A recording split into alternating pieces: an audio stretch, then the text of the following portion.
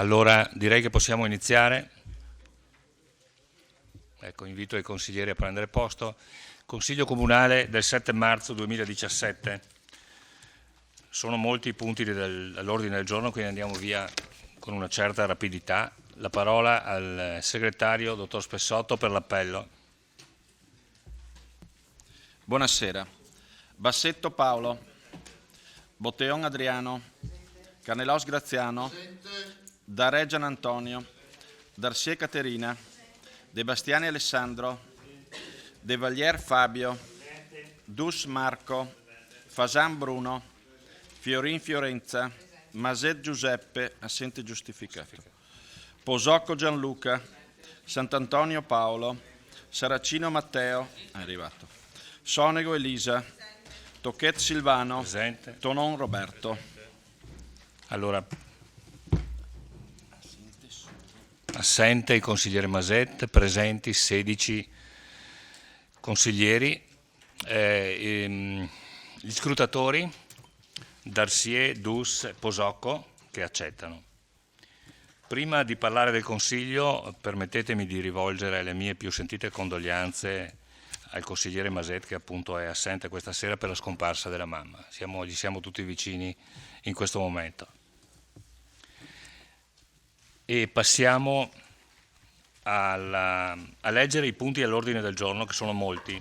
Dopo le comunicazioni del sindaco, programma triennale opere pubbliche, punto 2, al punto 3 piano delle alienazioni, punto 3 imposta unica comunale, IUC, 5 approvazione programma degli incarichi di collaborazione esterna, 6 DUP, documento unico di programmazione, 7 approvazione bilancio di previsione, punti 8, 9 e 10, 3 interpellanze a firma del consigliere Darè e del consigliere Fasan.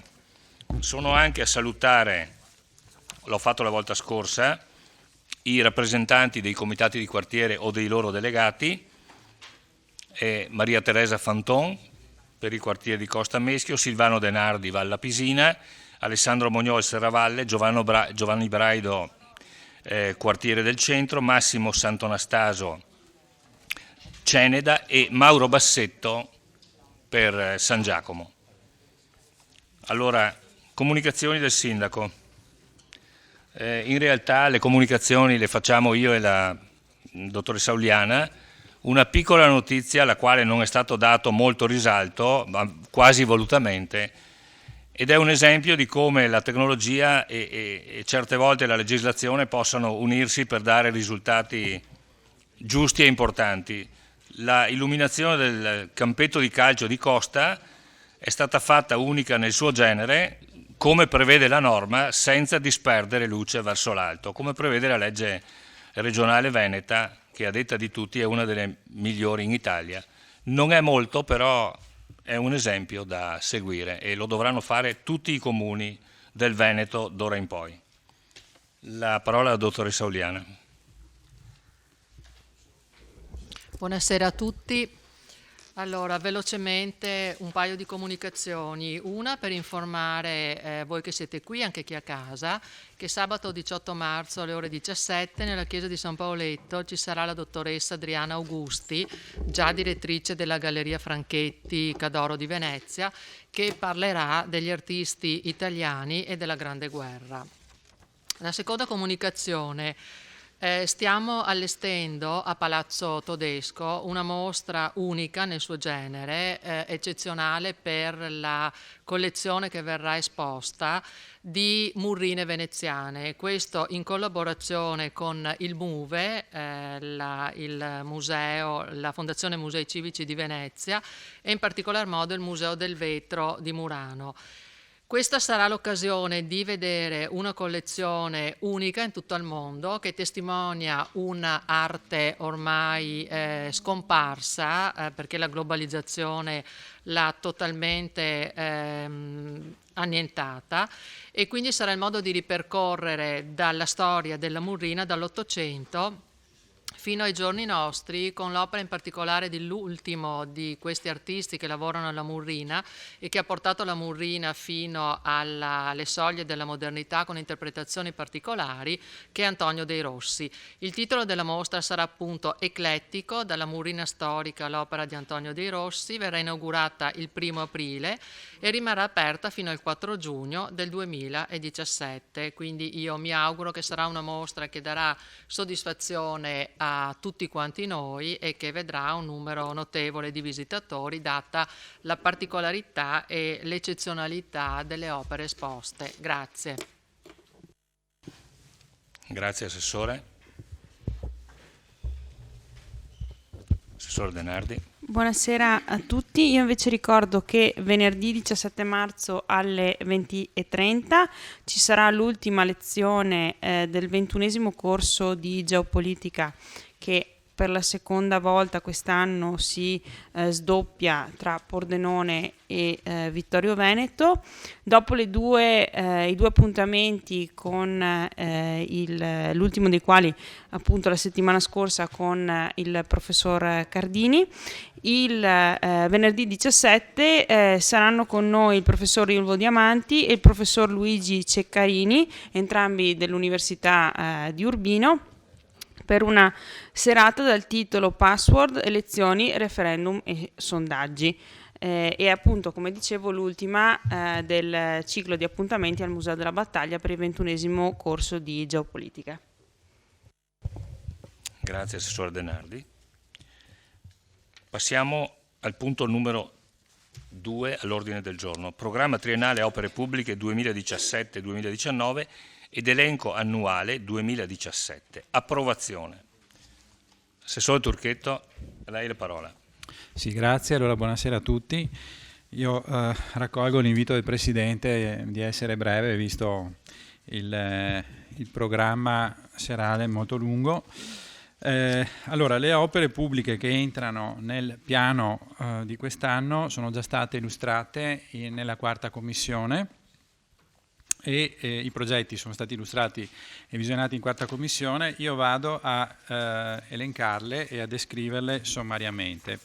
Quindi la prima opera che entra nell'elenco annuale del 2017 ha il titolo Vittorio si muove, primo stralcio. Si tratta della realizzazione di un parcheggio multifunzionale in prossimità dell'area Fendel su area di proprietà RFI incomodato al Comune di Vittorio Veneto. L'importo dell'investimento è di 150.000 euro. Il secondo intervento si chiama al titolo Interventi di riordino, riqualificazione e messa in sicurezza viabilità urbana anno 2017 e prevede la riasfaltatura delle seguenti strade: Viale del Cansiglio, Viale Vittorio Emanuele II, Via Schiaparelli, Via Toniolo, Via Filzi e Via Fusari, per un importo dell'investimento di 250.000 euro.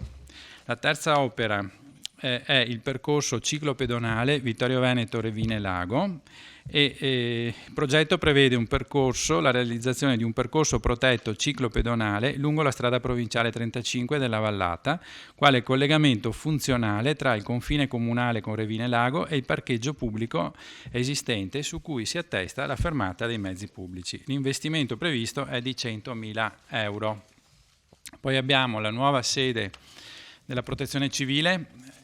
Si tratta della realizzazione della sede della Protezione Civile della sezione ANA, quindi degli Alpini di Vittorio Veneto, con ristrutturazione di un fabbricato esistente nell'area della stazione ferroviaria acquisita in comodato da RFI. L'importo previsto è di 420.000 euro. Altra opera, l'ammodernamento del polo sportivo, palasport, piscine e pista di atletica primo stralcio, che prevede il rifacimento della pista di atletica ai fini della sua omologazione per un importo dell'investimento di 750.000 euro.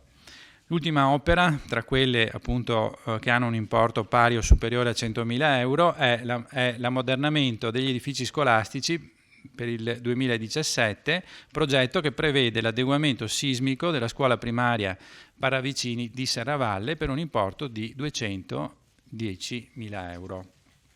Vado a scorrere velocemente anche l'elenco annuale delle opere di importo inferiore a 100.000 euro, elenco che prevede interventi vari di miglioramento della viabilità minore, la riqualificazione di via Cavour, la riqualificazione di Borgo Olarigo, la riqualificazione di aree centrali, la riqualificazione della zona Frati, la riqualificazione di piazza Fiume, la sistemazione dell'intersezione via Pinto, via Bressana, miglioramento e implementazione dei cimiteri, interventi di riqualificazione spazi aperti urbani, interventi vari di manutenzione sulle scuole, la messa in sicurezza delle scuole Marco Polo, Costella, Pascoli, interventi vari sui immobili comunali, interventi urgenti.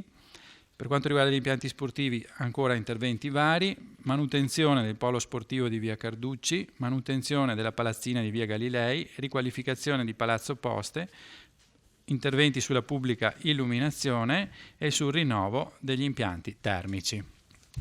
Grazie.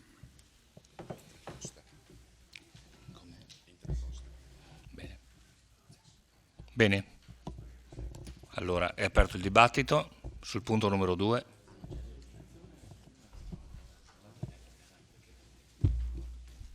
Eventualmente se ci sono delle immagini posso scorrere durante...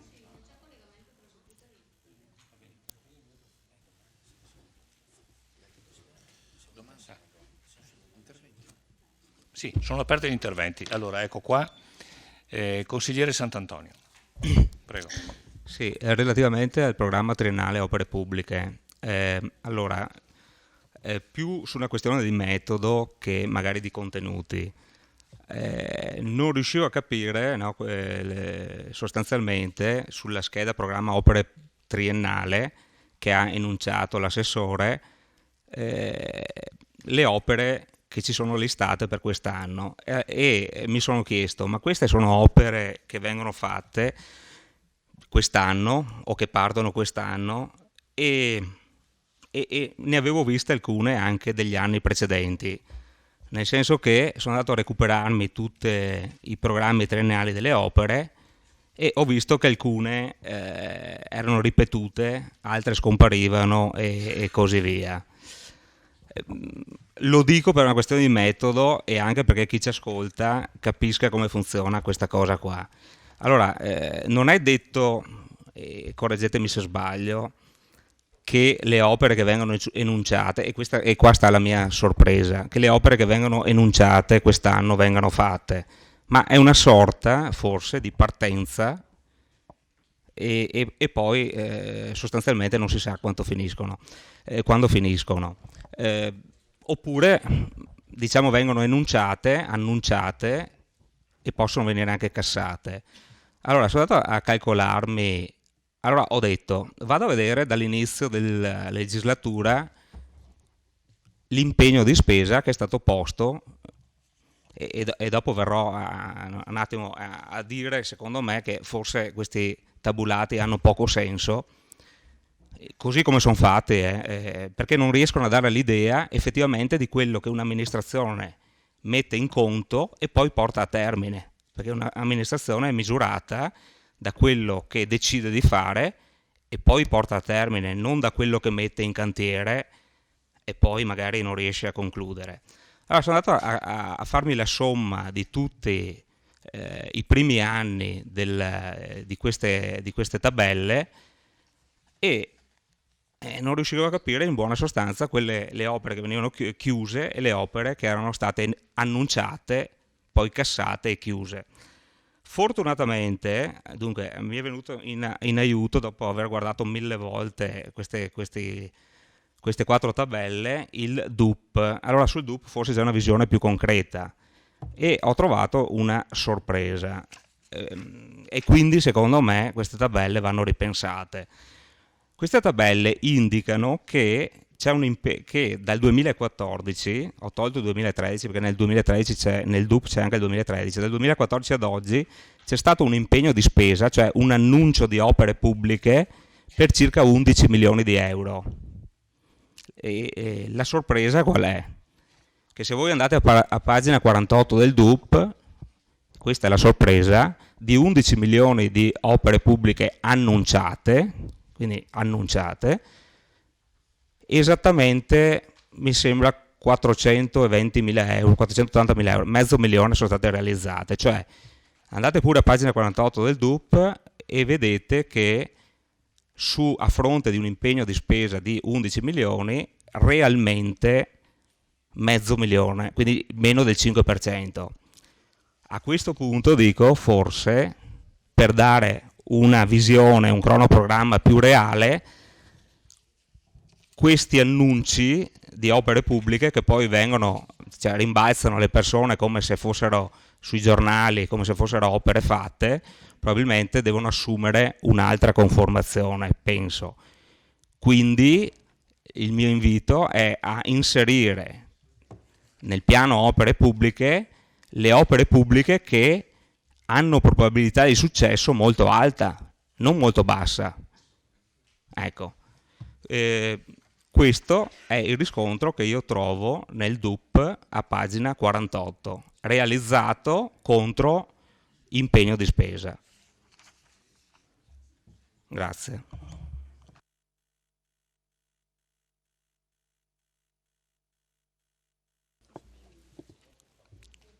Grazie consigliere. Altri interventi? Consigliere Posocco, a lei la parola. Sì, io avevo presentato un emendamento al piano opere pubbliche. Ne parliamo adesso.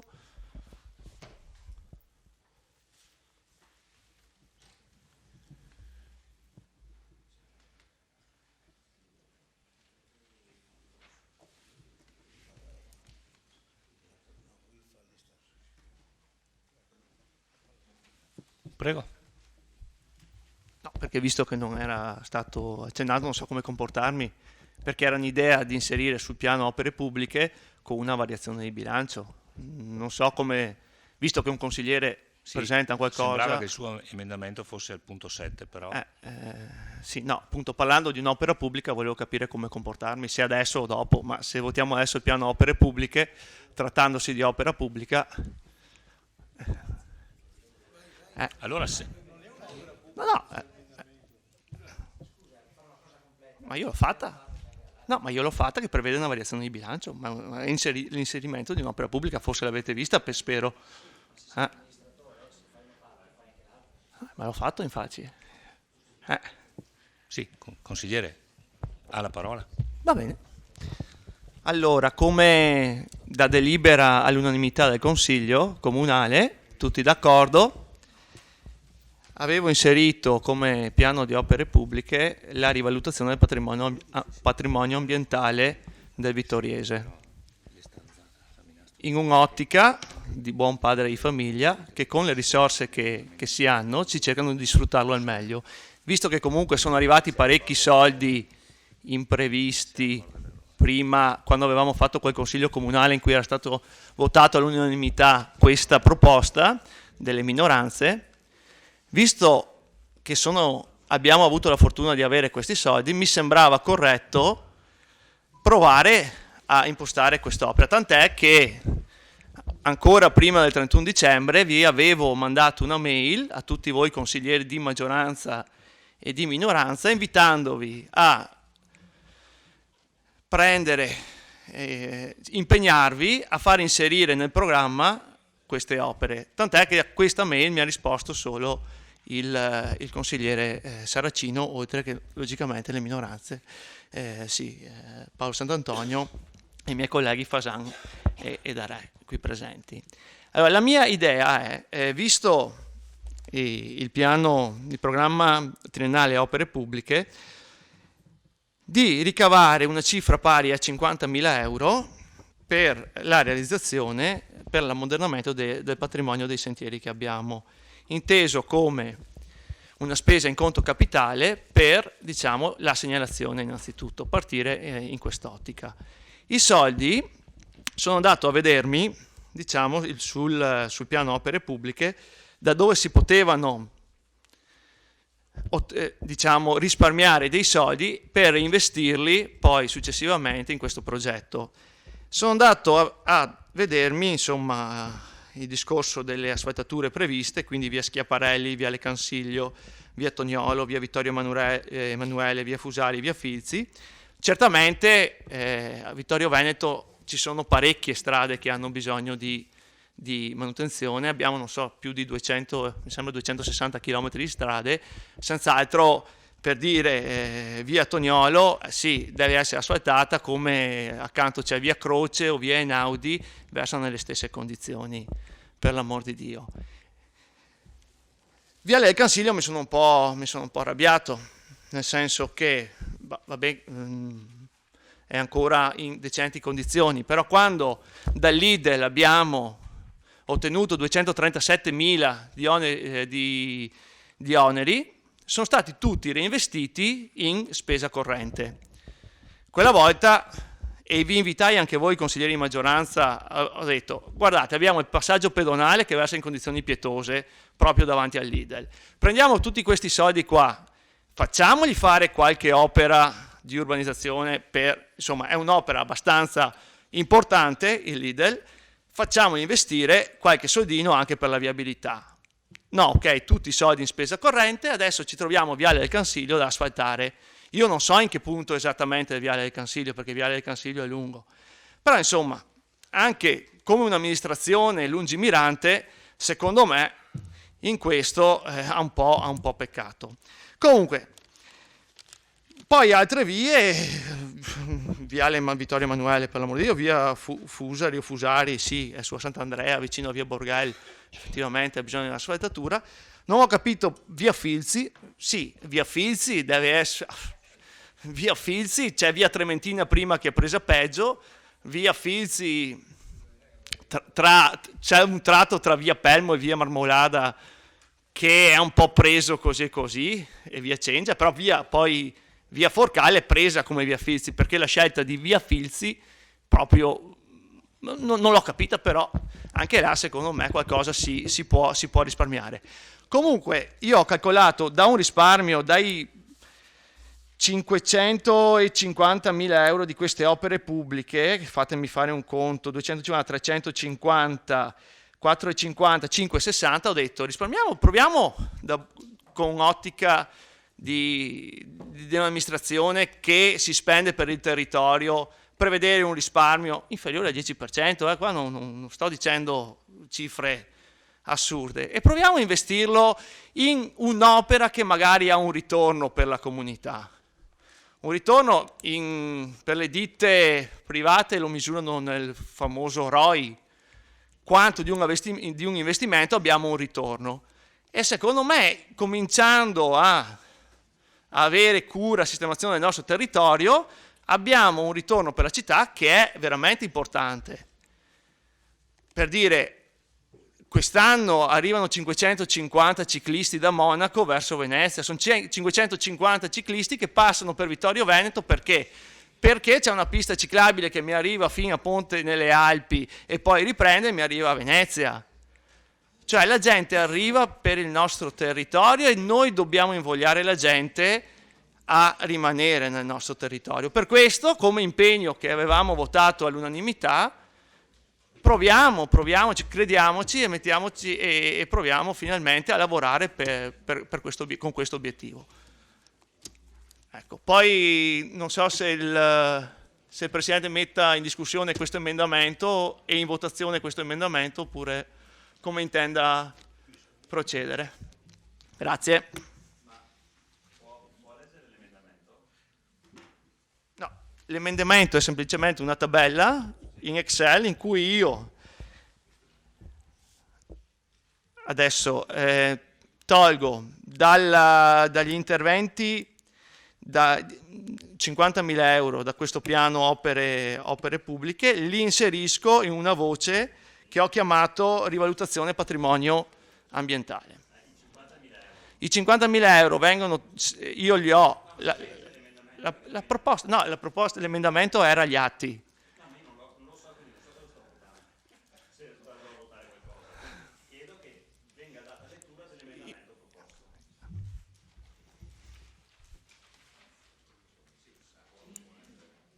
Prego, come? Sì, sempre ce l'ho anche io, non c'è problema. La cosa più logica è che lo legga lei, prego.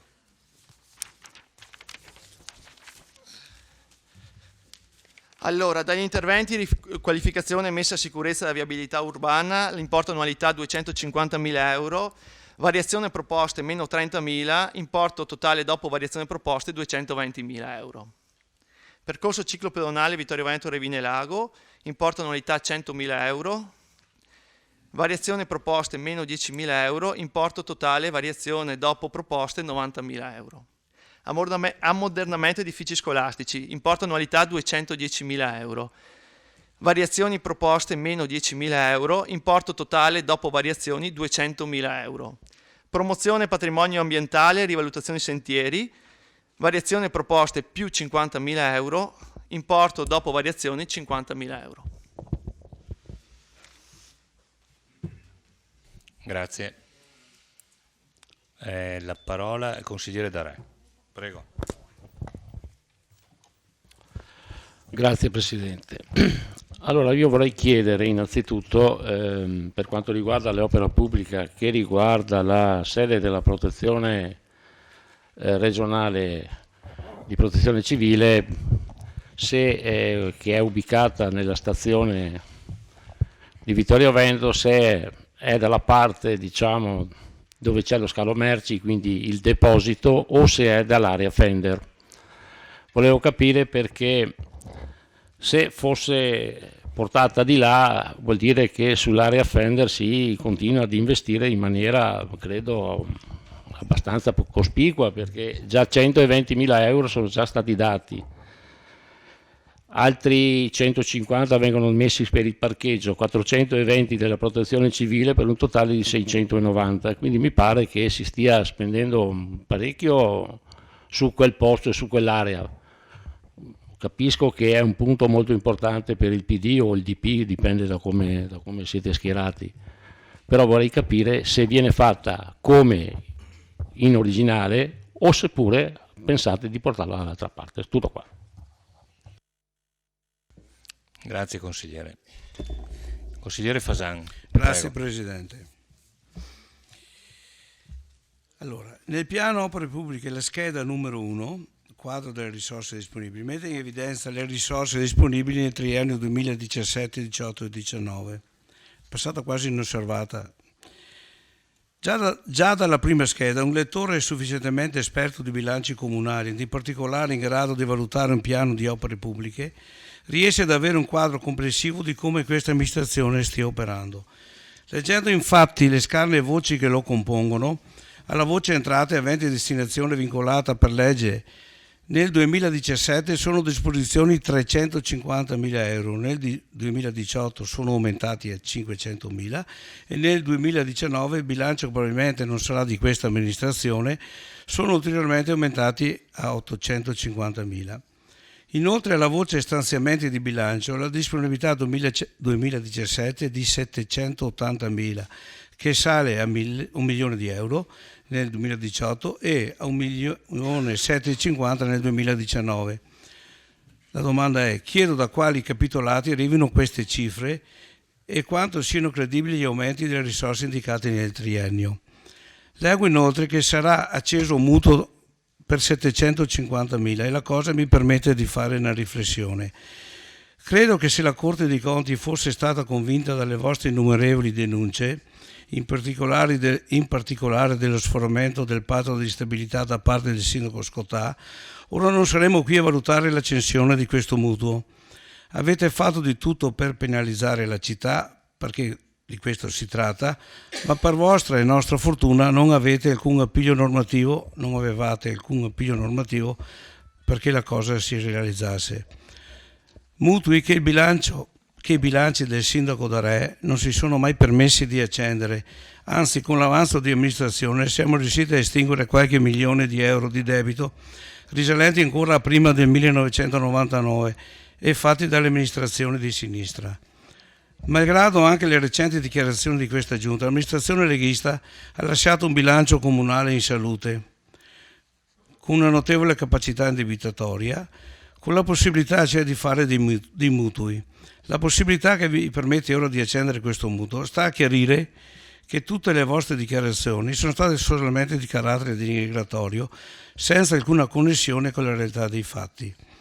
Il piano opere pubbliche ha una disponibilità di 1.880.000 euro, mutuo di 750.000 compreso, che sono meno di un terzo delle somme avute a disposizione dalle amministrazioni precedenti.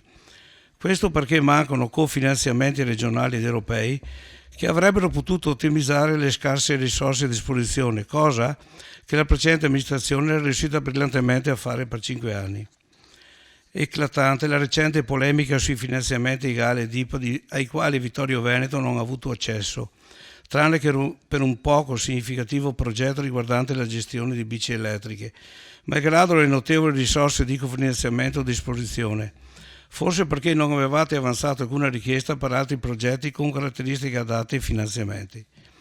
Neppure nel piano di sviluppo rurale e regionale avete fatto richiesta di finanziamenti per progetti riguardanti i territori montani e la loro fragilità, dimenticando che il 60% del territorio comunale insiste su aree montane e prealpine.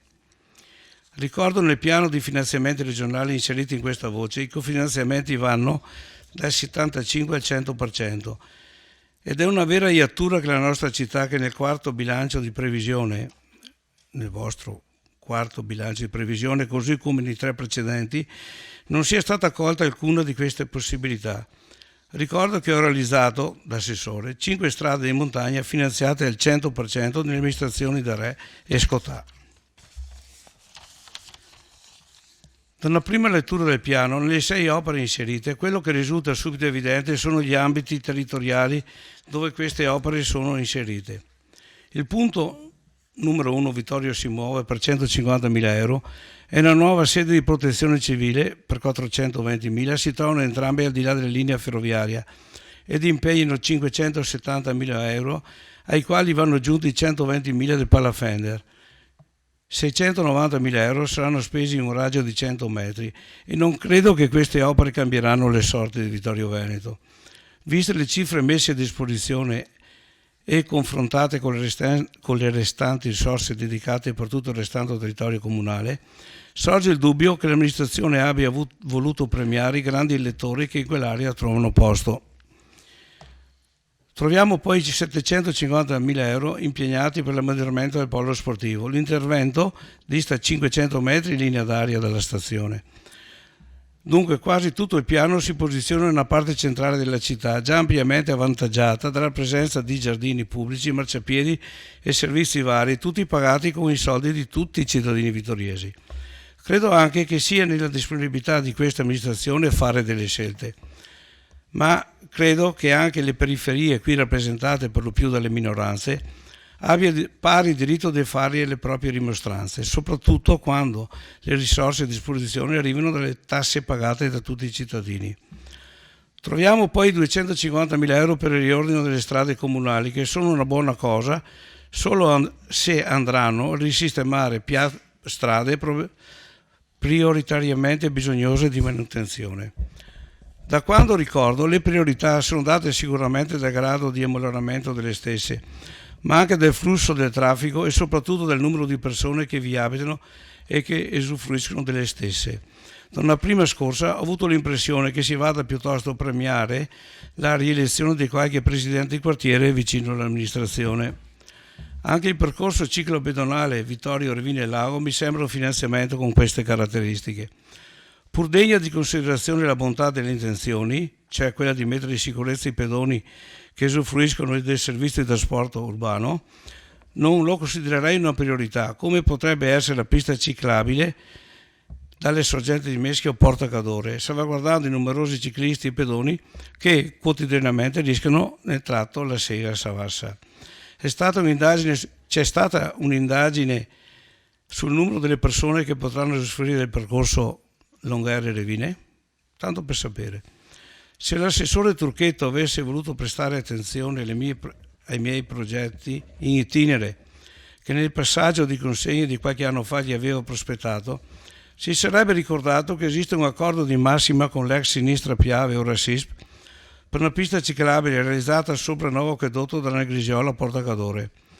Visto che l'ente Sinistra Piave aveva pagato il 50% dell'esproprio delle aree nel sotterrare il tubo dell'acquedotto, la loro amministrazione, con una spesa quantificata dagli uffici in 80.000 euro, avrebbe potuto acquisire in esproprio le aree necessarie alla realizzazione della pista. In qualche cassetto ci deve pure essere il progetto dell'architetto Alfarè. Inoltre la realizzazione dell'opera avrebbe dovuto essere a carico della sinistra Piave, che aveva quantificato l'intervento in 80.000 euro. Voglio ricordare questo progetto perché l'amministrazione ha citato più volte il successo avuto quest'anno dalla ciclovia dell'amicizia, con 35.000 biker giunti a Vittorio e con l'aspettativa nei prossimi anni arrivare fino a 500.000. Chiedo scusa. Ricordo che questo progetto è partito più di 10 anni fa dalla mai troppo rimpianta comunità montana delle Prealpi trevigiane, è adottato e fatto proprio dalla Regione con l'individuazione della E5 e sostenuto dalla provincia. Dico tutte cose adesso. Chiedo cosa ha fatto finora questa amministrazione per sistemare o per realizzare la ciclovia dell'amicizia, quando le limitrofe amministrazioni dell'Alpago hanno già investito finanziamenti europei Interreg per 2,5 milioni di euro e sono arrivate quasi a confine col comune di Vittorio. Anche Conegliano sta completando la pista ciclabile lungo Minarè, mentre Vittorio ha messo nel piano 2019 la somma di 500.000 euro per raggiungere Colle Umberto. Ricordo che il progetto della ciclovia dell'amicizia, votata all'unanimità in questo Consiglio, contemplava tutt'altro tracciato. Chiedo per quale ragione l'amministrazione tralasci i progetti di piste ciclabili adottate da questo Consiglio comunale e delle quali non si hanno più notizie, mentre vengono finanziati percorsi ciclopedonali che a mio parere non sono condivisibili con alcun progetto turistico di carattere regionale. Rimane poi una riflessione sulla realizzazione della nuova sede di protezione civile. Credo che alla fine tutti i consiglieri presenti, cittadini a casa, sappiano come stanno le cose. Le ripeterò per l'amministrazione, la sola che finora ha sempre fatto finta di non capire. Il finanziamento dato dalla Regione agli alpini per l'adeguamento del vecchio magazzino della stazione ferroviaria è un finanziamento dato da risorse proprie della protezione civile. Impossibile pertanto usarle per altri scopi che non abbiano attinenza con la protezione civile. La Regione si è già ripetutamente espressa che l'area al di là dei binari non ha le caratteristiche per essere considerata adeguata alle attività pertinenti di protezione civile. Vabbè, mi risponderai dopo. Pertanto pensare di consigliare obbligare gli alpini con un progetto già finanziato di realizzare un ulteriore progetto per il recupero di altri immobili al di là della linea ferroviaria, come ho già dichiarato in commissione, è stata una forzatura di una incompetenza assoluta. Si rischia di far perdere agli alpini il finanziamento assegnato. Meglio sarebbe che... Non voglio essere disturbato, Presidente, altrimenti lo farò anch'io poi quando parlano gli altri. Meglio sarebbe che l'amministrazione usasse per i propri progetti risorse proprie, senza costringere altri ad adattarsi alle proprie scelte.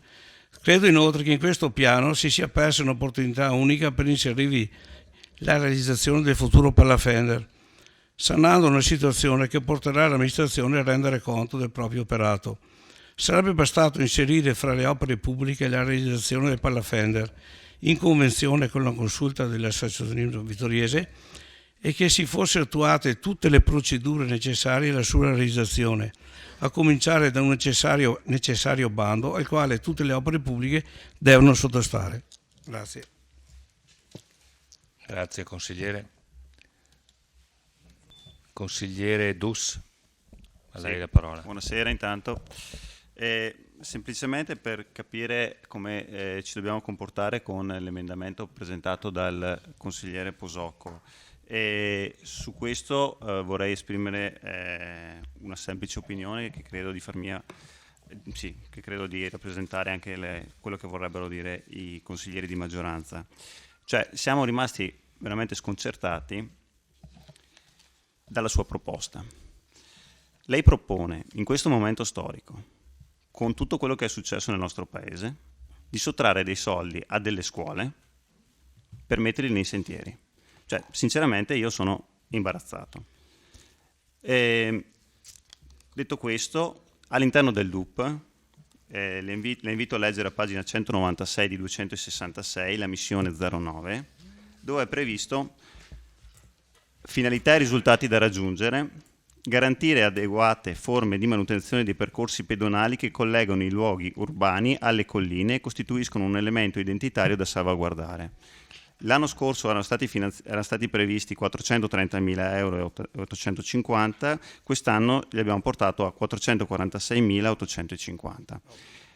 A questo aggiungo, per venire incontro, come abbiamo fatto già la volta scorsa con il precedente emendamento di compromesso, perché presenteremo come maggioranza un emendamento all'interno di questo DUP in cui inseriremo esplicitamente la parola sentieri, no? Per rassicurarla della nostra volontà.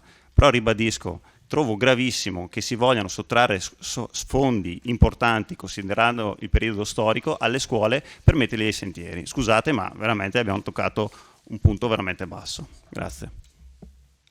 Grazie consigliere.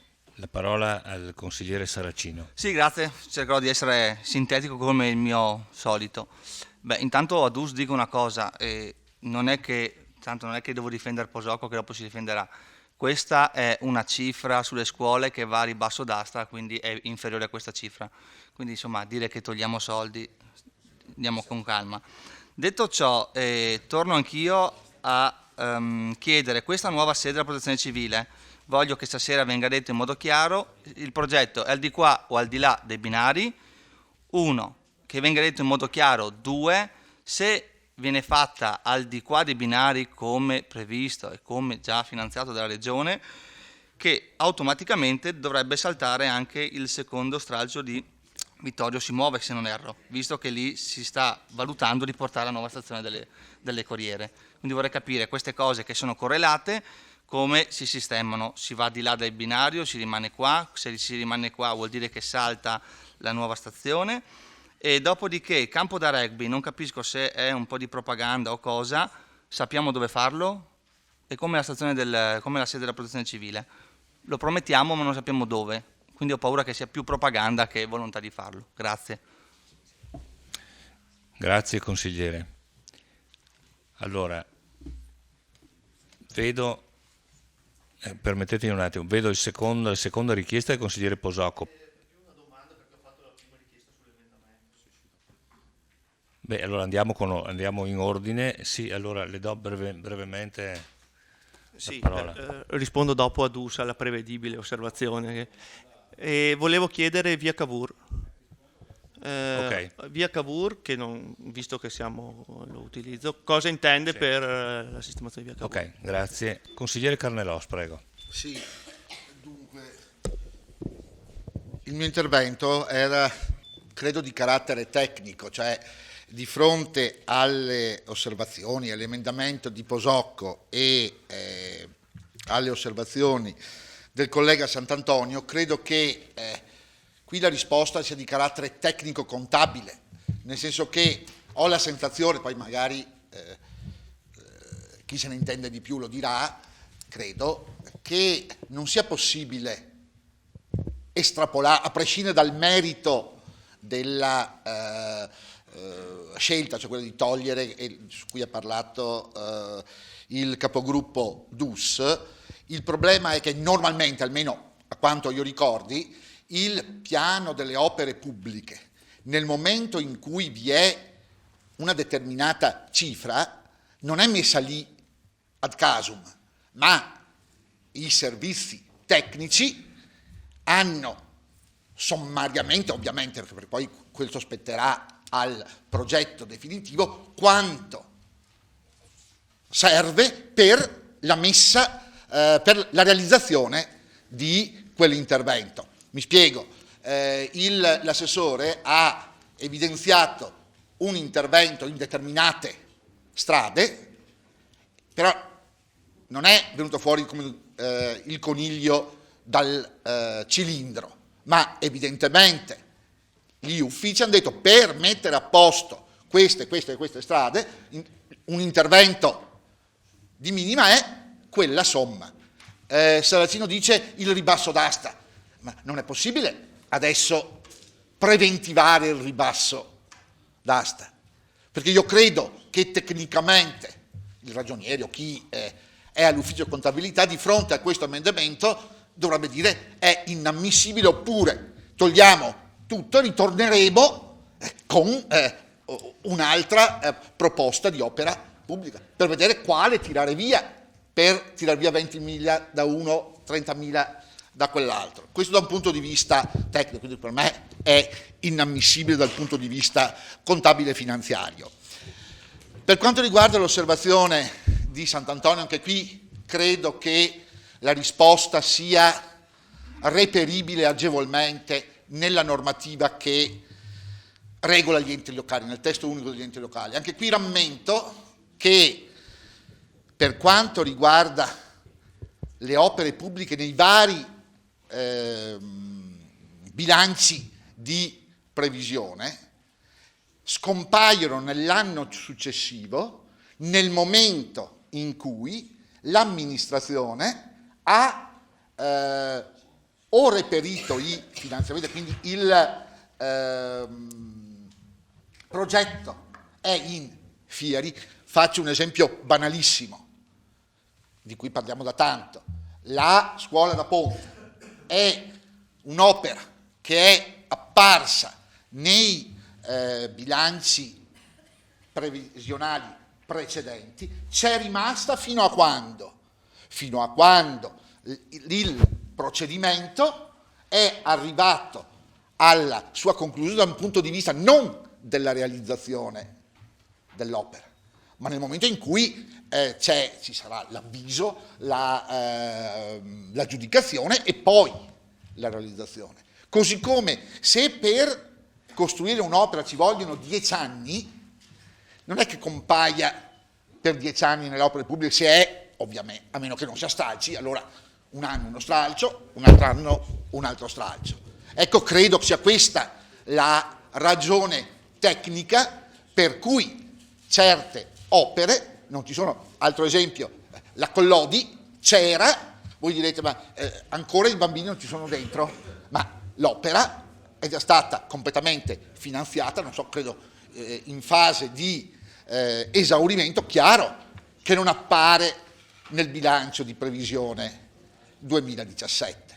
Credo sia questo il dato tecnico su cui bisogna contare. Del resto, almeno a quanto mi risulta, questa è la metodologia da sempre usata, temporibus illis, da Scottà, da Darè e da noi.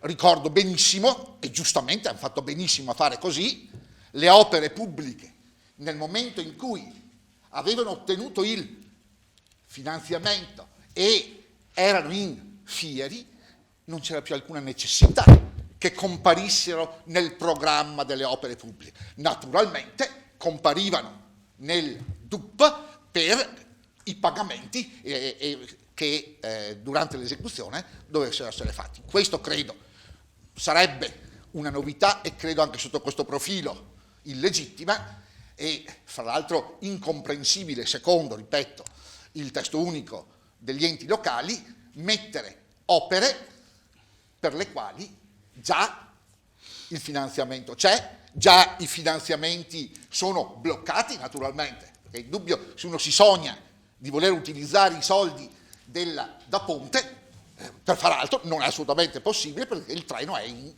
corsa. Ecco, questo mi sentivo di dire da un punto di vista strettamente tecnico, giuridico, spero di essere stato compreso e ritengo che su questo, almeno sotto l'aspetto tecnico-giuridico, di avere sicuramente il supporto degli organi burocratici di codesta amministrazione. Grazie. Grazie consigliere. Allora, consigliere Botteon e poi finiamo il primo giro di consultazioni, ci saranno le prime risposte. Prego. Grazie Presidente, buonasera a tutti. Allora, prima una considerazione sull'emendamento del consigliere Posocco, penso di ribadire forse in altri termini ciò che ha appena espresso il consigliere Carnelos, ovvero le cifre che vi sono nel piano opere pubbliche sono cifre che sono frutto di un lavoro fatto dalla giunta d'amministrazione insieme con gli uffici tecnici e quindi se la Giunta insieme agli uffici tecnici mi stimano 100.000 euro per il percorso ciclopedonale Vittorio Veneto Revine Lago, lei mi propone 90.000 euro, se io dessi fiducia a lei vuol dire che do più fiducia a lei rispetto agli uffici tecnici, e per quanto possa stimarla ciò non è sicuramente, e quindi sicuramente l'emendamento voteremo perché sia respinto. Per quanto riguarda invece, intanto la ringrazio comunque per la mail che ha mandato a dicembre, io non ho risposto perché non possiamo rispondere tutti singolarmente, quindi, però sicuramente ci ha ricordato l'impegno che ci eravamo presi, che comunque avevamo già intenzione, ne avevamo già discusso internamente, e vi è appunto la variazione, come ho detto, sulla missione 9 del DUP, che sicuramente va in questo senso, ovvero manutenzione dei sentieri e investimento in questo settore. Invece una piccola considerazione politica, che finalmente in un piano opere pubbliche di Vittorio Veneto, da quando sono consigliere comunale, cioè da 8 anni ormai, Vittorio Veneto investe nello sport in maniera chiara. In maniera chiara e in maniera importante. Vittorio Veneto punta finalmente sullo sport, una cosa che dico, sostengo e ribadisco da diversi anni, vista le caratteristiche della nostra città, e quindi i 750.000 euro di quest'anno per la pista d'atletica, i 500.000 dell'anno prossimo per la realizzazione del campo rugby, che spero, nonostante le perplessità comunque anche, che possono essere giustificate del consigliere Saracino, spero che effettivamente venga realizzato, sono un chiaro cambiamento di tendenza. Il Comune di Vittorio Veneto finalmente ha deciso di investire nello sport.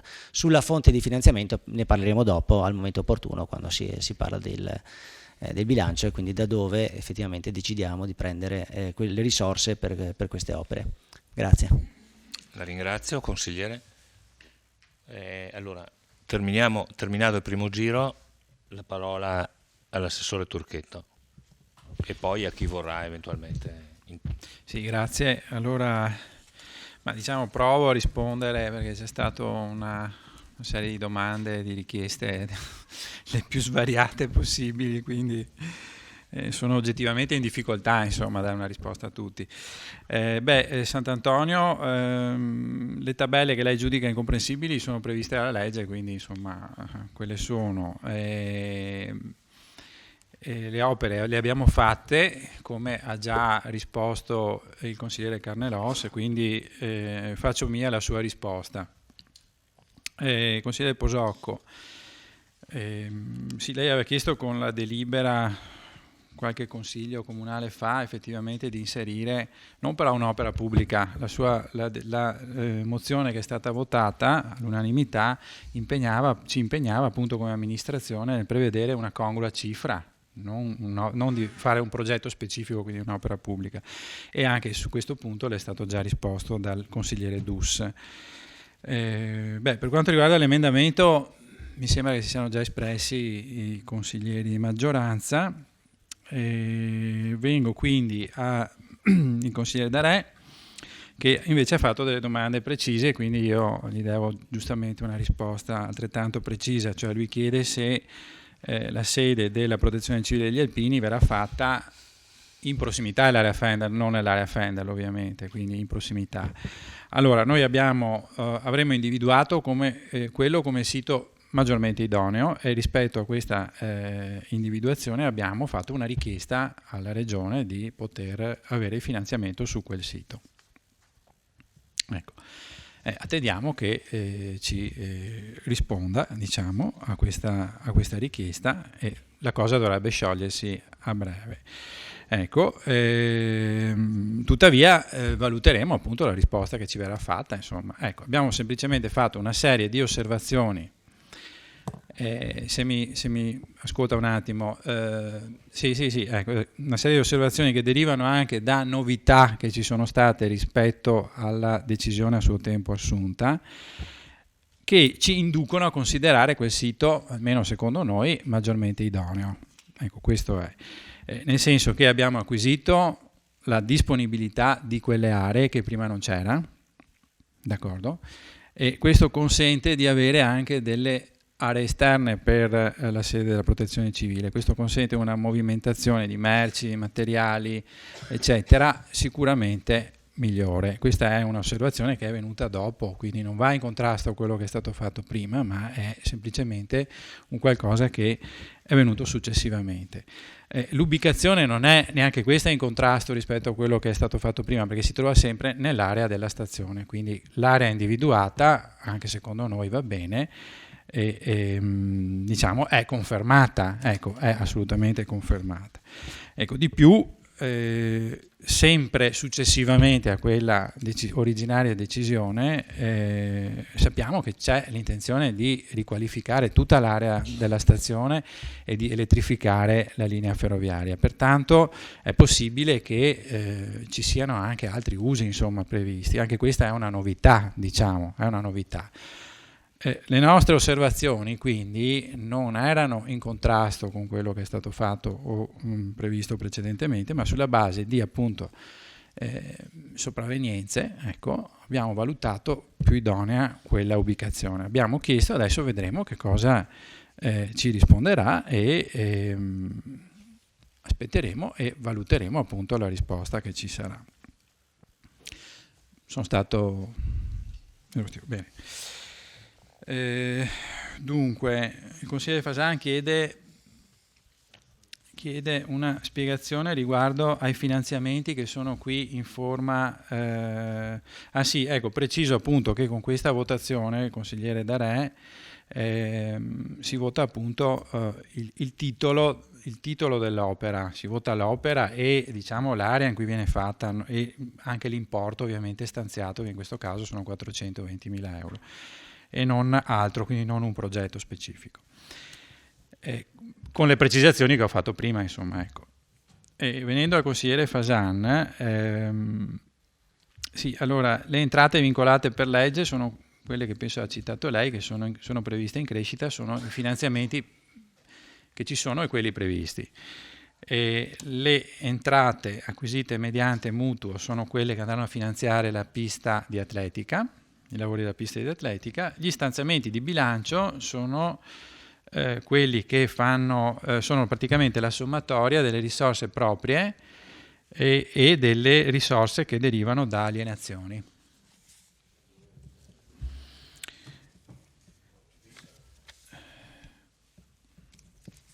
Quelle sono le risorse che derivano dal piano delle alienazioni. Il consigliere Saracino chiedeva la protezione civile, credo che la risposta sia stata data. L'autostazione automaticamente salterebbe, cioè il secondo stralcio, eccetera. No, perché comunque in questo momento non c'è un progetto specifico, quindi c'è comunque un'area molto vasta che è libera e quindi si può individuare comunque o un'autostazione o comunque delle forme, cioè quello che a noi interessa è l'integrazione tra ferro e gomma, che è un principio che viene portato avanti da sempre sostanzialmente in Europa, in Italia, in tutte le altre città. Purtroppo a Vittorio Veneto ancora non è stato fatto, quindi noi vorremmo introdurre questo principio. Le modalità con cui verrà introdotto questo principio le sceglieremo e le valuteremo appunto quando sarà. Ora adesso quell'intervento è stato previsto nel 2019, quindi comunque non è che salta come concetto, come idea, ecco. Consigliere Posocco, via Cavour, lì si prevede sostanzialmente una riqualificazione dell'illuminazione pubblica. Allora, via Cavour è, a mio parere, una delle vie più belle della nostra città. È il cordone ombelicale, il collegamento tra il centro città e il centro storico di Serravalle e rispecchia le due caratteristiche, cioè le ville Liberty da un lato e i palazzi storici dall'altro. Quindi è proprio un'integrazione tra questi due ambienti straordinari, mi permetta di dirlo, della nostra città, no? Oggi è molto larga, giustamente, e male illuminata perché c'è un impianto di illuminazione molto vecchio e quindi buia anche come strada, per cui una riqualificazione luminosa che metta in risalto i palazzi storici e che dia maggior luce a questa via la riteniamo necessaria.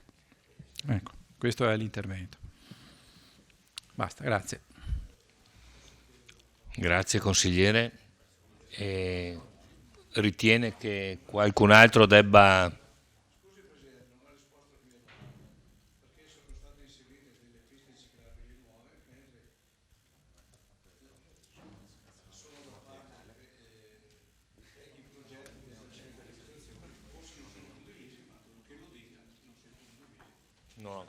capito sinceramente. Non ho capito.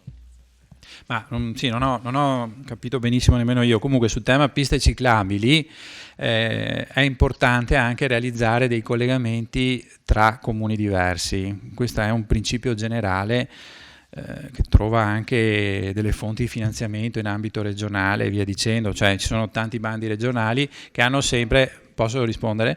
Grazie. Allora, che finanziano piste e collegamenti soprattutto tra comuni diversi.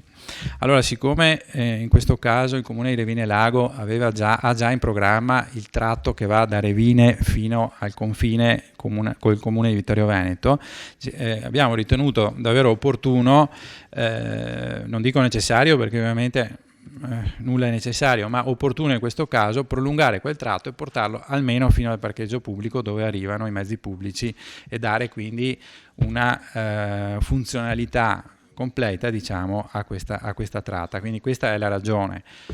Dopodiché sulle piste ciclabili, insomma, come lei sa, abbiamo realizzato quella di via Sant'Antonio molto lunga, progettata da voi, lo sottolineo, ma realizzata da noi e allungata. Abbiamo fatto quella di via Celante, abbiamo inserito e faremo quelle a Ceneda di via Grazioli e quelle che collegano Ceneda a Cozzuolo, e abbiamo inserito questa pista, per cui stiamo facendo molto su questo tema. Grazie. Allora, la parola al segretario Spessotto, prego. Emendamento Posocco. La sua proposta, diciamo che formalmente non è chiara e richiede di essere interpretata. Mi spiego. Tecnicamente 3 sono le delibere interessate alla sua proposta, sulle quali si potevano presentare il suo emendamento e con una procedura formale diversa, perché la normativa prevede procedure diverse. Nel caso specifico di 3 delibere, che sono tra l'altro nell'ordine del giorno di stasera, una è la numero 2 dell'ordine del giorno, programma triennale, una è la numero 6, DUP, e l'altra è la 7, bilancio.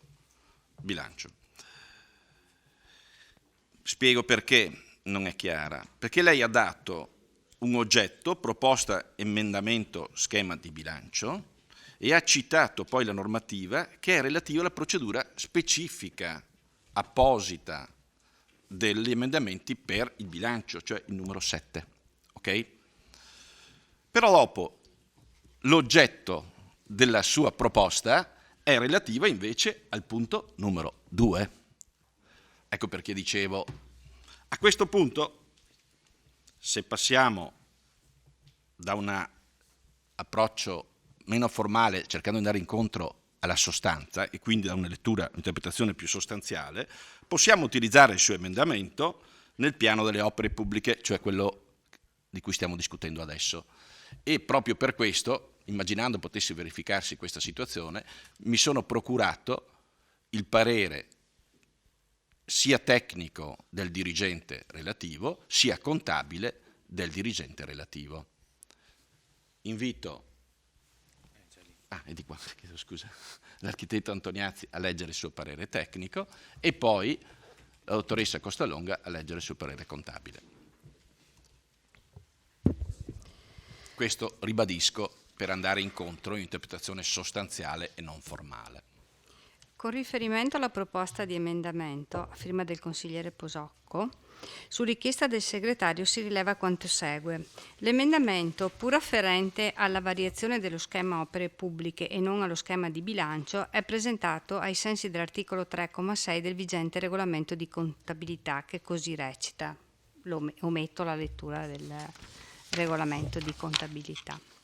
Nel merito tecnico della proposta, poiché la variazione coinvolge 3 opere dello schema opere pubbliche 2017, adottato con delibera della Giunta Comunale numero 186 del 2010-2016 e quindi modificato ed integrato con delibera della Giunta Comunale numero 13 del 19/1-2017, si evidenzia che: primo, il progetto di fattibilità tecnica ed economica ai sensi del decreto legislativo 50/2016 dell'opera denominata Interventi di riordino, riqualificazione e messa in sicurezza della viabilità urbana 2017 dell'importo di 250.000 euro è stato approvato con deliberazione della Giunta Comunale numero 34 del 28 febbraio 2017 e prevede la realizzazione di opere di asfaltatura, locale ricarica delle pavimentazioni e sistemazioni varie connesse atte a ripristinare, secondo le regole dell'arte, la pavimentazione stradale di alcuni tratti della viabilità cittadina,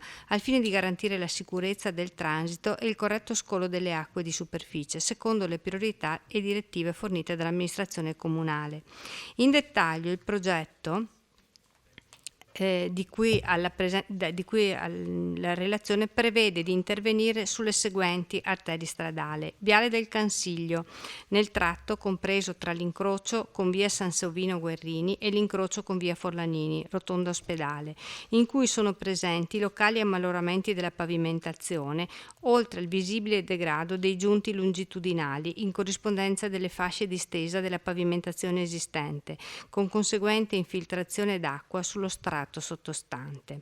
Viene pertanto prevista la sigillatura dei giunti, lesioni della pavimentazione con idoneo composto bituminoso modificato a caldo per una lunghezza complessiva di 2500 metri circa, oltre al rifacimento della pavimentazione in conglomerato bituminoso in corrispondenza degli ammaloramenti più marcati, per una superficie complessiva di circa 2000 metri quadrati. Viale Vittorio Emanuele II, con il rifacimento della pavimentazione in conglomerato bituminoso di Viale Vittorio Emanuele II mediante l'impiego di conglomerato bituminoso confezionato con bitume modificato per una superficie di circa 6.500 metri quadrati. Preventivamente verrà eseguita la fresatura della superficie da pavimentare al fine di non alterare la quota finita del piano viabile. Via Schiaparelli, si tratta della strada situata all'interno della zona industriale di San Giacomo di Veglia che presenta un evidente degrado della pavimentazione dovuta all'usura per l'elevato traffico pesante. È la strada di accesso all'autoparco. Con il progetto di cui trattasi si prevede il rifacimento della pavimentazione in conglomerato bituminoso a tappeto di usura. Via Toniolo, trattasi della strada che diramandosi dalla centrale via Vittorio Emanuele II raggiunge gli impianti sportivi comunali. È previsto il rifacimento della pavimentazione in conglomerato bituminoso, tappeto di usura, previa fresatura della superficie da pavimentare per una superficie di circa 1500 metri quadrati nel primo tratto da via Vittorio Emanuele II, sul sottosuolo del quale alcuni anni fa è stata posata la fognatura nera da parte della provincia a servizio del campus scolastico sito a monte. Via Filzi. Il progetto prevede di intervenire nel tratto compreso tra l'incrocio con via Tragolderova in persecuzione degli interventi eseguiti nel corso del 2016 e l'incrocio con via Marcinelle, posto al limite della discarica di Forcal in fase di completamento. Detto tratto di strada, la cui pavimentazione risale ad oltre un trentennio fa, è stato interessato nel corso degli anni da vari interventi di interramento di sottoservizi che, oltre alla vetustà della pavimentazione esistente, hanno causato una serie di avvallamenti conseguenti all'assestamento degli scavi. Con il progetto di cui alla presente si prevede di risagomare la sede stradale procedendo al rifacimento della pavimentazione in conglomerato bituminoso previa fresatura della superficie da pavimentare per una superficie di circa 5.000 metri quadrati. Via Fusari. Trattasi di un tratto di strada situata all'interno del quartiere di Sant'Andrea che rappresenta il collegamento tra le vie Borgale e Cittolini. È previsto il rifacimento della pavimentazione in conglomerato bituminoso oltre alla stesa di binder nella porzione attualmente sterrata per una superficie complessiva di 800 metri quadrati. Il quadro economico è il seguente: importo dei lavori 193.959, oneri per la sicurezza 3.900, totale dell'opera da appaltare 169.859, IVA 43.529, spese tecniche 6.000, spese per l'appalto 1.582, imprevisti ed arrotondamenti 1.028 euro, per un totale di 250.000 euro.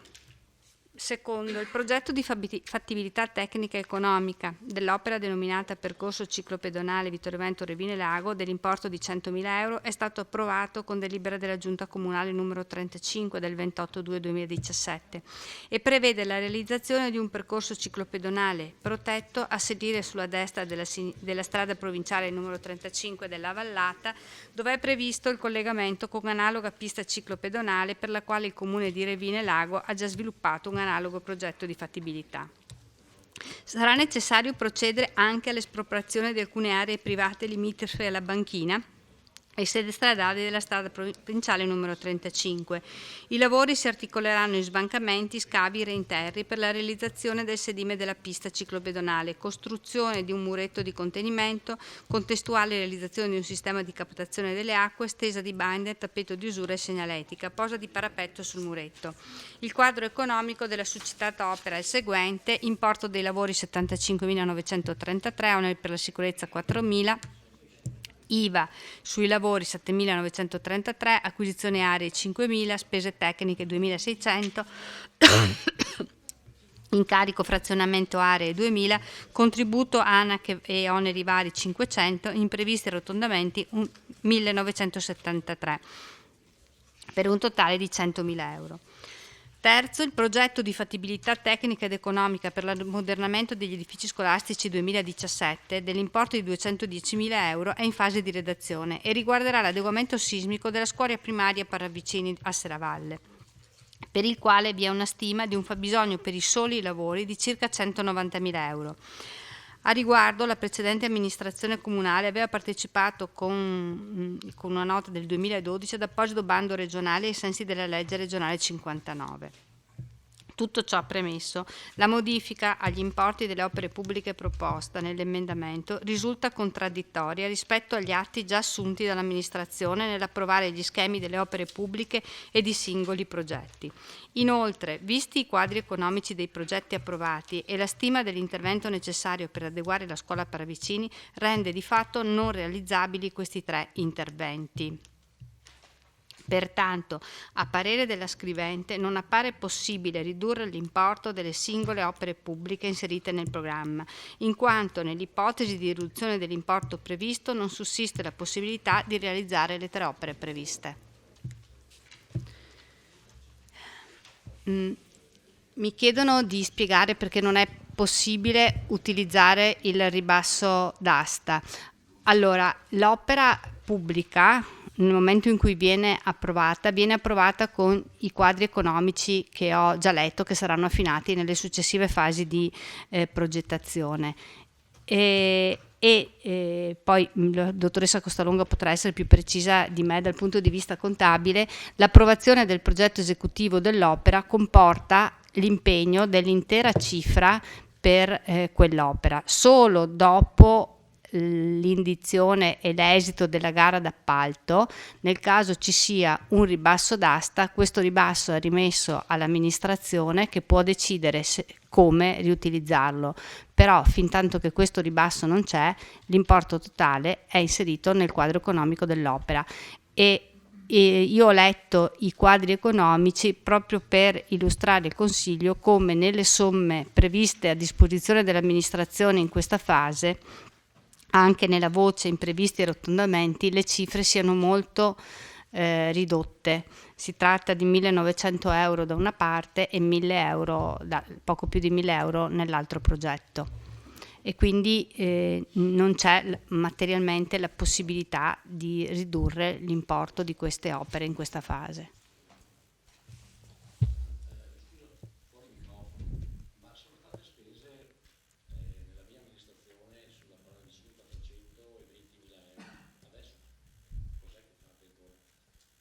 I 420.000 euro della Paravicini spesi sono stati l'adeguamento prevenzione incendi e l'eliminazione delle barriere architettoniche, l'intervento di risanamento delle murature perimetrali che erano ammalorate, l'ascensore, la scala di emergenza e tutto il risanamento del piano seminterrato dove c'è la mensa. Adesso l'adeguamento sismico, che era già stato studiato in quella fase dei lavori, infatti le analisi erano state fatte proprio durante il cantiere, consentirebbe, attraverso un intervento tutto sommato contenuto rispetto alla dimensione della scuola, di adeguarla sismicamente. Grazie architetto. Dottoressa Costalonga?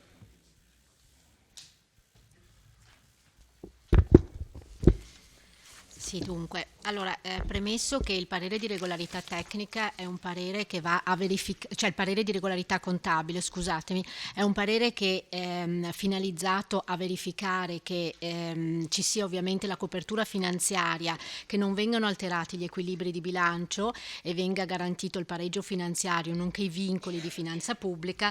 E il mio parere è stato in questi termini. Allora, l'emendamento in oggetto propone di stornare risorse per complessivi 50.000 euro da 3 opere pubbliche in favore di un intervento di promozione del patrimonio ambientale, rivalutazione sentieri per pari importo. La proposta attiene alla parte investimenti, non determina alterazioni degli equilibri di bilancio, è garantito il pareggio finanziario ed il rispetto dei vincoli di finanza pubblica.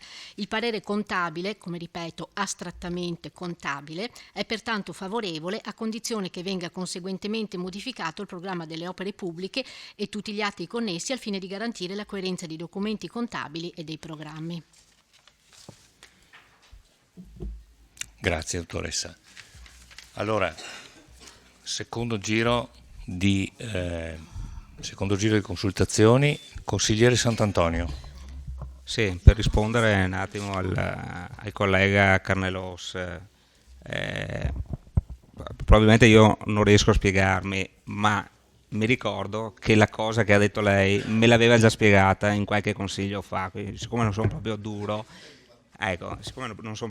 cerco di rispiegare cosa volevo intendere. Ecco, dico che se noi andiamo a vedere tutti gli investimenti, gli impegni di spesa di queste tabelle, che fortunatamente poi troviamo per l'80% all'interno del DUP, non si ha la percezione da parte di un comune mortale di che stato di avanzamento, e quindi sembra che ci siano un sacco di soldi che vengono messi in investimenti, in opere. In realtà, se lei va a vedersi il DUP, trova che su queste, sono l'80% di queste tabelle, che poi tra l'altro l'assessore dice previste alla legge, vabbè, è come dire sta zitto, nel senso che sono previste alla legge ma posso scriverle in un modo piuttosto che in un altro, anche i bilanci sono previsti dalla legge, ma c'è chi li scrive in un modo e c'è chi li scrive in un altro, e qua ci sono i dottori commercialisti che possono affermarlo. Detto questo, se voi andate a vedere il valore dell'impegnato e lo stato di avanzamento, noterete, e qua sta la mia perplessità, vi cito 4 opere che sono state messe a bilancio preventivo nel 2014. Sistemazione tratti stradali cittadini, messo a bilancio 2014 300.000 euro, stato di avanzamento 11.000 euro. Adeguamento scuole medie da ponte 800.000 euro, stato di avanzamento 92.000 euro. Riqualificazione annunciata nel 2014 Piazza Ceneda 290.000 euro, avanzamento 12.000 euro. Riqualificazione Parco Papadopoli 140.000 euro, avanzamento 6.000 euro. Dico, su X milioni impegnati, come mai l'avanzamento è del 5%? Cioè, me la spiegate dopo 3 anni? Questo non capisco. C'è, ma non va avanti, capisce? No, ho detto... No, ho trovato l'80% di quello che è stato messo in queste tabelle, perché come mi spiega lei, che tendenzialmente fa l'avvocato anche in consiglio comunale e difendendo le prese di posizione della giunta, ma ecco, quindi vabbè, qua siamo in consiglio comunale, non siamo nel foro di Vittorio Veneto. Detto questo, ho capito che alcune opere non ci sono perché magari sono uscite perché sono state completate, eccetera, ma di quelle impegnate lei mi spiega perché il 5%? Siamo dopo 2 anni, 3 anni, abbiamo un avanzamento del 5%, cioè la motivazione, questo voglio sapere. La parola al consigliere Darè, prego. Sì, allora per quanto riguarda la protezione civile, nel quale già quando voi avete presentato il progetto, il vostro progetto, quindi di portare la protezione civile al di là della ferrovia, quindi in area Fender, c'è stato un no convinto da parte dell'opposizione, spiegando anche le motivazioni, diciamo, perché secondo noi non era giusto spostarlo. Non era giusto spostarlo perché in un caso di emergenza la protezione civile deve avere un'accessibilità chiaramente molto molto semplice e adeguata, tant'è vero che la vostra risposta che voi avete dato alla Regione è stata che l'ubicazione consentiva di accesso all'area con una galleria e con un ponte, il che questo ha creato delle perplessità per quanto riguarda, diciamo, il dirigente della Regione su questo spostamento da voi pensato, che è legittimo, attenzione, noi abbiamo detto di no, anche perché il progetto preliminare era già stato attuato con l'intervento da parte degli alpini nella stazione, e quindi la riqualificazione degli edifici, comunque degli appartamenti interni alla stazione, che erano fatiscenti, e ha comportato da parte degli alpini un lavoro di oltre, credo, più di 1000 ore di lavoro, e quindi una riqualificazione, perché lì dovevano essere gli uffici, lo scalo merci, quindi il magazzino doveva servire poi proprio per completare, diciamo, il progetto della protezione civile. Un progetto da 300.000 euro che arrivano interamente dalla Regione, ancora mi pare fosse stato l'assessore Stivali, e quindi un progetto per cui ha chiaramente un progetto d'area che va ben al di là del comune di Vittorio Veneto, ma è protezione civile regionale, quindi va nel comprensorio. Allora, lei prima ha detto sta attendendo diciamo, risposte dalla Regione, ma siccome ho chiamato l'assessore Bottacin, visti gli articoli stampa che si sono succeduti domenica, mi pare sul Gazzettino, allora l'assessore Bottacin vi ha risposto già in data di ieri, perché io ho qua la risposta, che se posso, se mi permettete, io ve la leggo.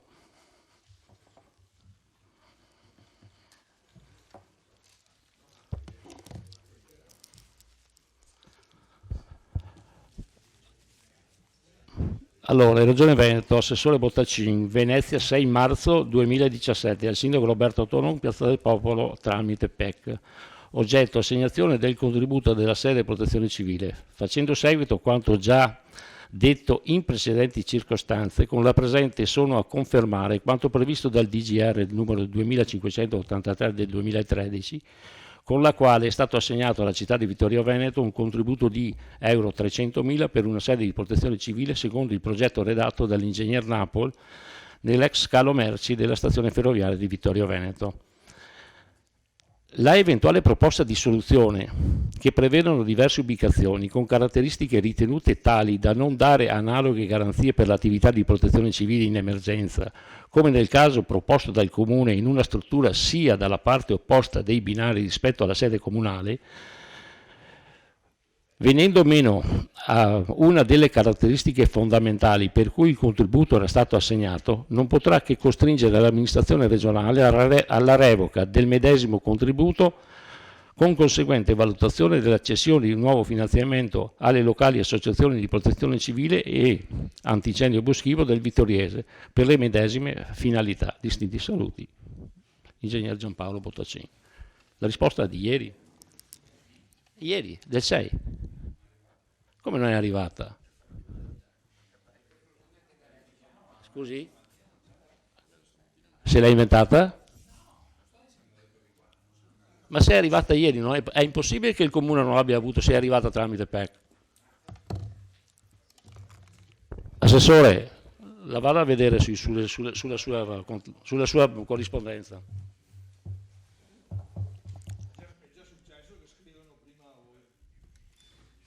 Consigliere, grazie consigliere Darè. Consigliere Carnelos.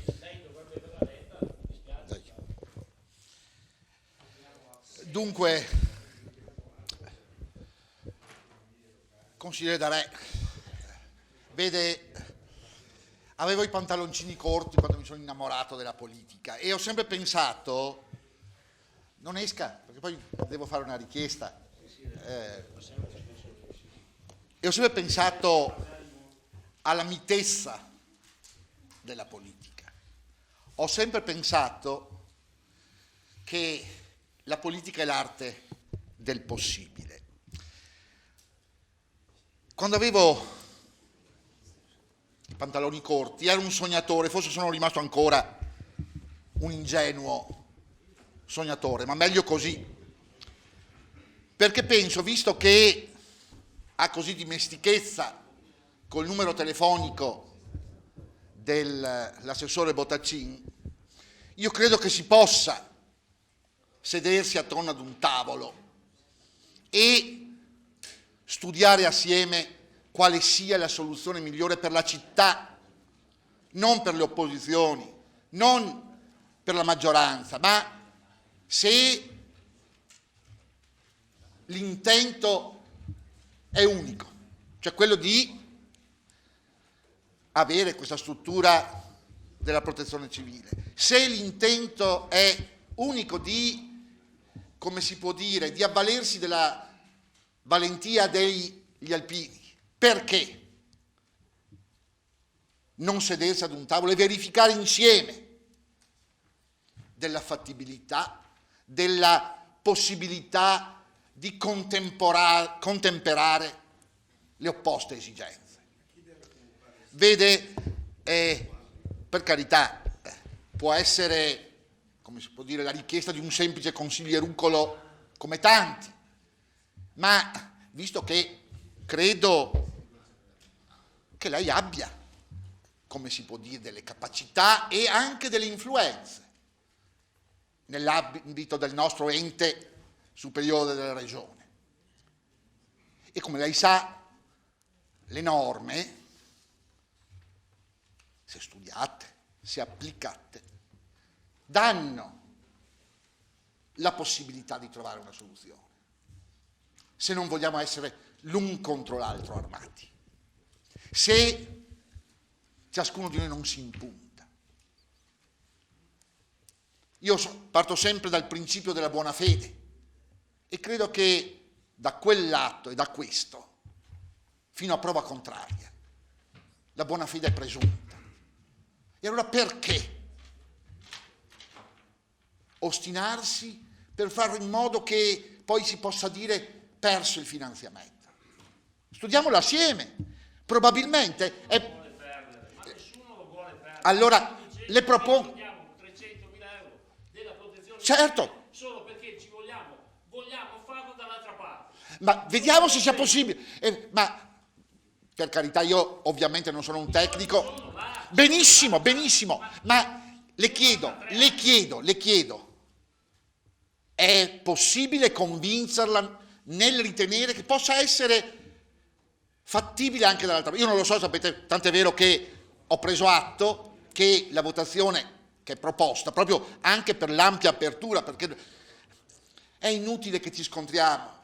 Io credo che chi ci ascolta, io credo che i cittadini vittoriesi vogliono che troviamo una soluzione. No, dopo dice, i soldi non li sposto da là, li do all'ABAF, che è l'antincendio boschivo. Non è che li perdo. Certo, ma per carità. Ma perché vogliamo incaponirci su spostare la sede? Ma quando è già se ci aiutano, ma noi... progettata, me lo spiegate. Certo, perché sono emerse altre criticità di quel fabbricato rispetto a questa. Quale criticità? Troviamoci. L'elettrificazione? Anche. Quando arriverà? È finanziata? L'individualità, ma ammettiamo che ci sia. È vero che è un monologo, ma l'ostinazione da una parte e dall'altra non porta da nessuna parte. No, è chiaro che c'è la necessità della sua collaborazione, è indubbio, perché sa, non siamo, l'ho detto una volta, non siamo mammolette. Certo, per carità, difatti. Ma perché li volete perdere? Ma perché lei ce li vuole far perdere? No, non li voglio far perdere, perché l'assessore dice sì, comunque a Vittorio Veneto. Scusate, consigliere D'Arè. Lei capirà. Nessuno, no, permettimi. Sì, prego, scusi, Presidente. Non fate così. Carnelos finisca il suo intervento. Sì. Però, consigliere D'Arè, nessuno vuole perdere quei soldi. Nessuno vuole perdere quei soldi. Ma non ci complichiamo la vita. Sediamoci attorno a un Consigliere. tavolo con i funzionari.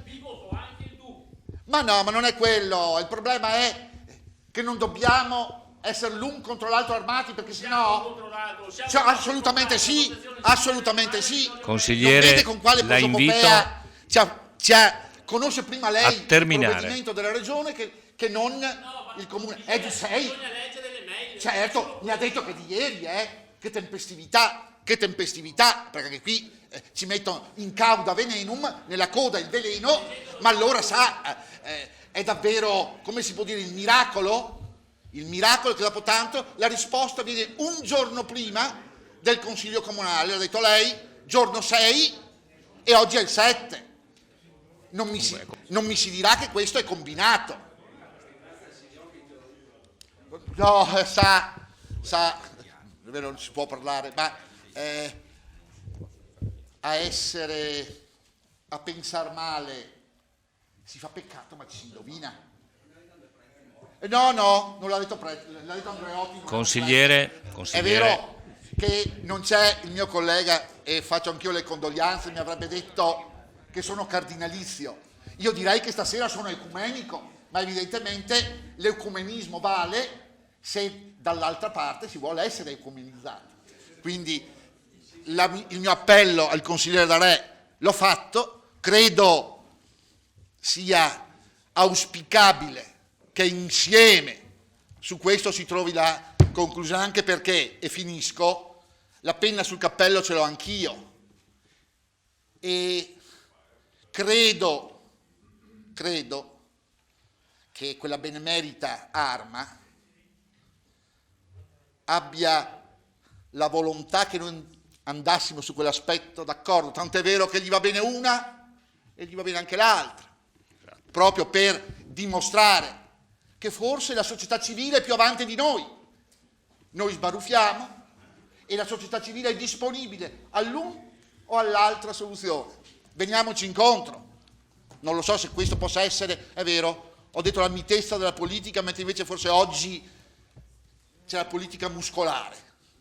Ma spero, come si può dire, di aprire una breccia, perché nel momento in cui lo faremo, la penna non ce la metteremo noi o voi, ce la metteremo insieme. Lo faremo non per noi o per voi, lo faremo per i vittoriesi. E una volta, almeno una volta, sarà possibile non fare come i capponi di Renzo, anzi, i capponi di Renzi, vabbè, che si sbeccottano uno con l'altro?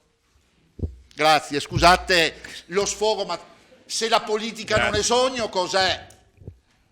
Se la politica non è vedere oltre le difficoltà che ci facciamo a fare, a perdere le nostre serate, chi ha famiglia, chi non ce l'ha. Grazie.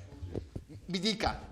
No, evitate, consigliere D'Arè, la prego. Solo quello.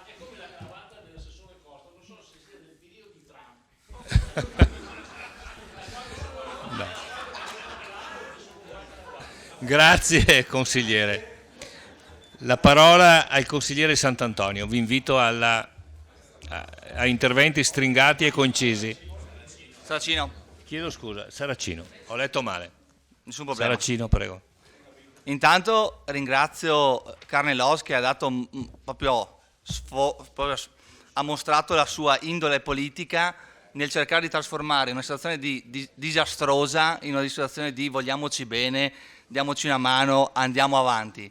La situazione è molto chiara, o si fa il di qua dei binari o si perdono i soldi alla regione, non è che sia molto complessa. Quindi la vogliamo fare al di qua dei binari, tenere i soldi alla regione? Bon. Andando di là è chiaro, si perdono i soldi. Semplice. Detto ciò, mi fa piacere che la talpa questa volta ha colpito l'incontrario. Prima manda fuori informazioni dei consiglieri, adesso non manda le informazioni agli assessori. Quindi la talpa colpisce ancora.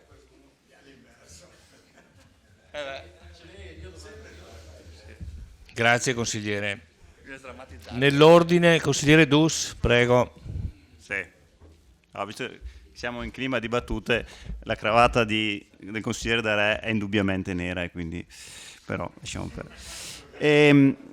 Dunque, no, sulla questione la destra-sinistra della ferrovia, non credo ci sia, non credo che, sì. Cioè, non credo ci sia nessuna preclusione da parte nostra di farla a destra o sinistra della ferrovia. C'era semplicemente un'opportunità, una valutazione che è stata fatta. Se la Regione ritiene che questa cosa qui non va bene, ne prendiamo atto e andiamo avanti. Io credo che l'obiettivo sia realizzare l'opera, appunto. Vorrei però chiarire una cosa. Noi oggi, all'interno del programma di opere pubbliche, ci troviamo a votare un titolo che si chiama Nuova sede della Protezione Civile, al quale non è associato nessun tipo di progetto. Esatto. Beh, potete chiarirmi questa cosa? È così? Perfetto. Grazie per la domanda.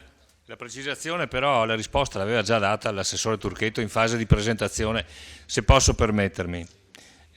Consigliere Fasan, prego. Sì, grazie. Non parlerò sicuramente di dove verrà fatta questo intervento, perché ormai si sono fatte tutte le considerazioni. Io invece volevo rispondere all'amico consigliere Carnelos, che diceva che da quando aveva i calzoni corti si impegnava per una certa politica. Io dico che c'ha ancora i calzoni corti, perché ci crede ancora quando che gli eventi sono stati superati dai fatti. Io invece sono qui da 20 anni perché pur essendo democristiano, e non mi vergogno di dirlo, anzi tutt'altro, come va bene, nessuno è perfetto, dai, però come l'amico Carnelos sono sempre stato di un'altra corrente, quella del fare e non quella di remare contro. Io ho l'impressione che si voglia fare, che questa amministrazione si impegni per distruggere tutto quello che aveva programmato, messo in itinere la vecchia amministrazione. Ho quella impressione là. Allora lasciamo la Regione decidere dove sia il posto migliore per fare questo intervento. Per quanto riguarda le piste ciclabili, l'assessore dice che ci sono degli incentivi per la realizzazione di piste che uniscono i comuni. Ci sono per caso dei finanziamenti, in questo caso per la pista ciclabile, altrimenti la sua citazione non è pertinente. Io avevo però chiarito che ci sono delle priorità e questa non è una priorità per mio parere. Il progetto della ciclovia dell'amicizia prevede anche di raggiungere la vallata, tuttavia la ciclabile prima di raggiungere Longhere deve passare per la Valla Pisina, dove magari con poco e in sinergia con altri enti si può realizzare un'opera fondamentale per l'accoglienza e il turismo. La ringrazio. Grazie consigliere Fasan. Consigliere De Bastiani. Silvano non sta buono perché sennò mi tocca tirarti. Sì, buonasera. Infatti invito il pubblico a stare in silenzio, grazie. Consigliere De Bastiani, prego. No, io chiedo. Io non mi permetterei mai di fare quello che fa lui. Consigliere Fasan, a ognuno il suo ruolo, grazie. Consigliere De Bastiani, prego. Sì, io chiedo che venga fatta prima di votare la massima chiarezza su questo punto e su cosa comporta il nostro voto. Cioè, la sede della protezione civile, anche alla luce di quanto ci ha rivelato adesso il consigliere Darè, per quello che ne sappiamo noi finora è finanziata nella parte di qua della ferrovia. Quindi io credo che se noi questa sera votiamo quella soluzione, che è quella la soluzione finanziata dalla Regione. Quindi io credo che se noi daremo un voto positivo, però voglio anche la conferma, chiedo anche la conferma, che se noi diamo un voto, Il voto riguarda la situazione allo stato dei fatti di oggi, di questo momento, che prevede il finanziamento, da quello che ho capito io, della regione sul lato giardini. Se poi eventualmente in una seconda fase la giunta, l'assessore sarà in grado di convincere la regione di spostare il finanziamento dall'altra parte, vabbè, questo è un altro discorso, ma io votando questa sera voto la soluzione finanziata dalla regione. Il dubbio è questo, però. Qui a fianco c'è questo PP, che vuol dire progetto preliminare, credo, che non è allegato alla delibera, e mi dicono che non era neanche, io non l'ho controllato personalmente, che però non era neanche allegato alla cartella. E se mi scrivono che c'è un progetto preliminare, qualcosa sarà disegnato su questo progetto. E credo quindi che bisogna far luce, cioè chiarire questo progetto preliminare a quale sede si riferisca. Grazie consigliere. Consigliere Posocco. Sì, grazie Presidente. Allora, chiedo una cosa all'assessore Costa in quanto assessore allo sport. Ho visto che sono previsti 500.000 euro per il campo da rugby. Ho visto che la cifra è prevista interamente finanziata da fondi nazionali e regionali, non lo so. Quindi si adoperi con il massimo impegno, cortesemente, per portare a casa quel finanziamento, altrimenti c'è il campo da rugby, lo aspettiamo, quindi per cortesia massimo impegno la invito veramente a dar tutto di lei, faccia un po' come Trump, forza, adesso ho anche tolto la cravatta, vabbè, ma ok, quindi la invito veramente da parte di tutto il Consiglio per questo.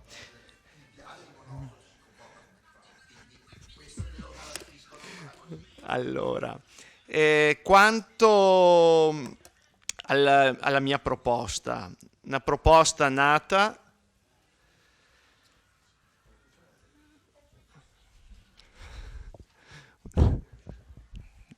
Chiedo scusa, ma succede anche questo. Vabbè, succede, il Consiglio Comunale succede di tutto. Prego, consigliere, continui pure. Grazie, mi ero fermato. La mia proposta era nata dopo da una richiesta agli uffici. Avevo visto che la nostra proposta di delibera, il nostro atto di indirizzo, non era stato inserito nel programma del bilancio, nel programma opere pubbliche, comunque non era inserito. Al di là della cifra inserita nel DUP, nella missione, la missione poi ci diranno quando parleremo del DUP, nella missione 9.3 cosa c'è in quella cifra. Di sicuro, da quello che mi hanno detto, non c'è il nostro atto di indirizzo. Io mi sono adoperato, non sono un tecnico, però visto che se ne è discusso, visto che erano arrivati i soldi dell'Enel, per cercare di smuovere un po' la situazione, e pensavo anche sinceramente nella vostra un po' di collaborazione. Potevo, sì, è vero, tirar via da Vittorio Veneto, anche si muove dei soldi. L'osservazione del consigliere Du sulle scuole me l'aspettavo, è troppo banale, prevedibile, politicamente si sta un attimo ad attaccare qualcuno sul niente. Io penso che un bravo amministratore è quello che risolve senz'altro i problemi, ma si adopera per contenere le spese in termini di efficacia e efficienza. E quindi in quest'ottica un bravo amministratore deve agire. Se qua è uno scandalo provare a ridurre una spesa del 5%, quando poi esistono comunque le varianti al programma bilancio opere pubbliche, se vediamo che costa di più si fa una variante, si prendono i soldi da altre parti, cioè un bilancio si sistema facilmente. E ho visto che non c'è la volontà da parte vostra di farlo, le associazioni me l'avevano detto ma io non ci credevo e mi dispiace per questo. Chiedo se la mia proposta di emendamento verrà votata oppure no. Grazie. non c'è alcun dubbio che verrà votata, non c'è alcun dubbio. Ecco, allora vedo che sono finiti gli interventi, quindi procediamo con... Darei 30 secondi.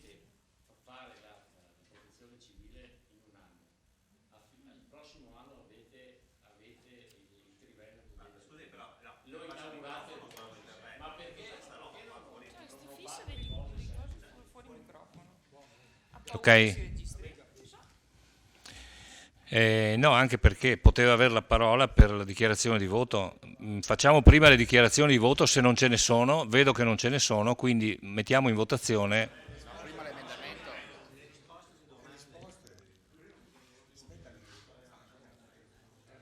Allora, chiedo scusa, le risposte alle domande alla fine del secondo giro, assessore Turchetto, assessore Costa, prego. No, fai tu prima.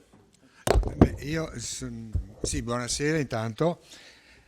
Sì, sono stato chiamato in causa dal consigliere Posocco sul campo da rugby. Anche prima il consigliere Saracino aveva fatto una riflessione sempre sul campo da rugby, dicendo speriamo che non sia una promessa sparata là, campata in aria, mentre il consigliere Posocco è un invito a seguire il problema. Io ribadisco che la previsione è per l'anno successivo, per il 2018. Stiamo già lavorando dietro a qualche ipotesi, però sono ipotesi che stiamo perseguendo e studiando, però sono anzi subordinate a certe circostanze, anche perché l'area che è richiesta è abbastanza ampia, nel senso che per accedere ai finanziamenti dell'Istituto del Credito Sportivo, che sono finanziamenti molto agevolati e molto, diciamo, buoni, per accedere occorre presentare un progetto, una progettualità completa, cioè campo da rugby, spogliatoio, un minimo di tribuna o tribunetta, ma non indispensabile, e un minimo di parcheggio. Ecco, e l'area comincia a essere abbastanza vasta, volendo conservare il campo nell'area centrale della città, cioè non parlo della zona dell'aviocampo. Ecco, le aree non sono molte, però noi vogliamo arrivare a voler dare una risposta positiva all'associazione, a questi 150-200 ragazzi che stanno, piccoli anche, che stanno crescendo e maturando e si stanno facendo conoscere anche, oltre che in città, anche nei paesi vicini. Quindi il nostro impegno sarà massimo. Vi è anche una disponibilità, e questo è un aspetto positivo, da parte dell'attuale associazione di farsi loro stessi promotori per una, ho capito, da quel che ho capito dagli incontri avuti, di una richiesta di finanziamento, di richiesta di mutuo, cui noi dopo possiamo essere partner. Cioè non noi protagonisti, ma magari attori. Ecco, questa è una cosa che volevo dire, ma colgo anche l'occasione per fare un'altra considerazione a quello che ha detto il consigliere Fasan. Cioè dice che tutti quanti i soldi spesi sono nell'arco di 500 metri dal centro, dall'area Fender. Ecco, io volevo dire che nel piano è scritto ammodernamento polo sportivo. La pista di atletica è, non so se sia entro 500 metri o un po' di più, però se quei soldi non venivano spesi per la pista di atletica sarebbero stati spesi o per il palazzetto dello sport o per la piscina. Quindi il discorso dei metri non è molto rilevante, come anche, e chiudo, sempre al discorso introduttivo del consigliere Fasan, quando volendo parlare, diciamo, della pochezza di questa amministrazione nei confronti della lungimiranza della precedente, lei ha fatto una critica al fatto che noi intendiamo contrarre un mutuo che l'amministrazione da Re non aveva mai fatto, no? Dicendolo quasi come motivo d'orgoglio, mi permetto solamente di rispondere che la legislazione precedente vietava la contrazione dei mutui, prima cosa. Seconda cosa, stavate già incassando soldi per i derivati. Ora, pensare di contrarre anche un mutuo, oltre ad aver fatto anni prima i derivati, mi sembrava veramente una cosa molto, molto strana. Basta, grazie. Grazie, consigliere Costa. Assessore Turchetto, lei deve intervenire, prego. Sì, 2 incassa 10, fai i conti. Prego, assessore. Fai i conti.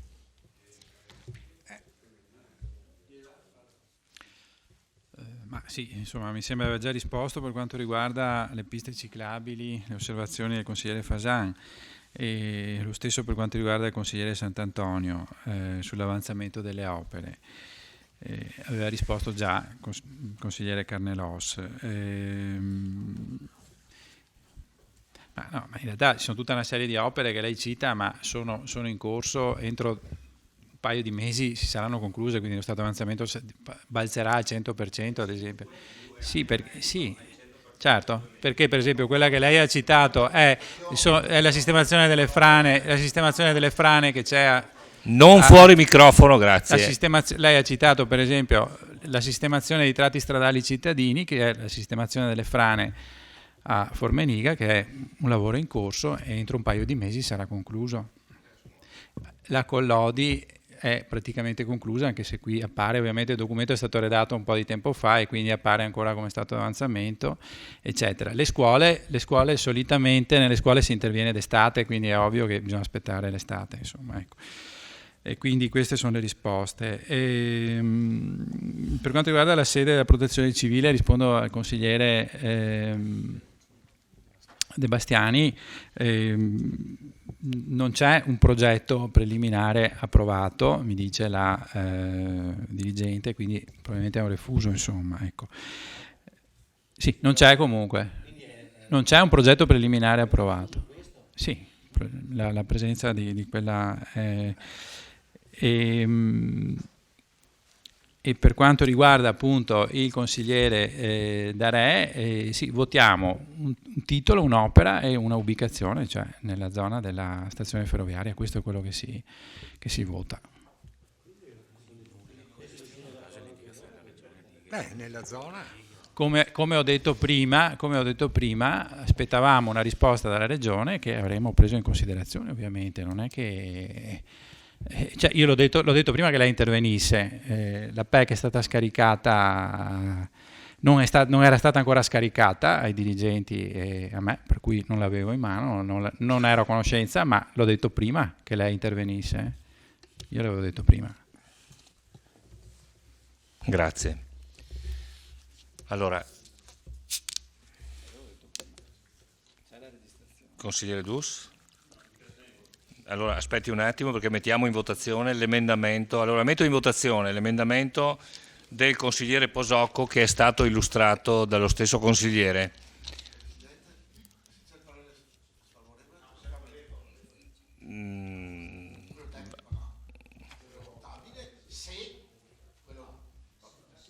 In ogni caso, consigliere, lo metto in votazione.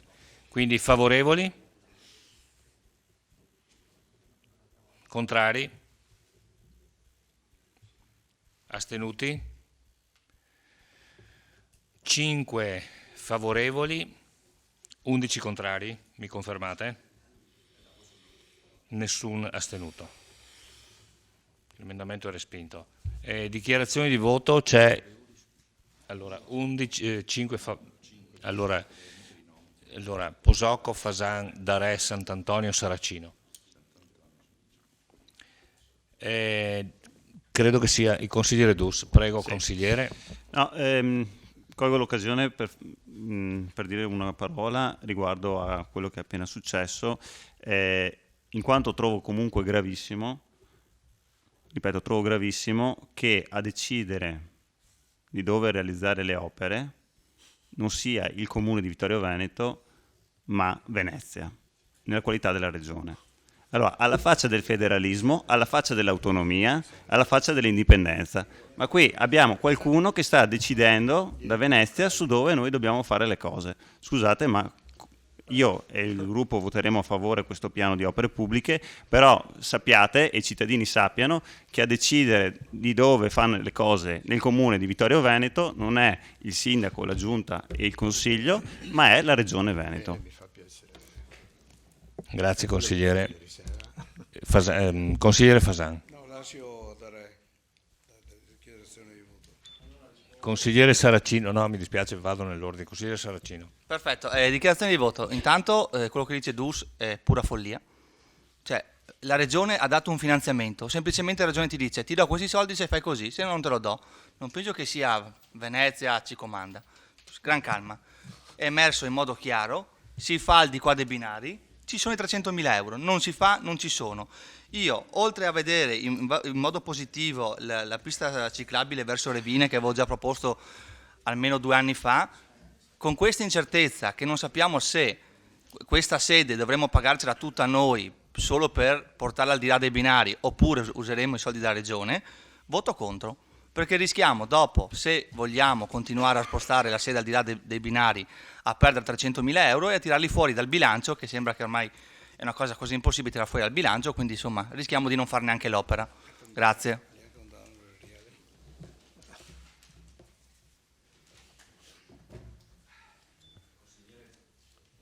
Consigliere Darè. Allora rispondo in maniera tecnica. Intanto non è Venezia che Venezia ha dato già i soldi, ha già dato il parere. Voglio ricordarle che la sede protezioni alpini al di qua, cioè verso i giardini, è stata iniziata prima della vostra entrata diciamo in maggioranza. Le ricordo che gli alpini avevano già fatto l'intervento sulla stazione, tant'è vero che l'ha inaugurata, è stata la prima opera che ha inaugurato questa amministrazione. Allora non è che Venezia non decide dove dare i soldi, Venezia aveva già deciso di dare i soldi, aveva già scelto l'ubicazione per il parere tecnico che già le aveva detto e per la conformità e per la negatività che la stessa amministrazione ha comunicato nel dire di portare la protezione civile dall'altra parte. Le voglio dire soltanto una cosa, sapete perché la volete fare di là? Perché se anche non arrivano i 300.000 euro, siccome ne avete staziato 4,20, vuol dire che altri 120.000 vanno ancora nell'area Fender. Questa è la verità, perché là siete i grandi, sono i grandi vostri elettori. Il nostro voto è contrario. Consigliere Posocco, prego. Sì, il voto della lista Tony Dares sarà contrario. Un piano opere pubbliche senza anima, persa un'altra ennesima occasione per lo sviluppo della nostra città e lo sviluppo del territorio. Grazie.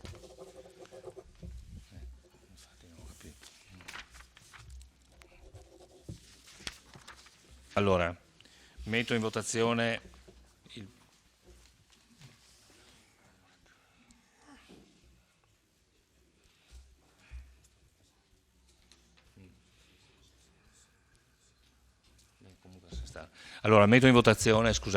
metto in votazione il punto numero 2 all'ordine del giorno, programma triennale opere pubbliche 2017-2019 ed elenco annuale 2017. Approvazione. Naturalmente do per letta la delibera. Favorevoli?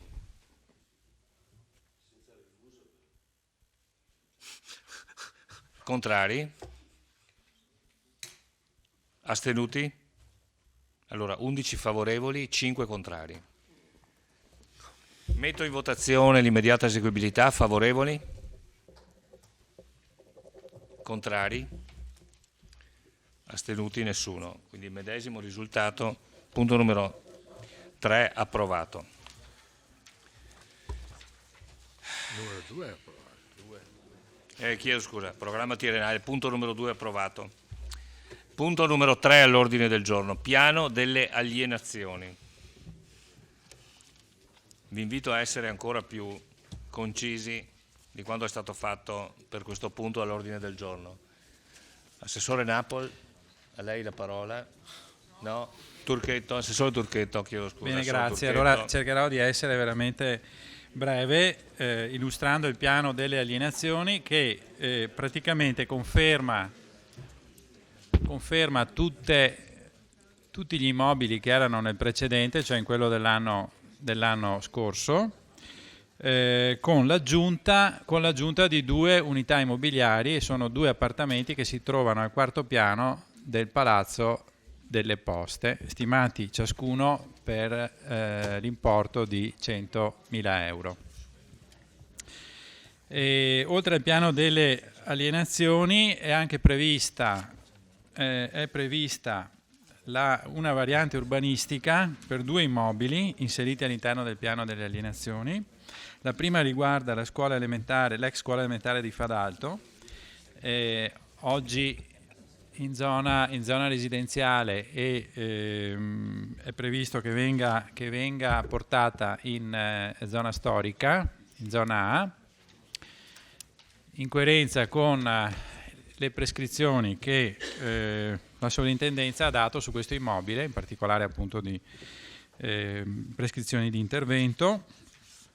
E l'altra variante riguarda appunto gli immobili di Palazzo delle Poste, per i quali oggi c'è una destinazione ad uffici e verrà prevista anche la destinazione a residenza, in modo tale da poter valorizzare al meglio questi immobili. Grazie. Grazie Assessore. Aperto il dibattito.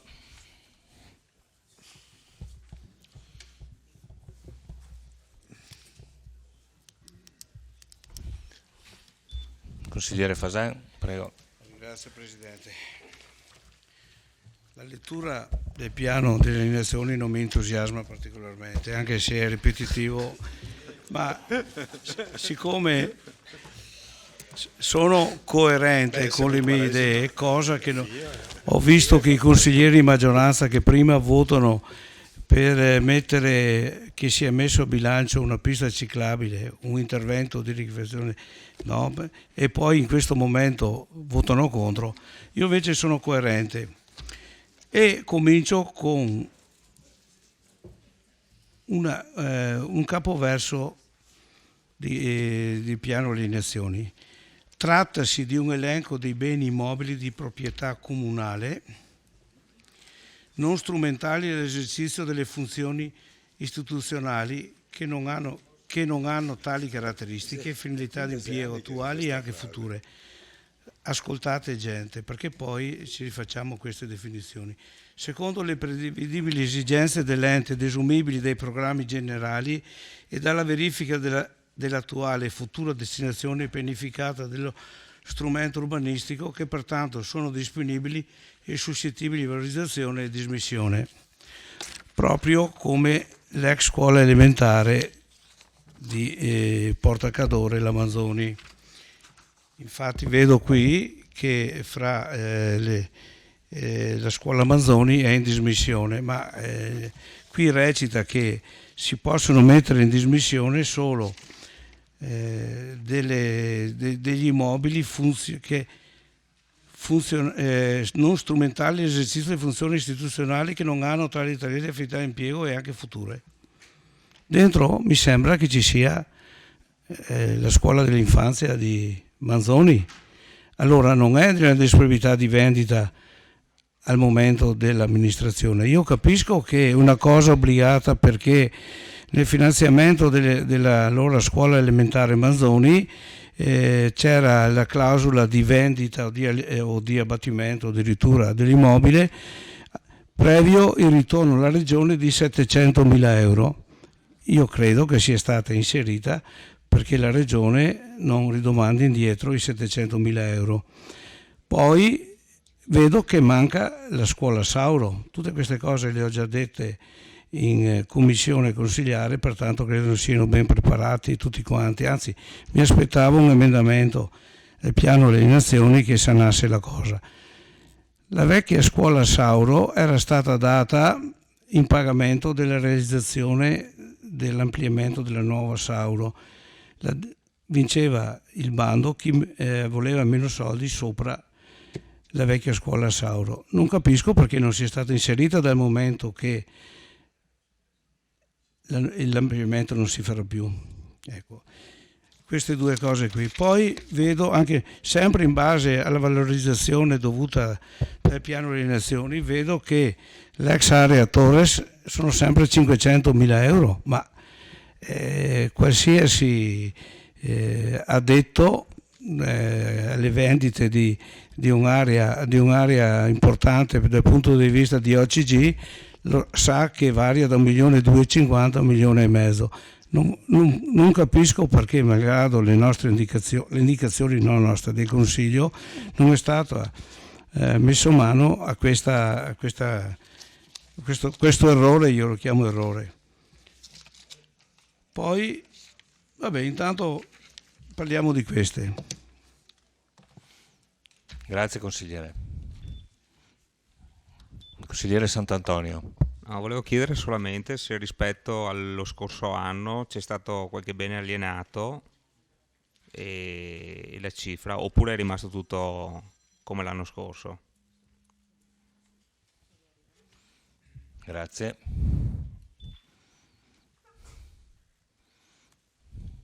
Consigliere Saracino. Sì, sentendo le parole di Fasan vorrei che venga proprio messo nero su bianco che non c'è il rischio che il Comune torna soldi alla Regione per il discorso della scuola che ha appena fatto. Voglio che venga data una risposta chiara e efficace. Sì o no? C'è il rischio? Sì o no? Grazie. Sì. Grazie. Allora, primo giro,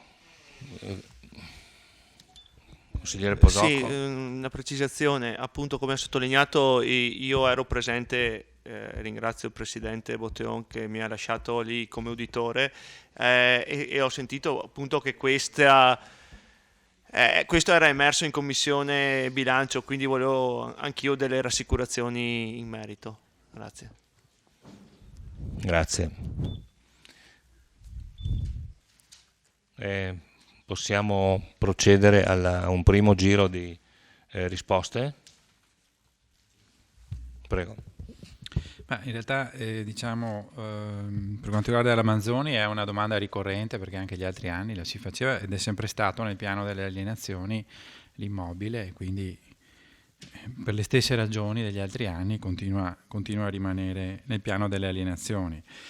La ex Auro, lei ha citato bene l'iter, cioè appunto era prevista finanziamento delle opere di ampliamento della nuova Sauro, nuova Sauro che, per la quale non è stata assunta ancora la decisione definitiva che non si farà l'ampliamento e pertanto è ancora rimasto lì con quella logica. Diciamo che ormai siamo orientati verso la ristrutturazione delle scuole più che agli ampliamenti delle scuole. Se ne è discusso in quarta commissione e siamo appunto su questo orientamento, però ancora diciamo la decisione definitiva al 100% non è stata assunta. Nel momento in cui sarà assunta entrerà nel piano delle alienazioni.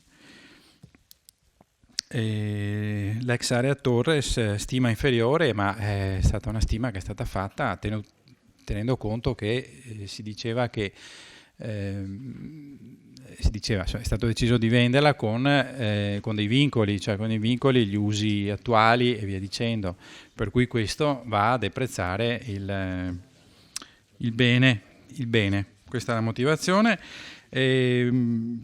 Consigliere Sant'Antonio, quali beni alienati? Sono una serie di autorimesse che avevamo appunto nel piano delle alienazioni e l'ex asilo di via Calcada.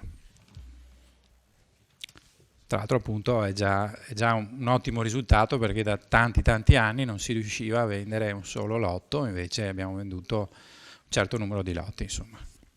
Grazie. Grazie Assessore. Ci sono altre risposte? Allora do la parola al consigliere Fasan per il secondo giro di interventi.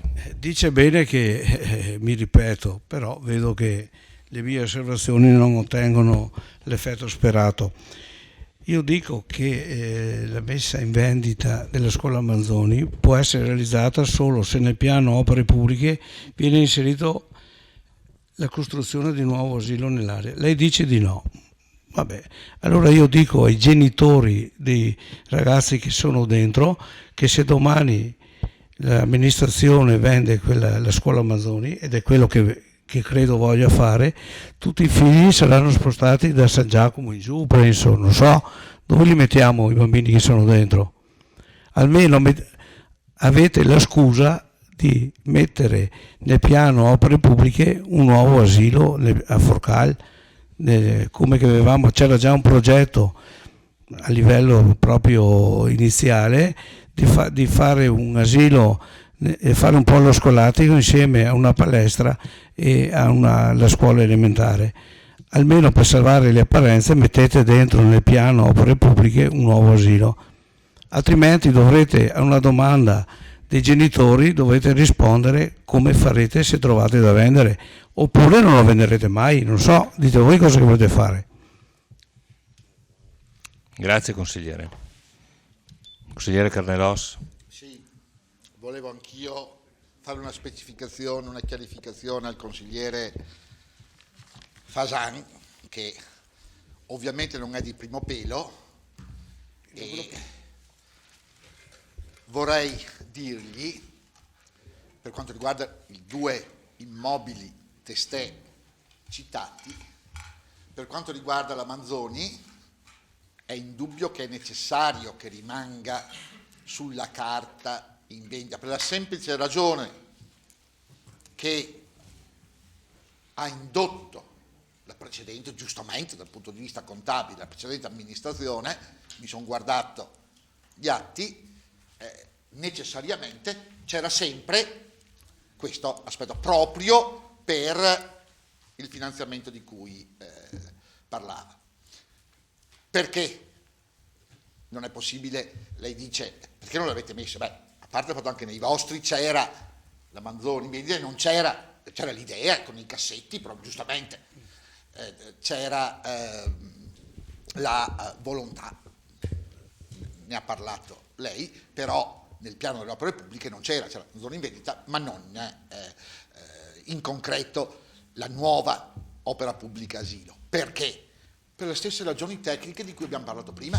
Non è che si possa mettere se non si hanno i fondi, non è che si possa mettere così ad caso, e questa è la prima per il Manzoni. Per quanto riguarda invece l'avete messo la polisteca per 4 milioni? No, per cortesia, lasciamo finire, grazie.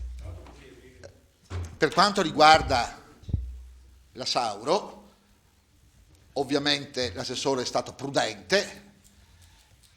Le direi che da un punto di vista politico, se è possibile, perché è vero che probabilmente un ampliamento così come originariamente previsto per il trend demografico non serve, però vorrei vedere se c'è qualcuno in questo Consiglio che nega che la scuola di San Giacomo almeno di una palestrina abbia bisogno. Quindi anche sotto questo profilo io credo che dovremmo mettere mano ovviamente con il reperimento di fondi, con purtroppo la scarsità di fondi, ma evidentemente metteremo la Sauro in vendita nel momento in cui avremmo deciso di realizzare anche per i bambini di San Giacomo, che non sono bambini di serie B, come altre scuole hanno, mica cose faraoniche, perché ormai il tempo delle opere faraoniche e delle vacche grasse è finito, però, viva Dio, io credo che una modesta palestrina, chiamatela come volete, la scuola di San Giacomo abbia bisogno. E quindi ecco a ragion veduta che in questo momento non è ancora attuale la vendita della Sauro. Ecco, questa è la motivazione di carattere tecnico-politico che ha indotto l'amministrazione, che ricordiamolo è organo esecutivo del Consiglio Comunale e, se permette, i consiglieri di maggioranza una testolina, ce l'hanno e evidentemente nei loro confabulare, nelle loro discussioni, queste necessità, queste opportunità, queste, come si può dire, queste ambizioni amministrative ci sono, ce le lasci quantomeno coltivare. Grazie. Grazie consigliere. Consigliere Saracino. Sì, per mia estrazione sono molto conciso e tecnico e cerco di far capire anche alla gente a casa. In sintesi, non faranno un ampliamento a San Giacomo della scuola. Ecco, stringi non lo faranno. Ecco, l'unico augurio che mi faccio, palestrina, per usare un termine dialettale, che non sia uno strozzo. Grazie. Grazie consigliere.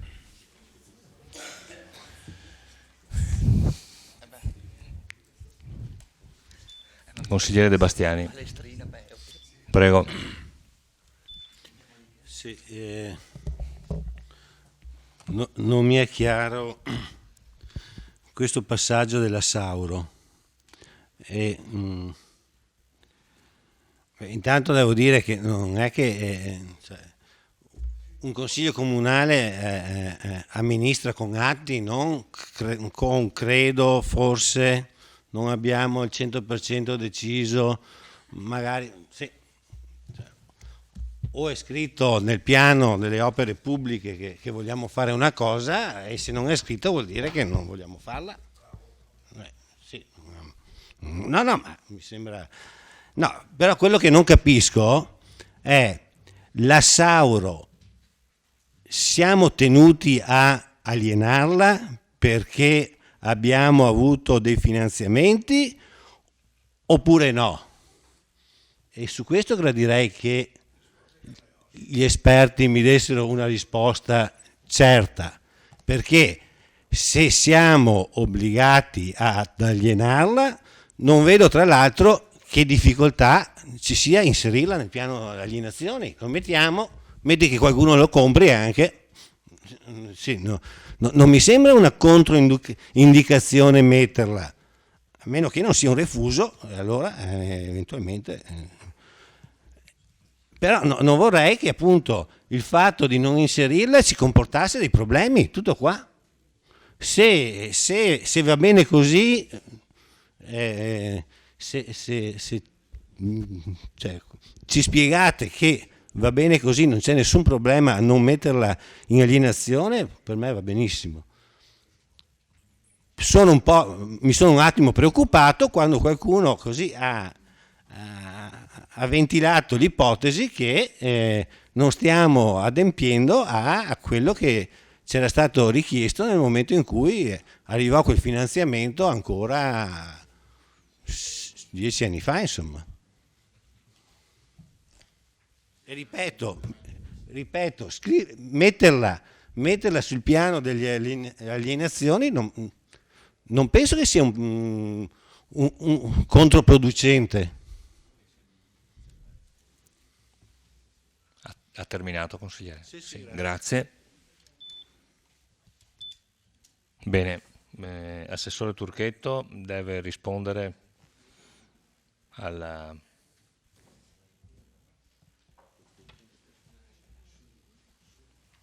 Sì, possiamo procedere con le risposte al secondo giro di interventi. Prego.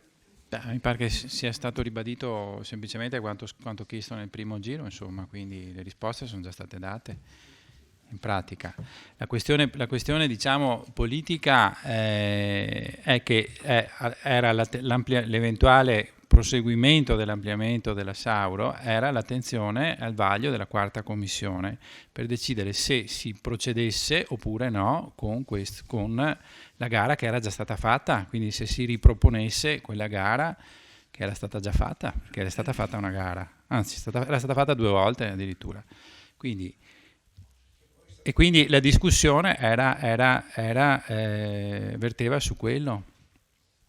Quindi c'era quella gara, diciamo, che si tratta di decidere se riproporla oppure no.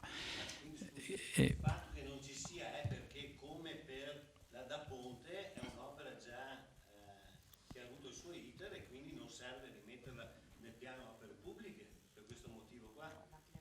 L'ampliamento, sì.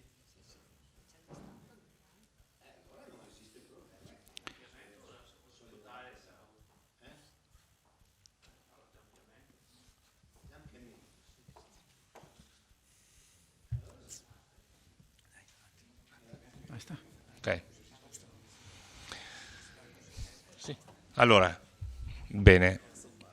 Dichiarazioni di voto. Prego, consiglieri, vedo. Scusa?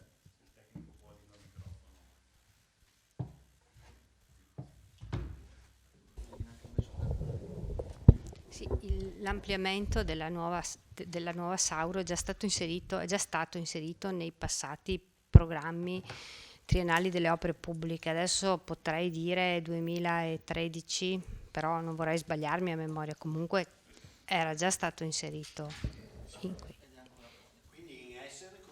Non c'è nessun atto amministrativo che abbia annullato quella decisione.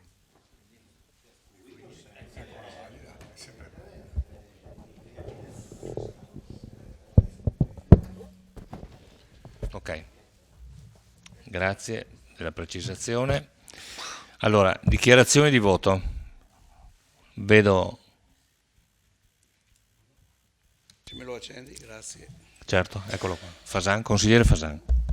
Allora, non è stato tolta l'ampliamento della scuola Sauro, però in quarta commissione è stata fatta una riflessione sulla convenienza dell'ampliamento perché c'è un trend negativo della natalità e mi ricordo che l'assessore ha detto non lo faremo più, pertanto nulla vietava di poter mettere dentro anche... E comunque Lega Nord voterà contro questa allineazione perché non posso essere partecipe di un regalo della vendita della Torres per 500.000 euro quando la stima di qualsiasi addetto parla di 1 milione di euro in più. Io non so se l'avete promessa a qualcuno e mi ripeto per la terza volta sul piano di alienazioni, sono insufficienti quei 500.000 euro. Grazie. Grazie. Consigliere Saracino. Sì, avendo avuto risposte poco certe e veramente un po' tirate, io voto contro, perché qua non sembra ben capito sì, no, forse. Dopodiché sulle valutazioni fatte non sono allegate delle relazioni che certificano il valore, quindi anch'io sono un po' scettico su alcuni valori degli immobili alienati, quindi voto contro. Grazie. Grazie consigliere. Non ci sono altre dichiarazioni di voto, quindi metto in votazione il punto numero 3 all'ordine del giorno, piano delle alienazioni e valorizzazioni immobiliari, triennio 2017-2019. Favorevoli? Contrari? 5 contrari, 11 favorevoli. Metto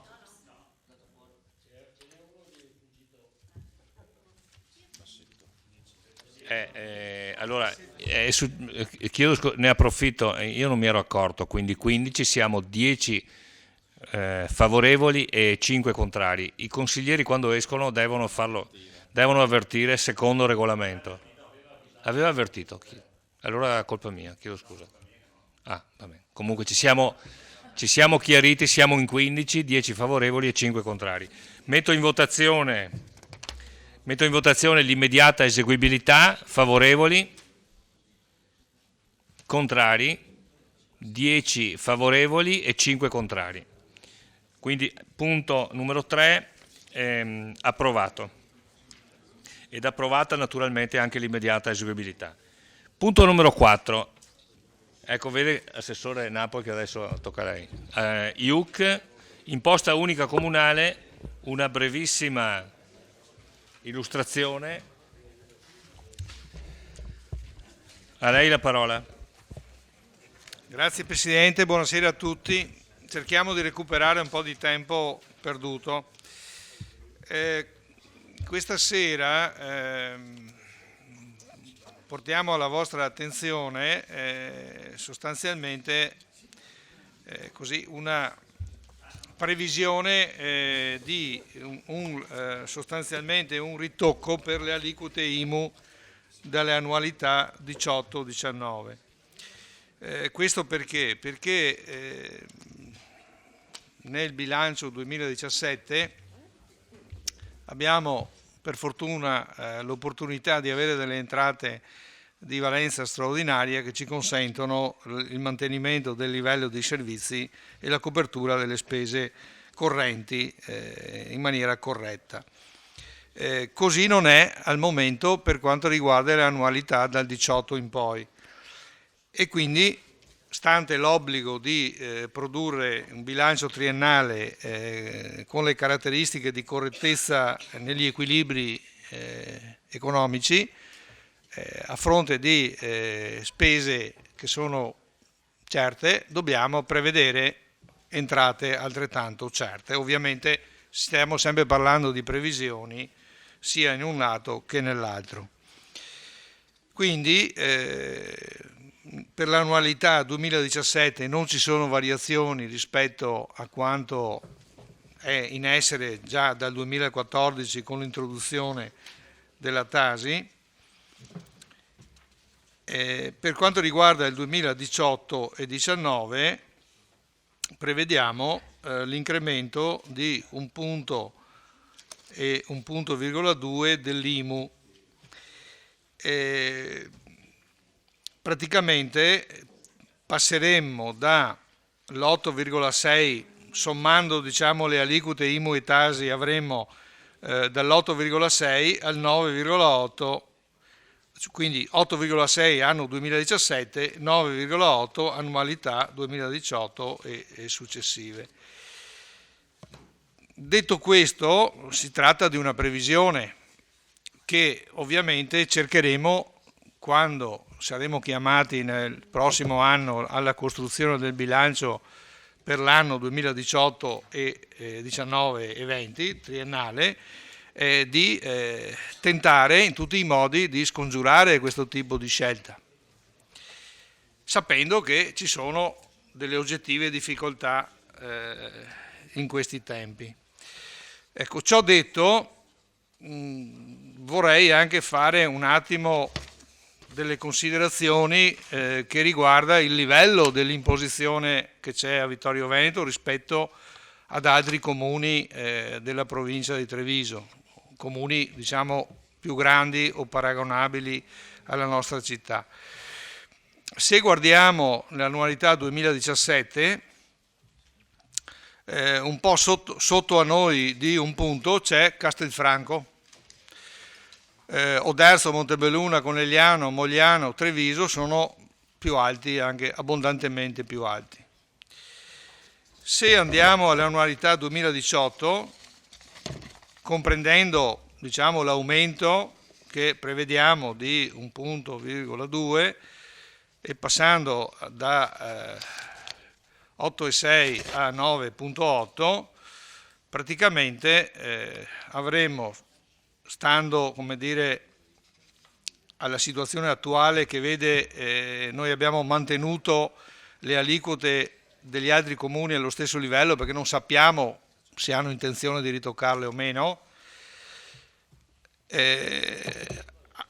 Con questi dati avremmo sotto di noi Oderzo al 9 per 1000, Castelfranco al 7,6, sopra di noi Montebelluna, Conegliano, Mogliano e Treviso. Quindi, voglio dire, siamo terzultimi nella provincia di Treviso nel livello dell'imposizione. Ecco, quindi questo è, se vogliamo, saremmo.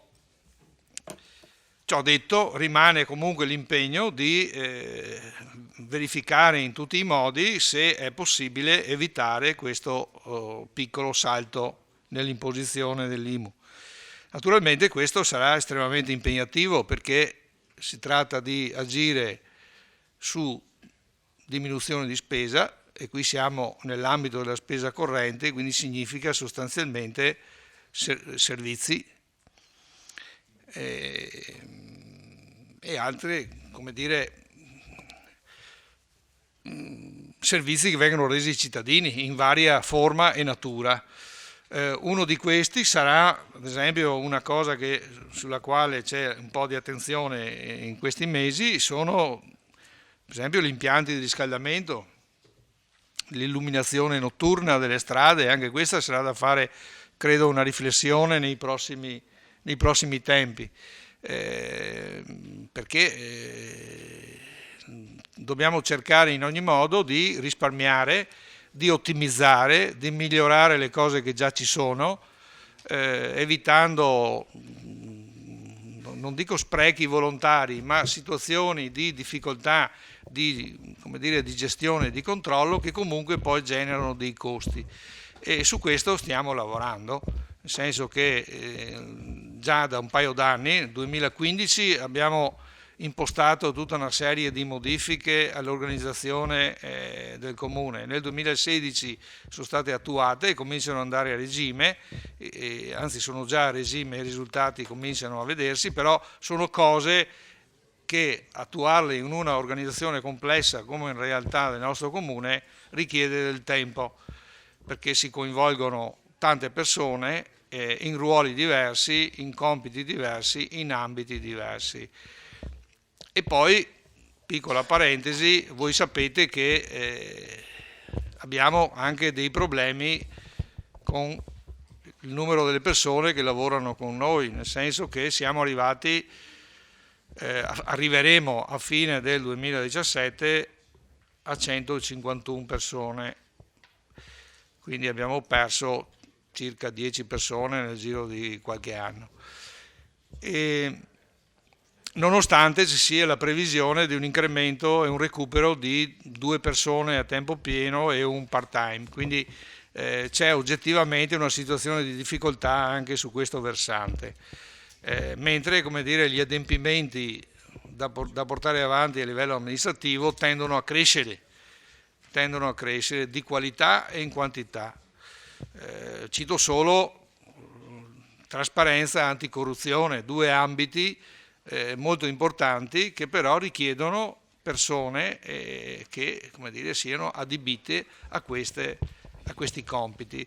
Stessa cosa vale per il nuovo bilancio con tutti i documenti allegati a partire dal DUP che poi avremo modo di vedere, anzi abbiamo già visto a ottobre quando abbiamo approvato. Quindi tornando all'oggetto, questa è una proposta che allo stato dei fatti è sostanzialmente obbligatoria per mantenere l'equilibrio del bilancio. Come detto, siamo nella parte bassa della, se vogliamo, questa classifica a livello provinciale fra i comuni più importanti della provincia di Treviso, e questo dovrebbe in qualche modo darci una qualche forma di tranquillità. Ecco, grazie. Grazie Assessore. La parola ai consiglieri.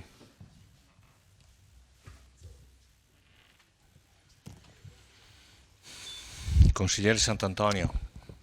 Ringrazio l'assessore della spiegazione, però io sono contrario per principio a questa scelta di aumentare l'IMU. Sono contrario al principio che dice mancano i soldi e a questo punto alziamo le tasse ai cittadini, perché è un principio che è troppo semplice per un amministratore da praticare.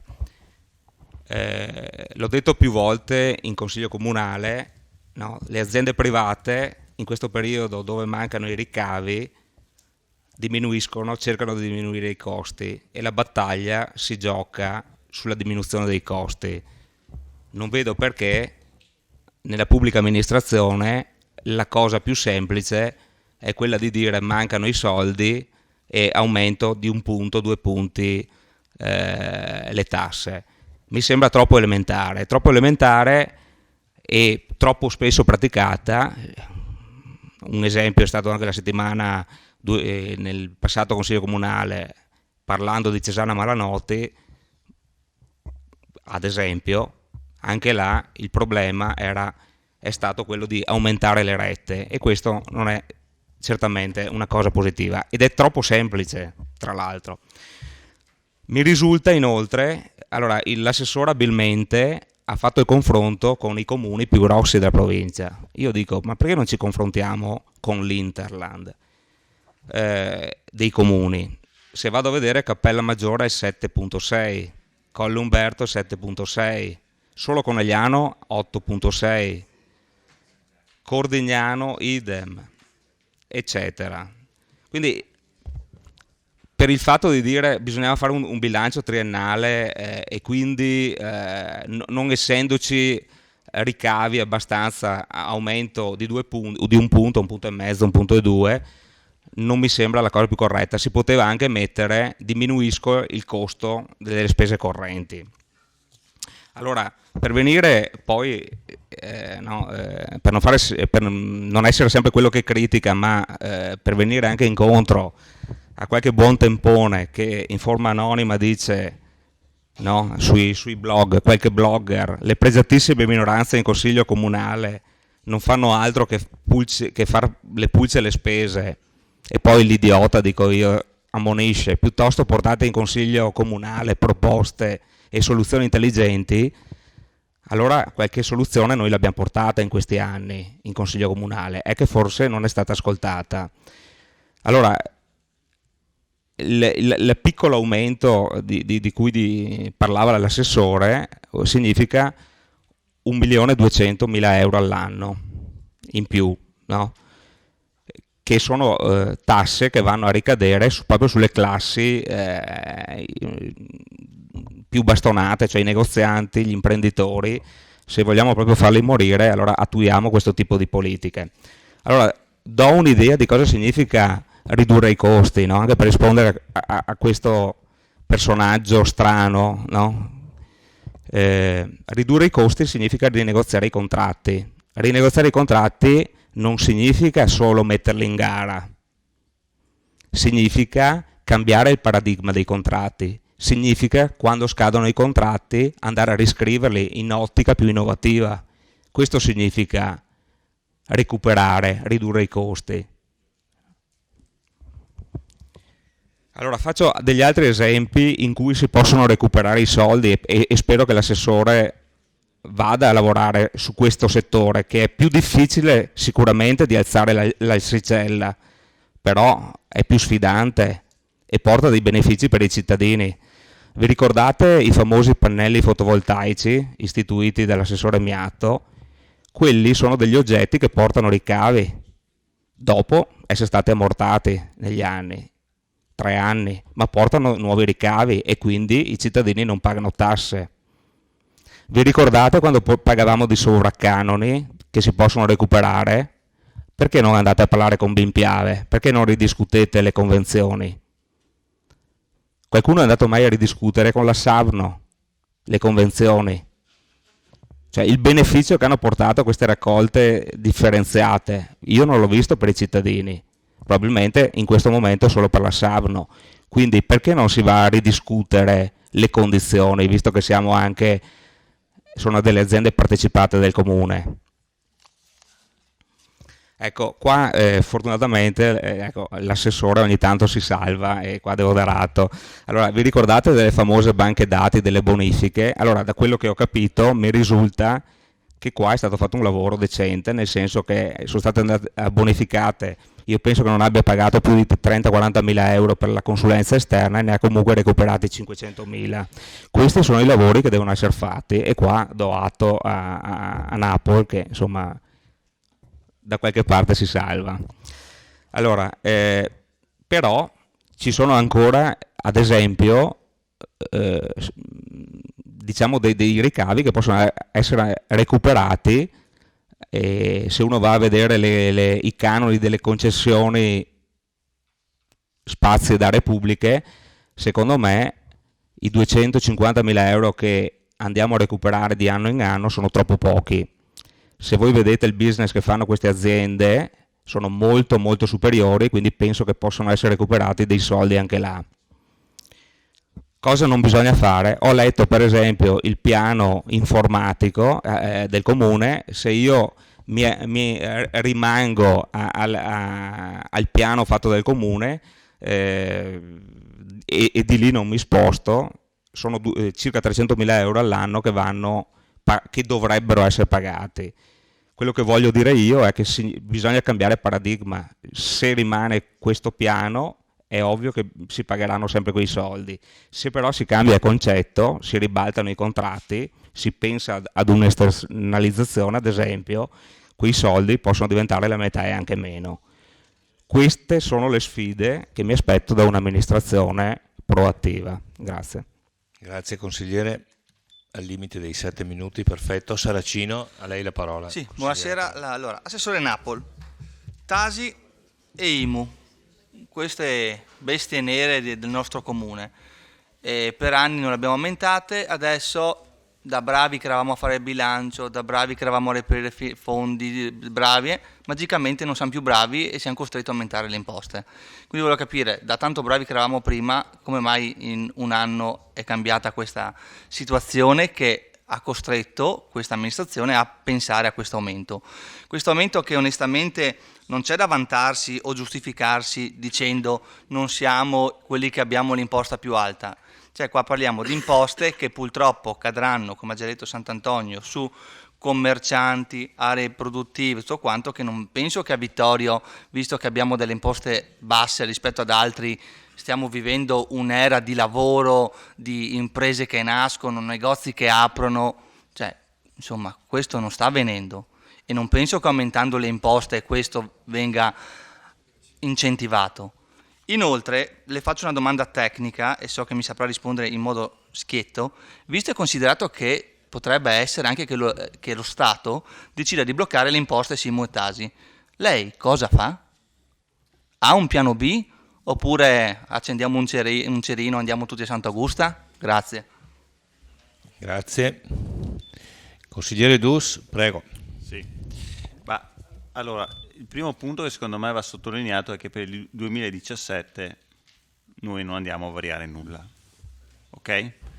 Cosa che invece la Regione Veneto ha appena fatto, che noi nel 2017 pagheremo un'IRPEF più alta. Quindi un dipendente che prenderà 2.300 euro lordi mensili, che prende 2.300 lordi mensili, si troverà a pagare 120 euro in più all'anno di IRPEF nel 2017, va bene? Della Regione Veneto, non a Napoli, non a Roma. Per cui quando sento qui in quest'aula sentirmi fare la lezioncina che non si risolvono i problemi aumentando le tasse, meglio che lo dite giù a Venezia questa cosa qui e non qui dentro, dove, ripeto, per il 2017 non verranno aumentate le tasse. 2018, vedremo nel 2018, vedremo. Il governo aveva tolto l'IMU sulla prima casa, può essere che lo tolga anche l'IMU sulla seconda casa e quindi ci dovremo inventare qualcos'altro. Questo è il mio primo intervento. Grazie consigliere. Consigliere Fasan. Prego.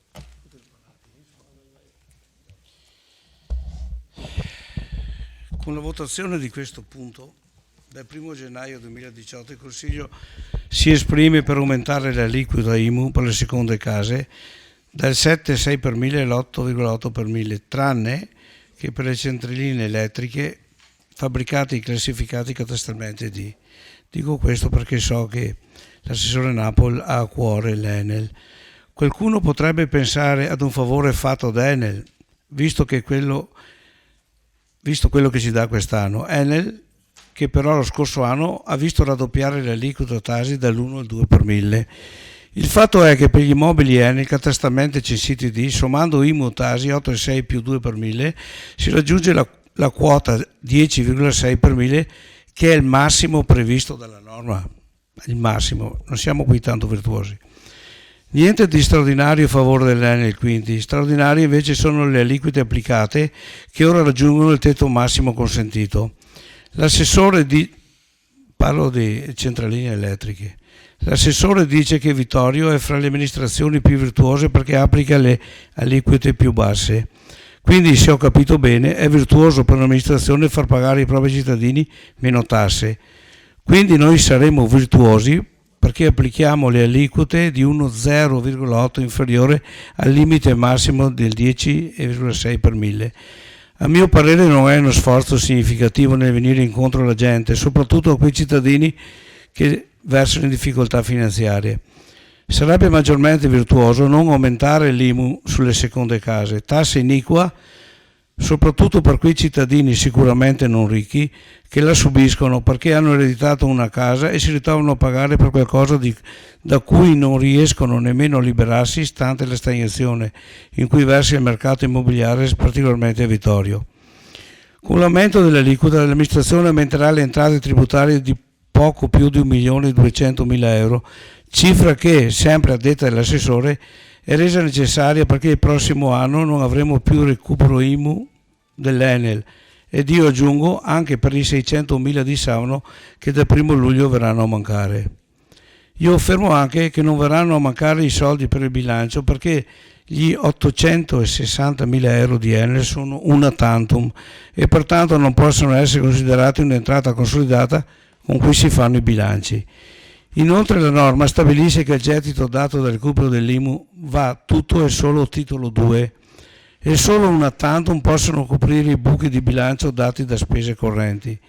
Ricordiamo che le entrate dell'Enel hanno già dato al bilancio di Vittorio Veneto quanto possibile assegnare come una tantum spese correnti ed è quindi tutto da valutare se sia possibile utilizzare ancora questa opportunità. È una domanda. Credo piuttosto che le difficoltà per il bilancio cominceranno quando verranno a mancare le entrate dei Savno che attualmente vanno impropriamente a coprire le spese in conto corrente. L'aumento delle aliquote IMU, qui prospettato, porterà risorse solo per le spese correnti dall'anno 2018, dove anche ricordiamo che l'amministrazione pagherà 700.000 euro in meno di spese correnti, risparmio dato dalla diminuzione del costo dei dipendenti che vanno in pensione. Far credere pertanto che si rende necessario aumentare le aliquote IMU è una scorrettezza verso il Consiglio che dalle poche notizie ricevute dall'amministrazione deve fidarsi di quanto viene qui esposto. Voglio proprio constatare la coerenza del voto data dai consiglieri di maggioranza quando alzeranno la mano per aumentare le tasse ai propri concittadini che li hanno votati. E non basta dire se il governo fa un passo indietro lo faremo anche noi. Per me non ci sono le condizioni di aumentare l'IMU perché non ci sono delle spese straordinarie, vengono a mancare dei soldi, vabbè, ma che lo si dica qua. Grazie. Grazie consigliere. Consigliere Posocco. Sì, Assessore, ho avuto un attimo un déjà vu durante il suo intervento perché nel precedente consiglio comunale qualcuno ha detto che siccome le tariffe da altre parti erano più alte allora le alzava anche lui, infatti mi sembra le abbia alzate. Ho avuto un attimo un déjà vu e vabbè. E non capisco cos'è il consigliere Du stasera che interviene contro la regione dicendo che il comune quest'anno nel 2017 non ha aumentato l'IMU, ma da esperto politico com'è lo deve sapere che in legge di stabilità 2016 è vietato l'aumento dell'IMU per i comuni sia per il 2016 e il 2017, quindi il comune non ha aumentato l'IMU perché non lo può fare semplicemente. Grazie consigliere. Consigliere Darè, prego.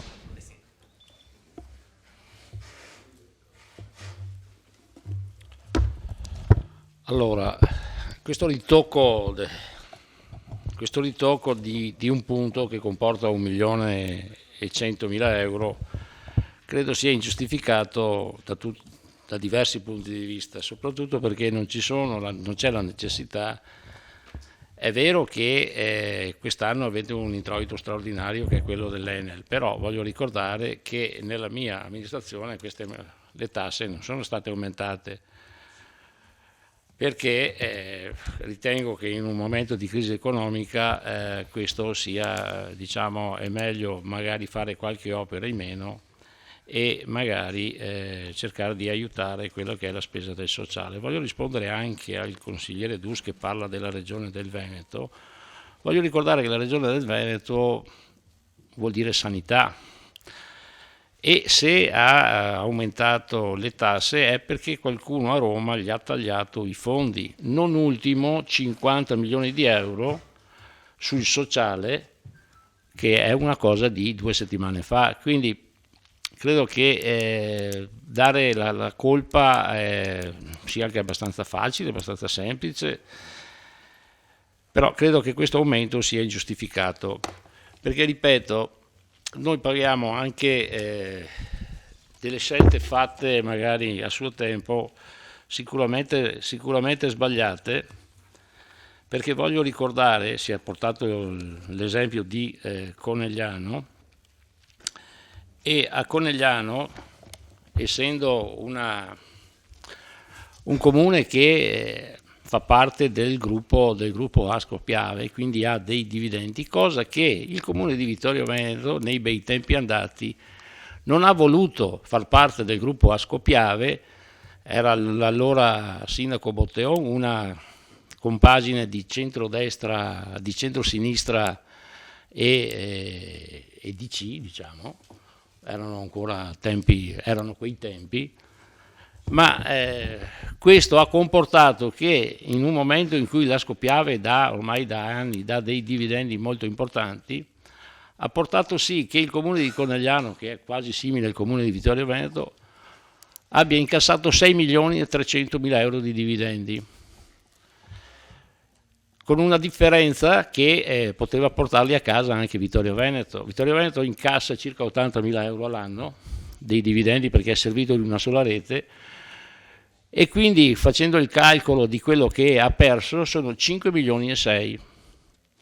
Ricordo che quest'anno il comune di Conegliano porta a casa credo 800.000 euro. Quindi le scelte di allora si ripercuotono anche a oggi. Siccome si è fatto retroattività con il Cesana Malanotti, dicendo che era tutto sbagliato, tant'è vero hanno aumentato le rette, però voglio ricordare che il Cesana Malanotti ha in cassa 3 milioni e mezzo di euro. Allora cerchiamo di guardare avanti, se vogliamo guardare avanti. Se vogliamo guardare indietro, guardiamo indietro, ma ce ne sono per tutti da tirar fuori. Allora, se aumentiamo le tasse, io credo che questo aumento sia ingiustificato in questo momento, non ci sono le esigenze di fare grandi interventi, e quindi credo che questo aumento sia veramente superfluo e soprattutto sbagliato, anche perché dobbiamo far pressione sul governo centrale, che ora che la finisca di prelevare i soldi con il fondo di solidarietà che alcuni comuni si sono opposti, vedi Padova, vedi Montebelluna, vedi Conegliano. Non vi siete opposti voi come comune di Vittorio Veneto? Se me lo spiegate magari così per i cittadini che sono a casa. Grazie consigliere. Consigliere Botteon. Grazie. Allora, intanto una cosa per chiarire: quando si parla di addizionale regionale non si parla di sanità, non c'entra nulla la sanità. La sanità è quella per il ticket, per cui paghiamo 10 euro ogni ricetta rossa, quindi se facciamo esami del sangue dobbiamo pagare 20 euro se passiamo una ricetta rossa, solo in Veneto questo succede. Invece lì 200.000 euro sono per la pedemontana. La pedemontana non è la sanità, è un'altra cosa, e quindi l'addizionale decisa oggi è per la pedemontana, penso che lo sappiano. Detto questo, però, voglio dare un colpo alla botte, perché io condivido alcuni ragionamenti fatti dal consigliere Sant'Antonio, e cioè sul fatto che sia molto più facile aumentare le tasse rispetto a tagliare i costi, e io sono assolutamente d'accordo che più buono è il lavoro dell'amministrazione, quanto più riesce a tagliare costi, a riformulare, come dici, ma secondo me ci sono anche delle voci che si possono ancora tagliare nel bilancio del Comune di Vittorio Veneto, ci sono dei servizi che è possibile ancora tagliare, anche se è sempre brutto ovviamente, però sicuramente aumentare le tasse, quindi aumentare l'IMU, quindi a livello comunale è la scelta più facile, questo concordo con il consigliere Sant'Antonio. Grazie consigliere. Allora, vedo che è terminato il primo giro di interventi. La parola per le risposte, assessore Napoli. Sì, prego. Sì, ma ovviamente ringrazio tutti per l'attenzione che hanno messo nei loro interventi. Diciamo che la situazione del bilancio del Comune di Vittorio Veneto è credo conosciuta a tutti, nel senso che i documenti che vi sono stati consegnati hanno tutte le informazioni complete, veritiere, esposte senza nessun problema. Quindi basta leggere i documenti, se c'è qualche dubbio o qualcosa che non è chiaro, ci sono i funzionari che sono disponibili, io stesso, se ritenete di contattarmi, lo faccio con grande piacere. Dopodiché, sì, diciamo che tutte le proposte sono condivisibili, nel senso che intervenire, rinegoziare, l'abbiamo già fatto per assicurazioni, lo stesso servizio del CED che come dire, era una struttura forse così lasciata un po' a se stessa negli anni precedenti. Per la qualità dei servizi, per le strutture che aveva a disposizione, per l'insieme delle cose. Adesso proprio credo la settimana scorsa è stato perfezionato il collegamento con la fibra ottica, vuol dire, abbiamo sostituito credo una cinquantina di computer più o meno su 170 che ne abbiamo, quindi è in corso un grosso lavoro, ma questi cambiamenti richiedono del tempo, non è che si fa così, perché il comune è un'azienda strana.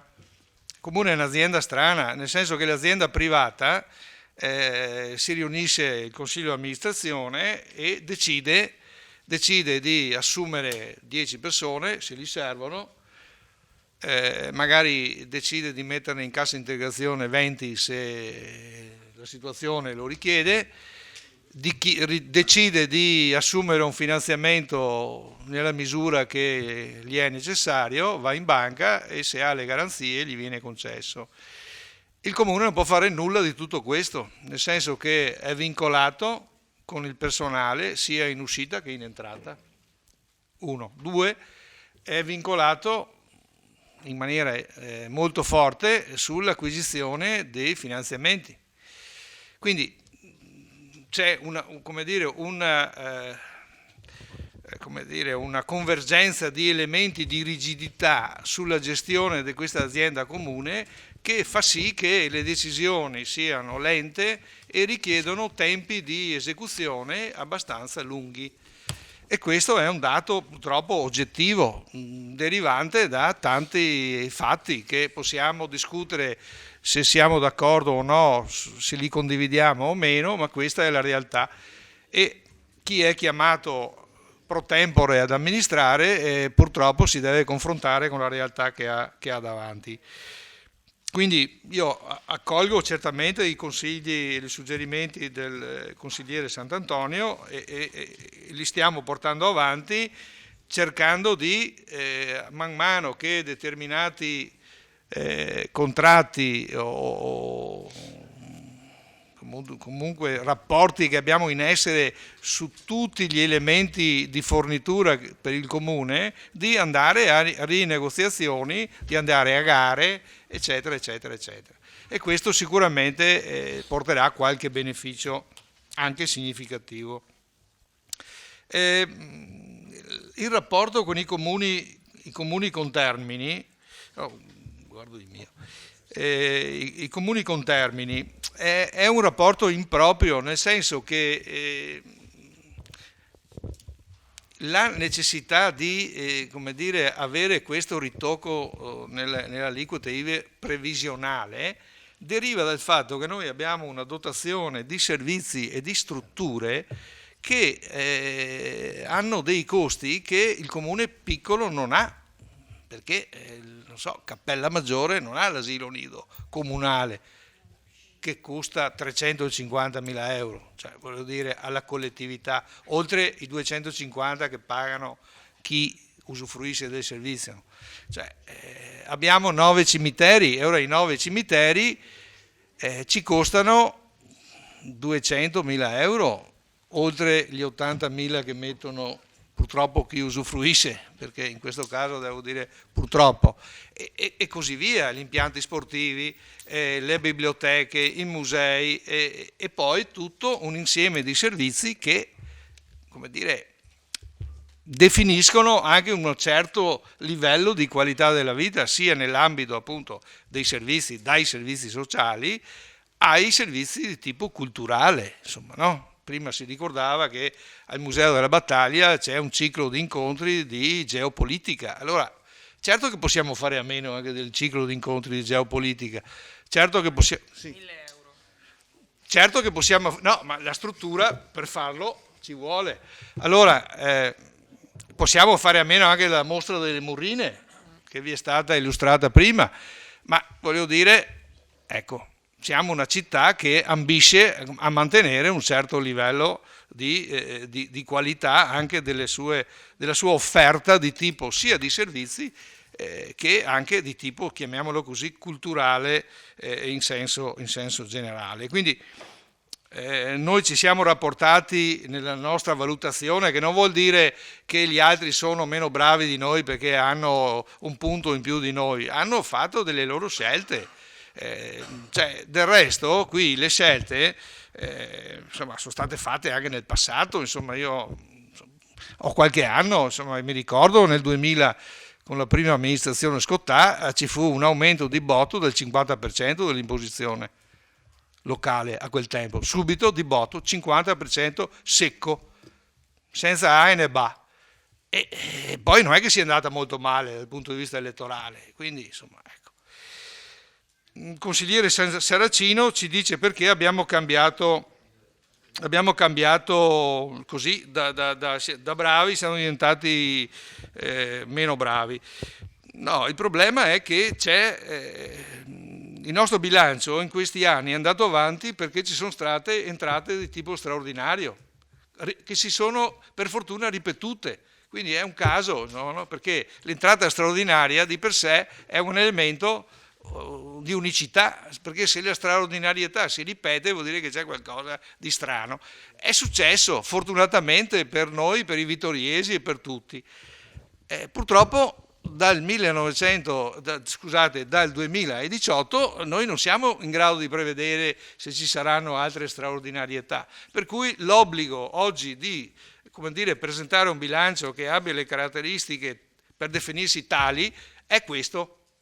E quindi questa è la soluzione al momento. Naturalmente vale il principio che dice lei, che prima di intervenire faremo tutte le verifiche possibili, immaginabili, cercando di andare a raschiare in tutti gli angoli per cercare quello che si può ovviamente risparmiare, andando eventualmente a ridurre per quanto possibile questo aumento fino ad azzerarlo.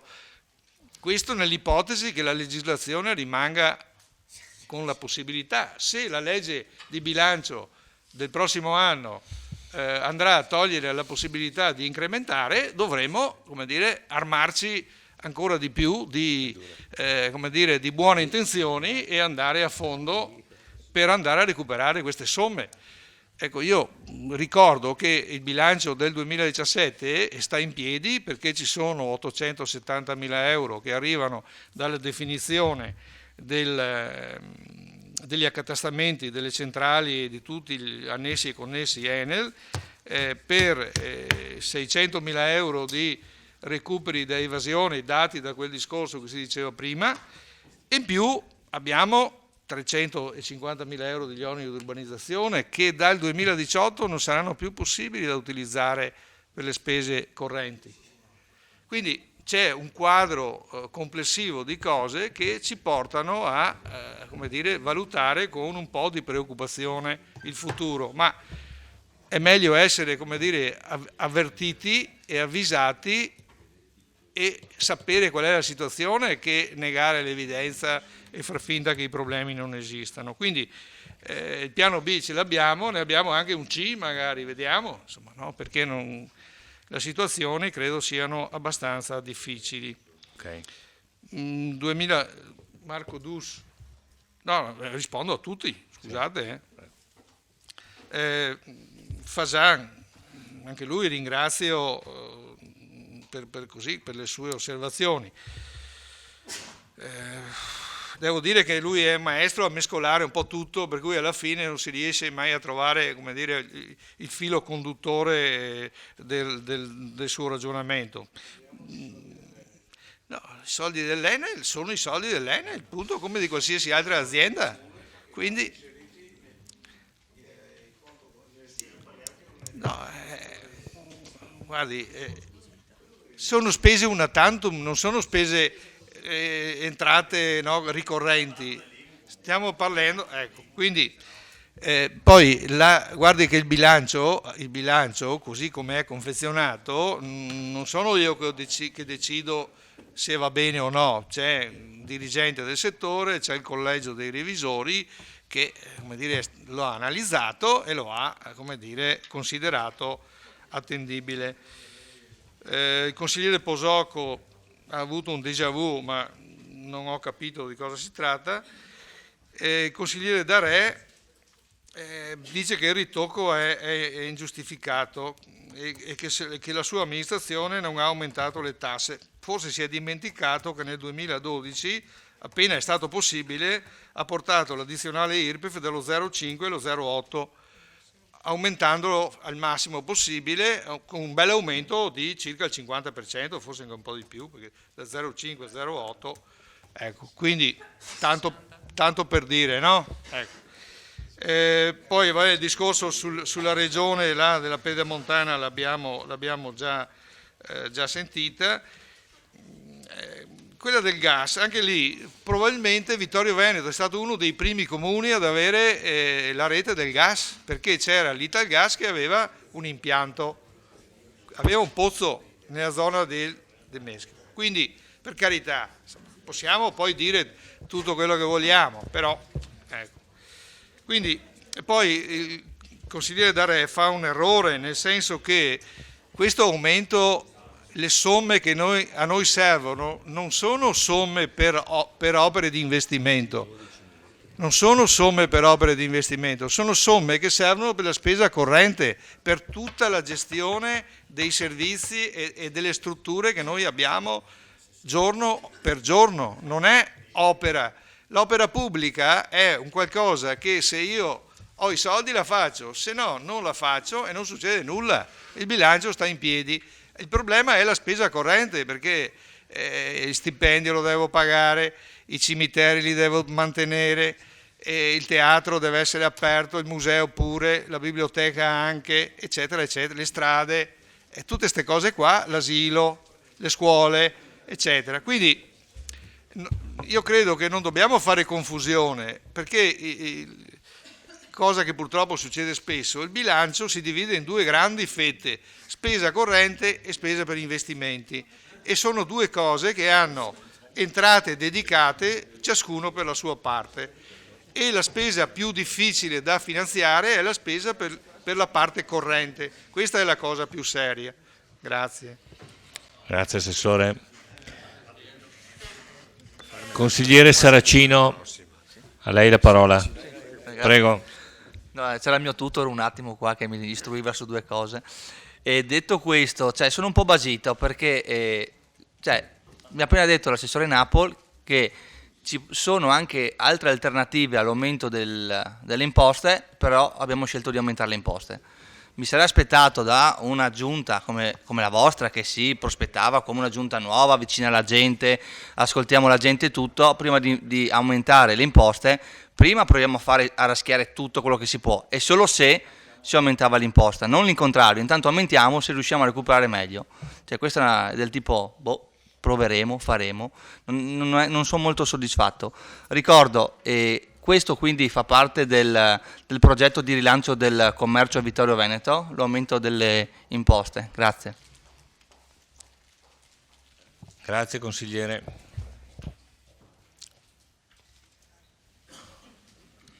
Consigliere Fasan. Solo una piccola replica che l'assessore Napoli si è meritato per l'impegno che ha messo nel spiegare.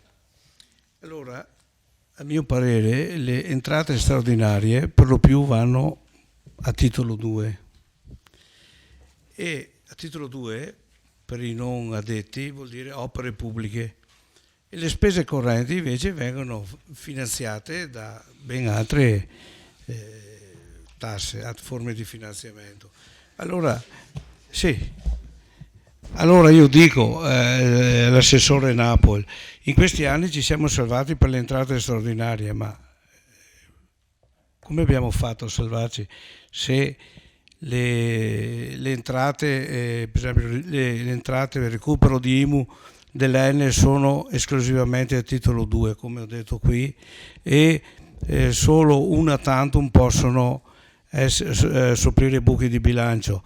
Diciamo che l'una tantum non può essere rifatta tutti gli anni. Un recupero di 5, quasi 6 milioni di euro di Enel, ormai sono state fatte una decina di una tantum, ma una tantum, da quello che mi ricordo, vuol dire una volta solamente. Qui c'è un'interpretazione degli uffici che dicono si va a finanziare progetti che vengono riproposti una volta sola. È una palla. E poi voglio sentire anche i revisori dei conti cosa mi dicono su questo argomento. Allora, il prossimo anno ci mancheranno i 270.000 euro che sono stati messi sul conto corrente, non i 600.000 delle opere pubbliche. Pertanto aspetto la risposta su questi soldi di recupero IMU di Enel dall'assessore e poi di seguito anche dai revisori dei conti. Grazie. Consigliere Darè, prego. Ma siccome si parla di spesa corrente, vorrei capire perché, allora, se ci sono 10 diciamo, dipendenti in meno e quindi adesso si fanno 2 assunzioni e un part-time, perché l'avete detto voi, sì, allora credo che nella razionalizzazione questo faccia parte anche questo. Quindi l'esternalizzazione dei servizi o comunque di servizi che può dare il comune. Credo che questo, visto che ci sono 10 in meno, si possono risparmiare le 2 persone da assumere e 2 e mezza, insomma, quello che se uno è a part-time. Mi spieghi la fibra ottica nel CEOT, perché forse è arrivata perché passava di là, perché non credo che... nel deposito di immondizie serve la fibra ottica, o forse ho capito male io, perché sì, allora penso che la fibra ottica a Vittorio Veneto sia stata portata dall'ASCO e sì, dall'ASCO TLC. No, non l'ha portata all'ASCO TLC. No. Quindi anche questo è un servizio che arriva.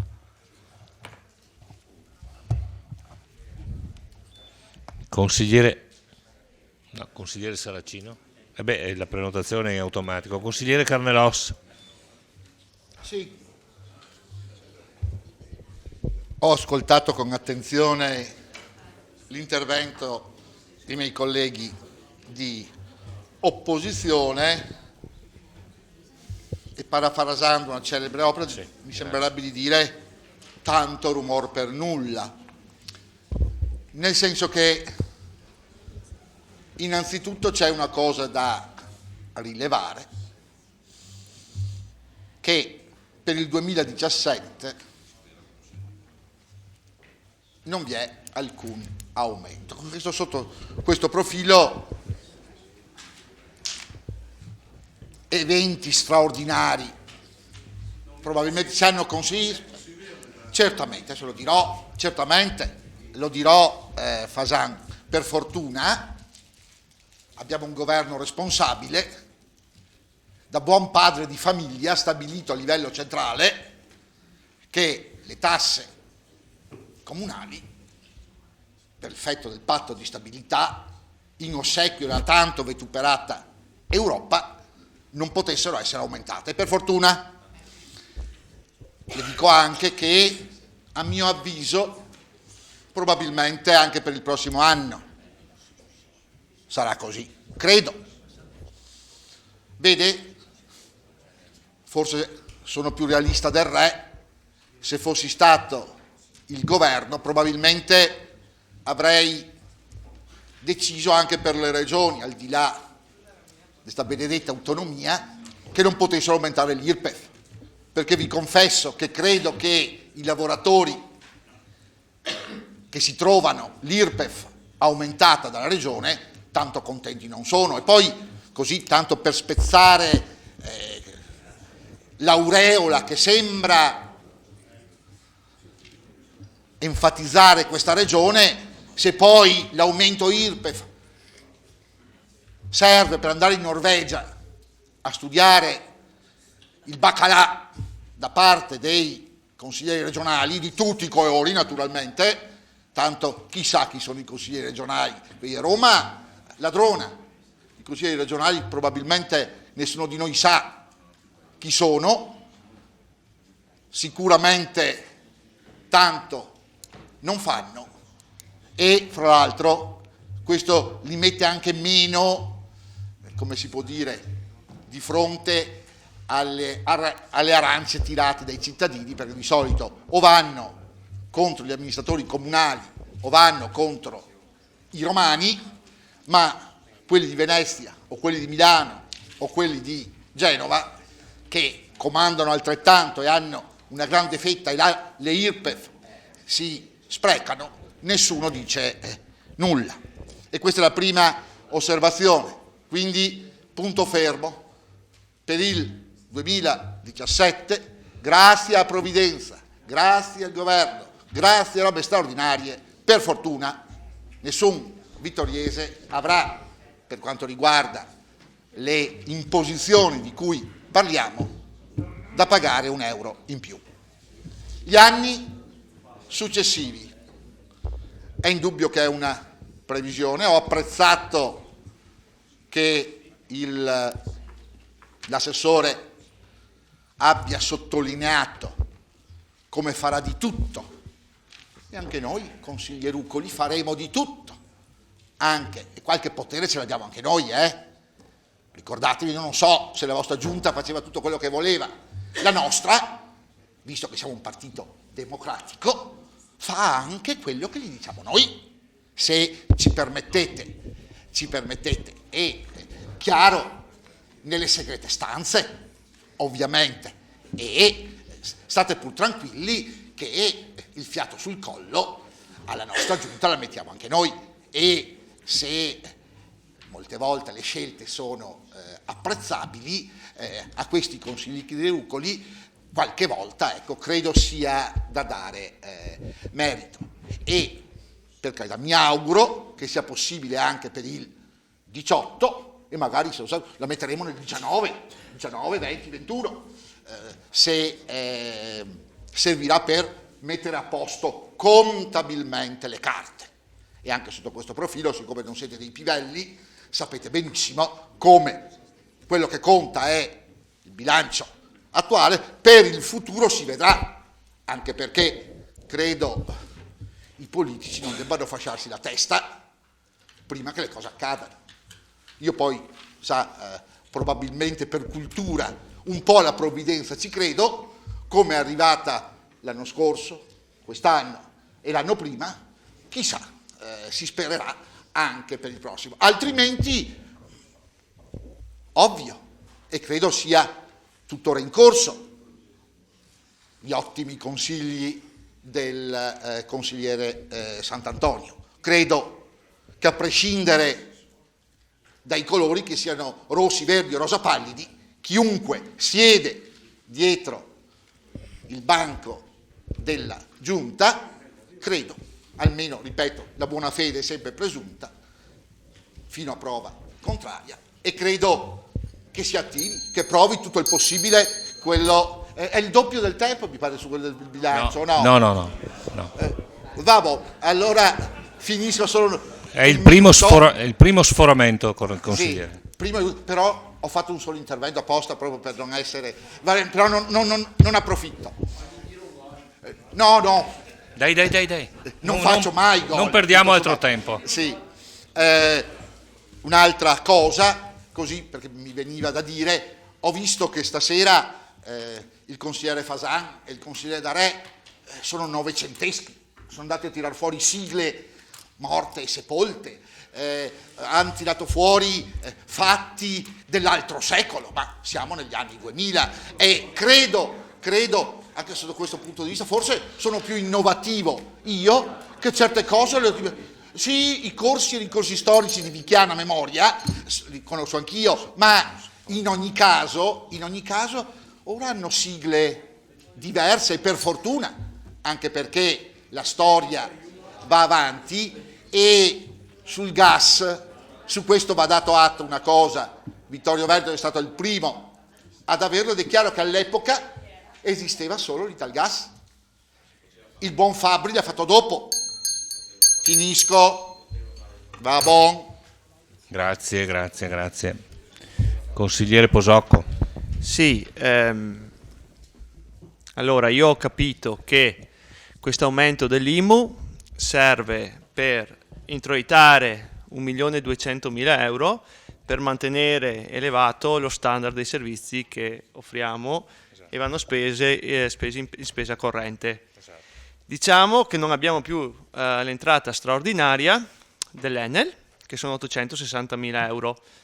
Ma ragazzi, di questi 260.000 euro, solo 200.000 sono stati spesi in spesa corrente. Quindi significa che noi aumentiamo l'IMU per avere a disposizione 1 milione di euro in più per la spesa corrente, per spese correnti. Quindi qualcosa qua non torna. Cioè, diciamo, non c'è più l'entrata dell'IMU, l'entrata straordinaria dell'Enel, e allora incassiamo di più per fare spesa corrente. I soldi dell'Enel erano andati in investimenti, in conto capitale. Quindi o qua ci sono altre entrate previste che non entreranno più, o non ce la raccontano giusta. Grazie.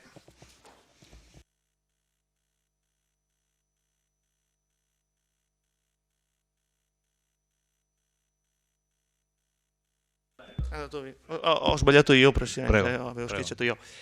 Collega Carnelos, se stasera vota a favore, anche la prossima volta voterà a favore dell'aumento dell'IMU. È così, vedrà. Grazie consigliere. Consigliere De Bastiani.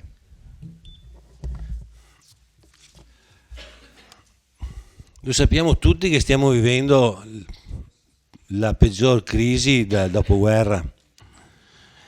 È una cosa che verifichiamo tutti quanti, tutti i giorni. Imprenditori, artigiani, commercianti, pensionati, lavoratori, giovani che si affacciano al mondo del lavoro, tutti i giorni si scontrano con le difficoltà dell'economia attuale, e purtroppo anche non vediamo all'orizzonte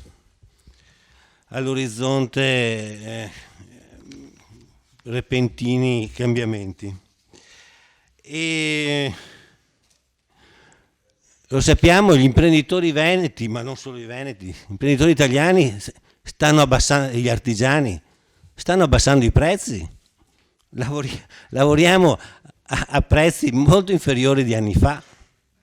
Noi non possiamo mica, gli imprenditori non possono mica aumentare i prezzi ai clienti, come gli operai, come i lavoratori non possono automaticamente, no? Aumentarsi lo stipendio. Quindi io credo che anche le amministrazioni comunali, provinciali, regionali, statali devono adeguarsi a questa situazione. Come ce la fanno gli altri, devono farcela anche gli enti pubblici. E allora noi guardiamo avanti, considerando questo un ritocco previsionale, come è stato detto, una soluzione momentanea che serve per far far quadrare dei conti del tutto teorici, ma guardando avanti avvertiamo per tempo che il prossimo anno, e credo di condividere l'opinione di tutti i consiglieri comunali, non saremo disposti agli aumenti previsti. Quindi chi dovrà operare tenga presente di questo avvertimento appunto per tempo, e ognuno si attrezzi. Noi porteremo le proposte che potremo portare, per mantenere immutate le aliquote. Sì, Consigliere Botteon.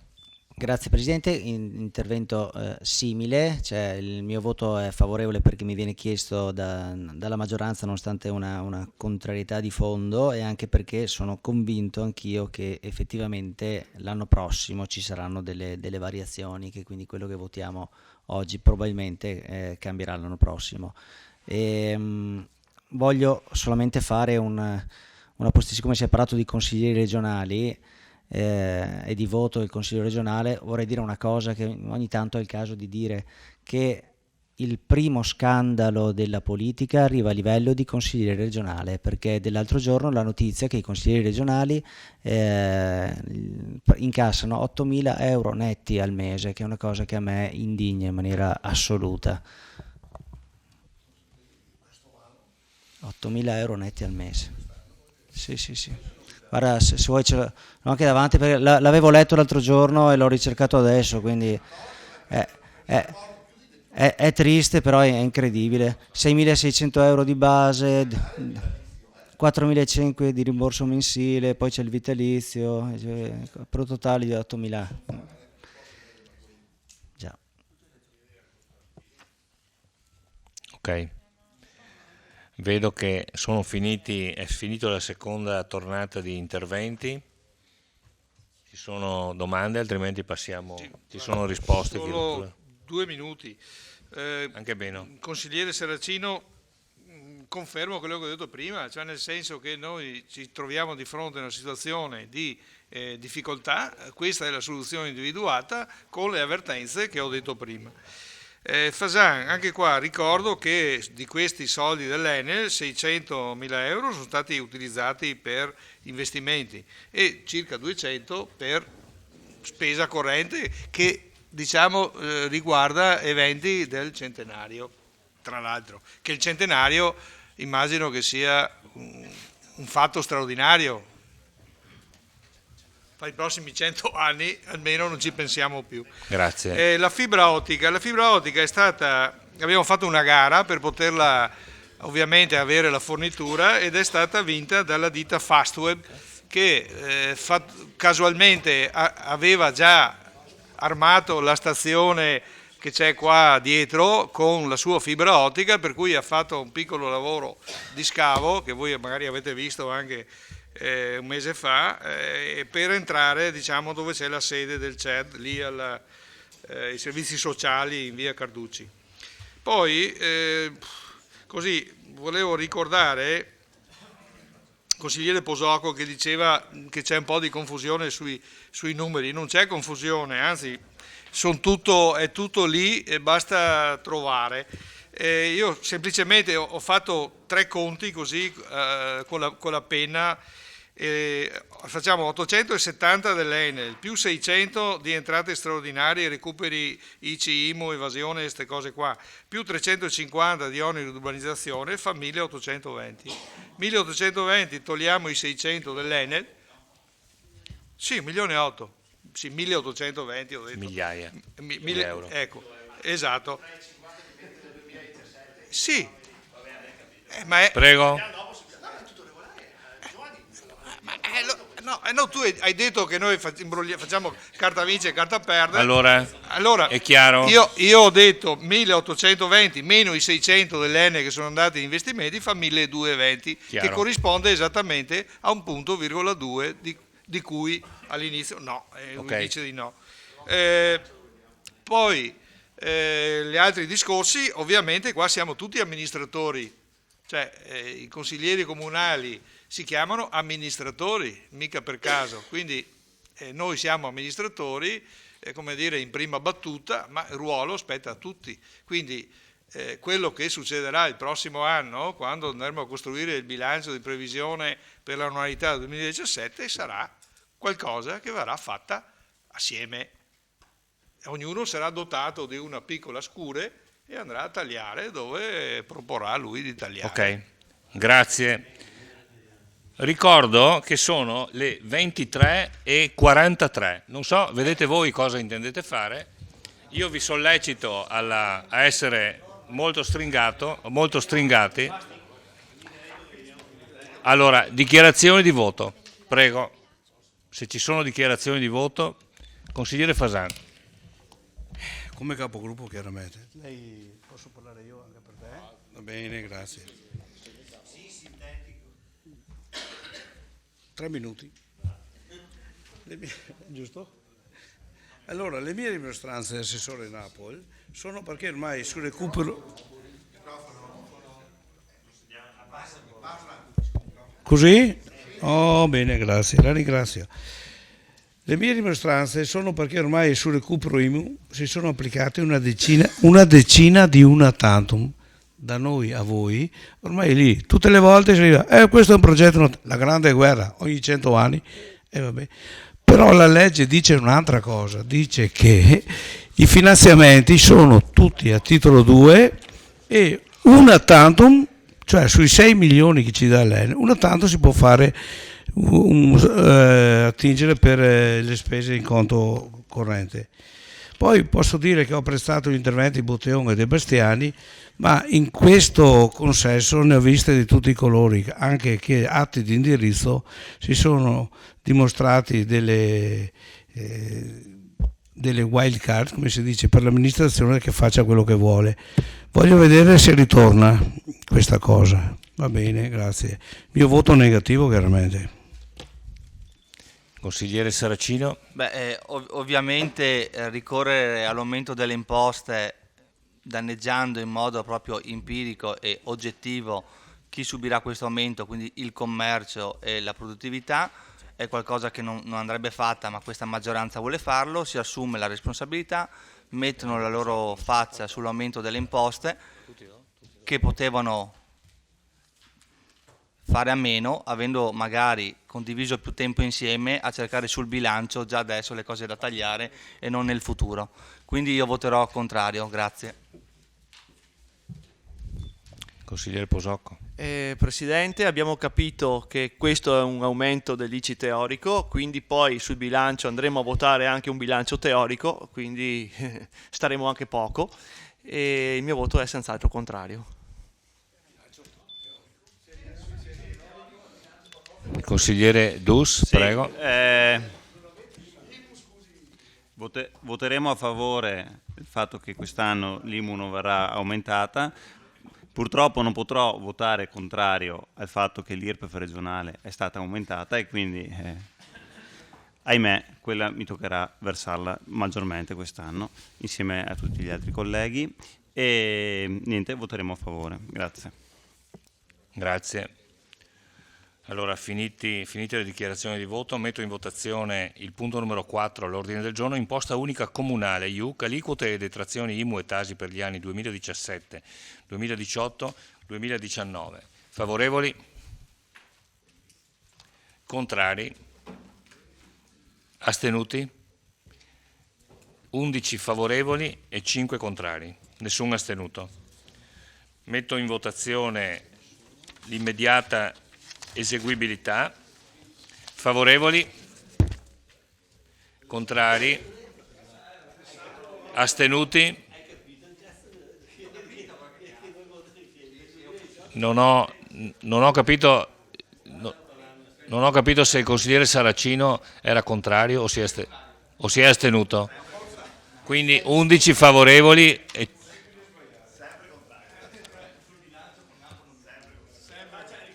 allora, consigliere De Bastiani, lei ha votato a favore?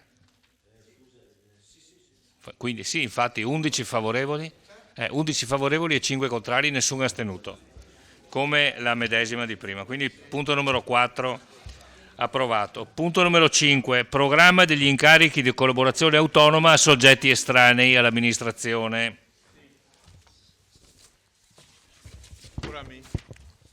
Consigliere Napoli, la invito alla sintesi, grazie. Sì. Questo è un provvedimento, come dire, obbligatorio, nel senso che vanno indicati questi incarichi di collaborazione autonoma a soggetti estranei all'amministrazione e quindi questo è un adempimento conseguente che ripete quello che è stato fatto negli anni precedenti. Ovviamente ci sono dei limiti di spesa già prefissati che vanno per il triennio 2017-2019 di 75.384,52 per ciascun anno. Le previsioni di spesa che noi abbiamo elaborato per il 2017 arrivano a 61.800 euro, con tutta una serie di incarichi che voi potete vedere nella delibera che avete. Quindi grazie. Grazie, Assessore. Parola ai consiglieri.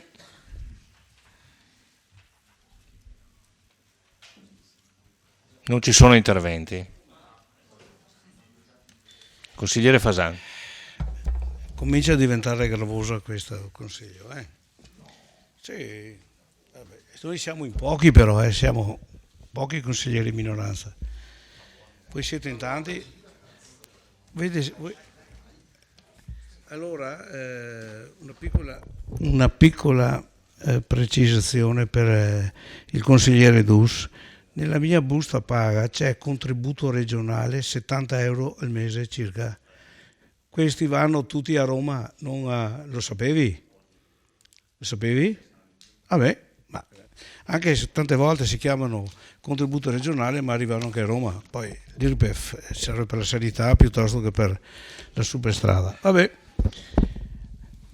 Nella delibera del Consiglio per l'approvazione del programma degli incarichi di collaborazione autonoma a soggetti estranei all'amministrazione, così si esprime a pagina 3. Tenuto conto che all'interno del programma degli incarichi, sulla base di pareri espresse dalla Corte dei Conti, non è necessario includere ai fini della legittimità del loro affidamento alcune categorie di incarichi, quali gli incarichi conferiti ai componenti degli organismi di controllo interno del nucleo di valutazione. Chiedo da chi è formato, sì, perché mi sembra che qui le informazioni sono un po' latenti. Chiedo da chi è formato il nucleo di valutazione e quanto costa. Il nucleo di valutazione nella precedente amministrazione era formato da componenti interni all'organico del comune ed era a costo zero. Perché è stata fatta la scelta di esternalizzare il nucleo di valutazione? Credo che il nucleo esterno, al di là... Dimmi? No, dopo rispondete dopo. Andiamo con ordine, prego. Continui pure. È una trasmissione Rai qui, non so perché tutti mi interrompono. No, continui pure. Scusi, Consigliere ha ragione, continui pure. È fuori onda questo qui, L'assessore Napoli parla per 3/4 d'ora appena gli altri parlano. Vabbè. Prego. Credo che il nucleo esterno, al di là della professionalità che non oso mettere in dubbio, non possa avere le giuste e necessarie informazioni per poter valutare in assoluta serenità. Credo piuttosto che possa diventare la foglia di fico dell'amministrazione, che sicuramente potrà incidere nella valutazione della stessa. Questo è quello che penso io, poi se siano d'accordo vabbè. Visto il precedente di quanto ha messo a bilancio e speso il Cesana con queste indicazioni, prudentemente chiedo all'amministrazione per quale ragione si pone fra gli obiettivi di appaltare ed esternare servizi necessari per raggiungere gli scopi dell'amministrazione. Per la stessa ragione Cesana ha impegnato 140.000 euro, che ne so.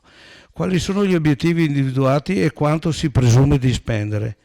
Sì, perché non basta scrivere faremo, ma bisogna anche sapere quanto. L'amministrazione nell'assegnazione dell'incarico esterno ha l'obbligo per dichiarare che non ci sono l'amministrazione nell'assegnazione dell'incarico esterno ha l'obbligo per dichiarare che non ci sono professionalità interne in grado di svolgere la mansione. Voglio proprio vedere, con tutte le professionalità interne a disposizione e pagate per la loro professionalità, quali saranno le giustificazioni adottate dalla Giunta. Nella delibera viene indicata la spesa di 61.800 euro per gli incarichi di collaborazione esterni, cifra a mio parere non adeguata, anche se obbligatoriamente limitata almeno fino a 75.000 euro. Sì. Avete 19 incarichi, fatto che con 61.000 euro. Vabbè. Chiedo come si è giunti a individuare la cifra di 61.800 euro e per quale ragione nello specchietto del programma incarichi di collaborazione, invece di indicare la cifra necessaria nei 19 capitolati previsti, si è preferito indicare il finanziamento con una crocetta. Leggo inoltre che fra gli incarichi attinenti alle politiche territoriali che viene proposto lo studio di microzonazione sismica a livello 2. Ricordo le perplessità da me espresse in Consiglio Comunale per il ribasso fatto dal dottor Barrato sul finanziamento regionale, ribasso pari al 75% con il conseguente ristorno di 27.000 euro alla Regione. Grida vendetta. Chiedo se il secondo livello di studio di microzonazione sismica è stato o sarà assegnato con bando o, come temo, sarà assegnato con trattativa diretta e quale sia la cifra messa a disposizione. Chiedo inoltre se sono previste consulenze esterne per la stesura del PAT. Questo è sconosciuto. Grazie. Grazie consigliere Fasan. Consigliere Sant'Antonio. Sì, due domande. La prima, avevo anch'io la curiosità di capire come mai c'è il totale e non ci sono i parziali. E la seconda, sul punto numero 2 dell'allegato sub A, concorso nazionale biennale di violino, rassegna nazionale d'archi, direzione artistica e giurie, c'è un impegno di spesa per il 2017. Mi sarei aspettato un impegno di spesa per il 2019, ma non c'è. Cosa significa? Grazie. Grazie consigliere. Possiamo procedere alle risposte?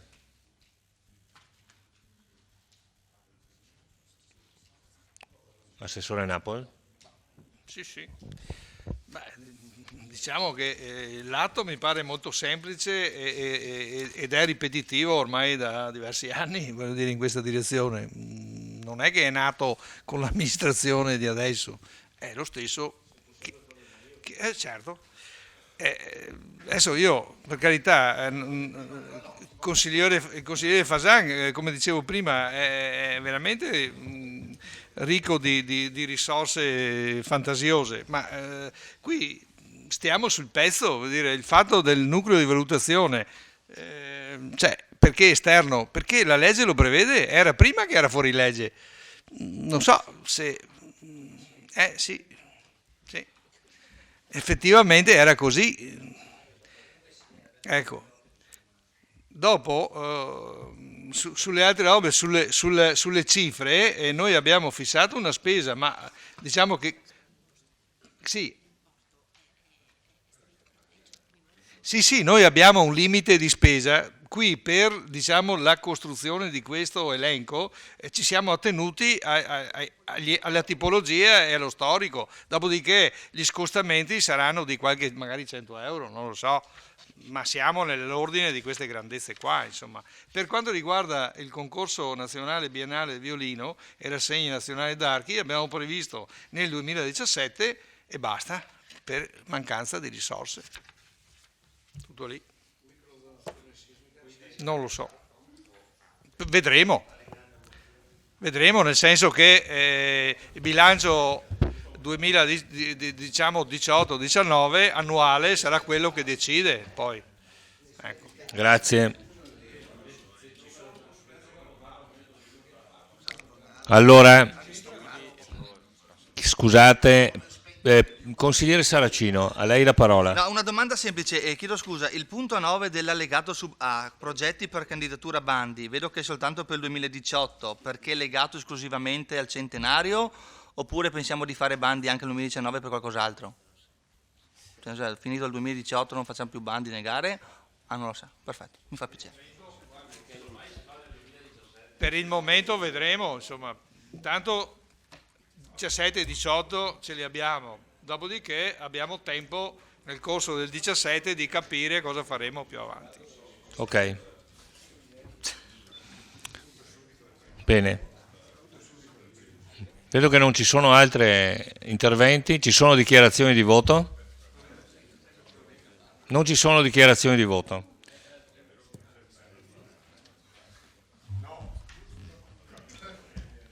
Giusto per chi non ha capito cosa voterò contrario.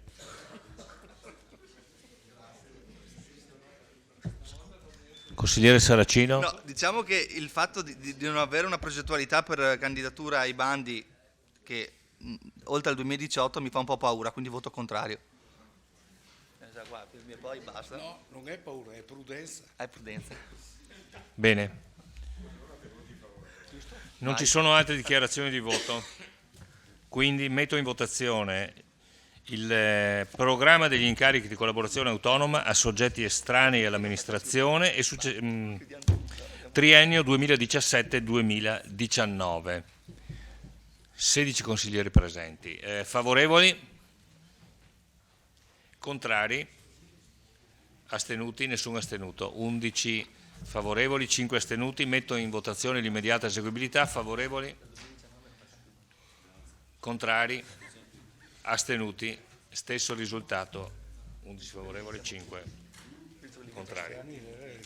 Punto numero 5 approvato. Punto numero 6, documento unico di programmazione DUP.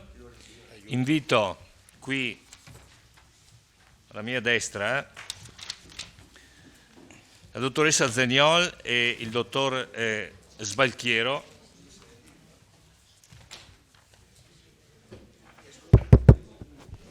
Presidente. Prego. Scusi.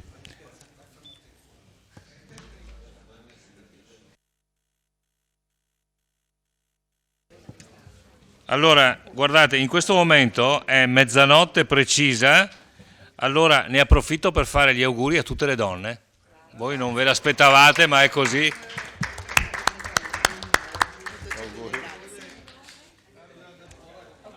Allora, punto numero 6 all'ordine del giorno, documento unico di programmazione. La parola all'assessore Napoli, immagino. Prego. Conciso, stiamo velocissimo. parlando di cosa? Del documento? Del punto numero 6, dunque. Ah, beh, sì. Diamo. No, perché qua...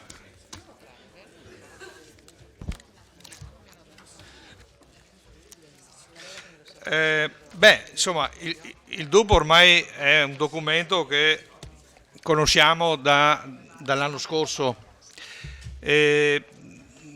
Diciamo che è il documento che sostituisce la relazione previsionale e programmatica, dandogli però maggiori contenuti, dandogli la valenza di un documento che tiene dentro tutto il bilancio e si lega profondamente col bilancio stesso. Questo non è un documento nuovo per i consiglieri, nel senso che è il documento che noi abbiamo approvato a ottobre, mi pare, a ottobre, semplicemente adeguato nelle tabelle per quanto riguarda le cifre che poi si sono determinate con la definizione del bilancio. Quindi io mi fermo qui e mi taccio. Grazie Assessore. La parola ai consiglieri, prego.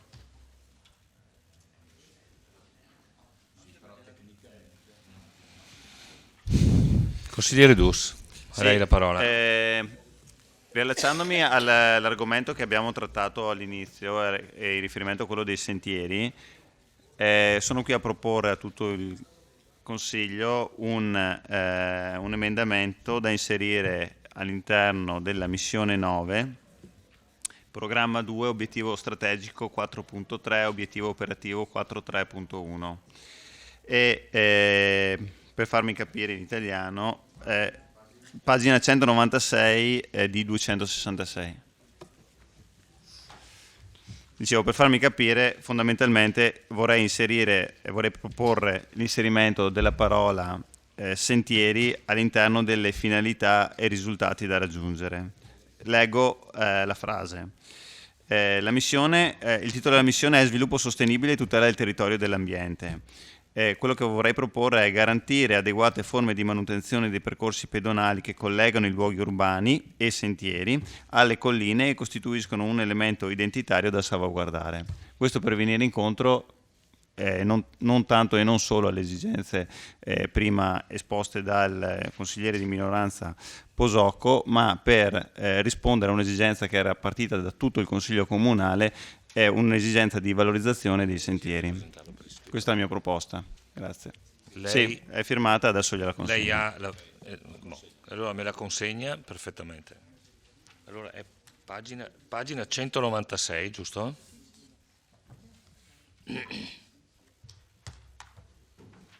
Grazie. No, ti lascio qui. No, teniamo questa come originale. Pagina. Perfetto. Sì, ok, è qua, perfetto. Consigliere Fasan. Ma quando si è prenotato? Prima di uscire? Ah, prego. No, appunto perché... Allora, ho piacere di conoscere anche questo lato, il lato A dei consiglieri comunali, perché lo scorso anno ormai è tardi, dei revisori dei conti, perché lo scorso anno non ho avuto soddisfazione per delle domande che ho fatto. La domanda che ho fatto e che ho avuto risposta dopo 11 mesi è 11 mesi, i revisori dei conti mi hanno risposto dopo 11 mesi e non voglio qui a leggere la loro risposta perché metterei in difficoltà qualcuno. Ho chiesto dove sono spesi i soldi che salvano dall'amministrazione comunale. Non è una cosa difficile, si sa che entrano, ma non si sa quali sono i capitolati di spesa. Prima cosa, e poi sentirò le risposte e approfondirò. L'una tantum ICI IMU di Enel, a mio parere, va spesa tutta a titolo 2. Domando a voi, questa mia titolo 2, lavori pubblici. Questo dice la norma, perché siccome ho partecipato in prima persona al recupero di questi soldi e poi nel tempo l'ho seguita, e mi ha sempre trovato discorde nell'interpretazione che viene data dagli uffici, in cui i soldi sono spesi sì a titolo 2, però possono una tantum coprire dei buchi di bilancio. Una tantum vuol dire una volta solamente, non tutti gli anni andare a finanziare progetti che vengono riproposti una volta sola. Io chiedo a voi la vostra interpretazione nel merito e poi sentirò la risposta. Sì, buonasera a tutti. Consigliere Di nuovo Saracino. saluto i revisori dei conti e penso che ci sia refuso anche in questo DUP. Ormai è da gennaio, l'ULS 7 non esiste più, è ULS 2, magari se lo aggiorniamo il DUP scrivendo ULS 2 non ULS 7, quindi non entro neanche nel merito politico della tutela dell'ospedale, perché se non sappiamo che ha cambiato nome figuriamoci come facciamo a tutelarlo. Detto ciò, pagina 42, domande perché ho comparato il DUP nuovo con quello vecchio. Piruè Piazza Meschio, contenzioso in atto. Poi vedo che è sparito il comparto 3A. Dopodiché volevo chiedere,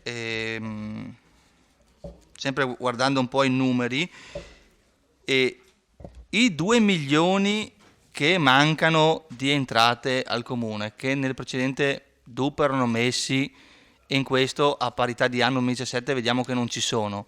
Cioè è stato un errore di stima da parte degli uffici, questi 2 milioni in meno, o sono sopraggiunte delle avversità che li hanno fatti sparire? Dopodiché, sempre comparando i DUP, cosa che non so se più o meno è giusto, delle domande tecniche, volevo capire un po' perché non si investe ancora in turismo, vedo che è calato l'investimento, e dopo ci sono delle cifre che bene o male cambiano abbastanza radicalmente da una missione a un'altra. Questa obiettivamente chiedo se è una decisione dettata dalla mancanza di fondi, che alcune voci vengono anche triplicate rispetto alla previsione precedente, e per adesso basta, grazie.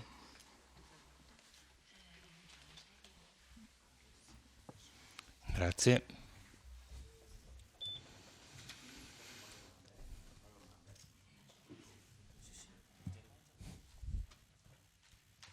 Ci sono altri interventi? Prego. Sì, Io ho una domanda, non so se sia pertinente qua nel DUP, ma penso di sì rispetto che è il punto successivo, ma la faccio adesso. Quindi. Allora chiedo agli assessori Uliana e Napol, dopo le mie 2 recenti interrogazioni, una del 2 dell'11 e l'altra del 13 del 12, relative all'intervento di restauro dei cannoni del Museo della Battaglia, che penso conosciate bene, dopo aver capito dalle risposte dell'amministrazione che non ha ancora fatto nulla per salvaguardare questi beni, i cannoni, e dopo aver risposto alla mia seconda interrogazione del 19 dell'1, che, aperte virgolette, verrà istituito un apposito capitolo di spesa nella prossima variazione di bilancio successiva all'approvazione dello stesso, chiuse virgolette, chiedo se verrà messo a bilancio e quando, per evitare di entrare nel 2018, periodo della celebrazione del centenario, con i cannoni con le ruote esplose, come possono vedere i cittadini vittoriesi in piazza Giovanni Paolo I. Quindi chiedo se verrà messa un'apposita voce a bilancio, perché non la vedo nel DUP a pagina 173, quindi dopo nel corrispettivo del bilancio. Se verrà messa e come. Grazie. Grazie consigliere.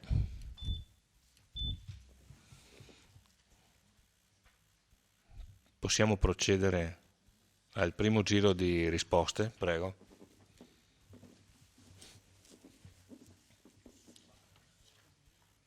Rispondo io, dai. Per quanto riguarda il consigliere Dus, microfono. Sì. Sì, non vedo particolari problematiche. Il consigliere Fasan, lui dice la storia dei fondi 267.000 euro che sono utilizzati per spese correnti una tantum. È possibile, lo prevede la norma e lo utilizziamo, insomma non vedo quale sia la irregolarità di questa scelta. Il consigliere Saracino mi è sfuggita le sue osservazioni, perché stavo parlando con un'altra persona. Vuole? Sì.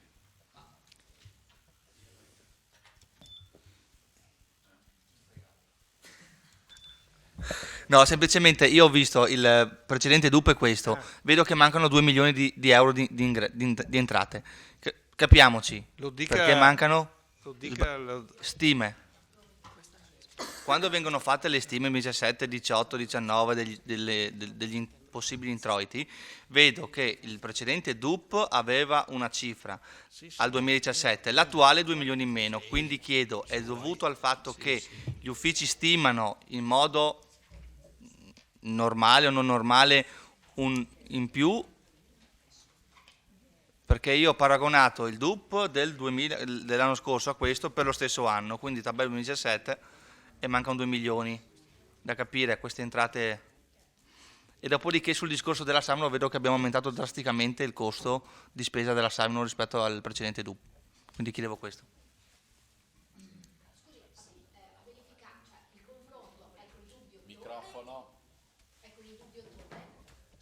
Prego, scusi?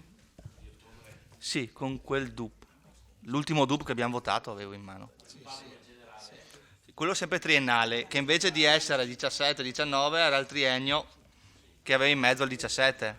Ah, quindi non parliamo del DUP, sì, scusi, non parliamo del DUP approvato a ottobre. No, quello parliamo del DUP del triennio precedente? Sì. Penso di sì, perché qua approvato. C'è una discrepanza su 2017 2 milioni di euro delle entrate.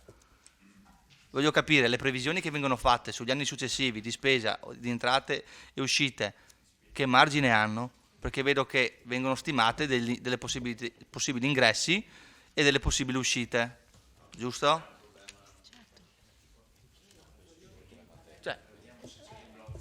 No, e dico, c'è un qualcosa di... Sì, che magari ci dice siamo sicuri di sbagliare del... Sì, no, ma non è che sono sbagliate le previsioni, è che quando si fa il DUP, allora il DUP è 2016, 17, 18 Sì. e quindi io vado a fare le previsioni dove ovviamente il mio anno di riferimento, quindi è l'anno diciamo in corso, Sì. e lì ha le previsioni esatte. Poi c'è una stima sul 2017-2018. Quando io vado a fare il DUP successivo e quindi il mio bilancio successivo, il 2017, che era praticamente l'anno diciamo in mezzo, mi diventa il mio Sì. anno in corso, dove lì ovviamente le previsioni sono più esatte.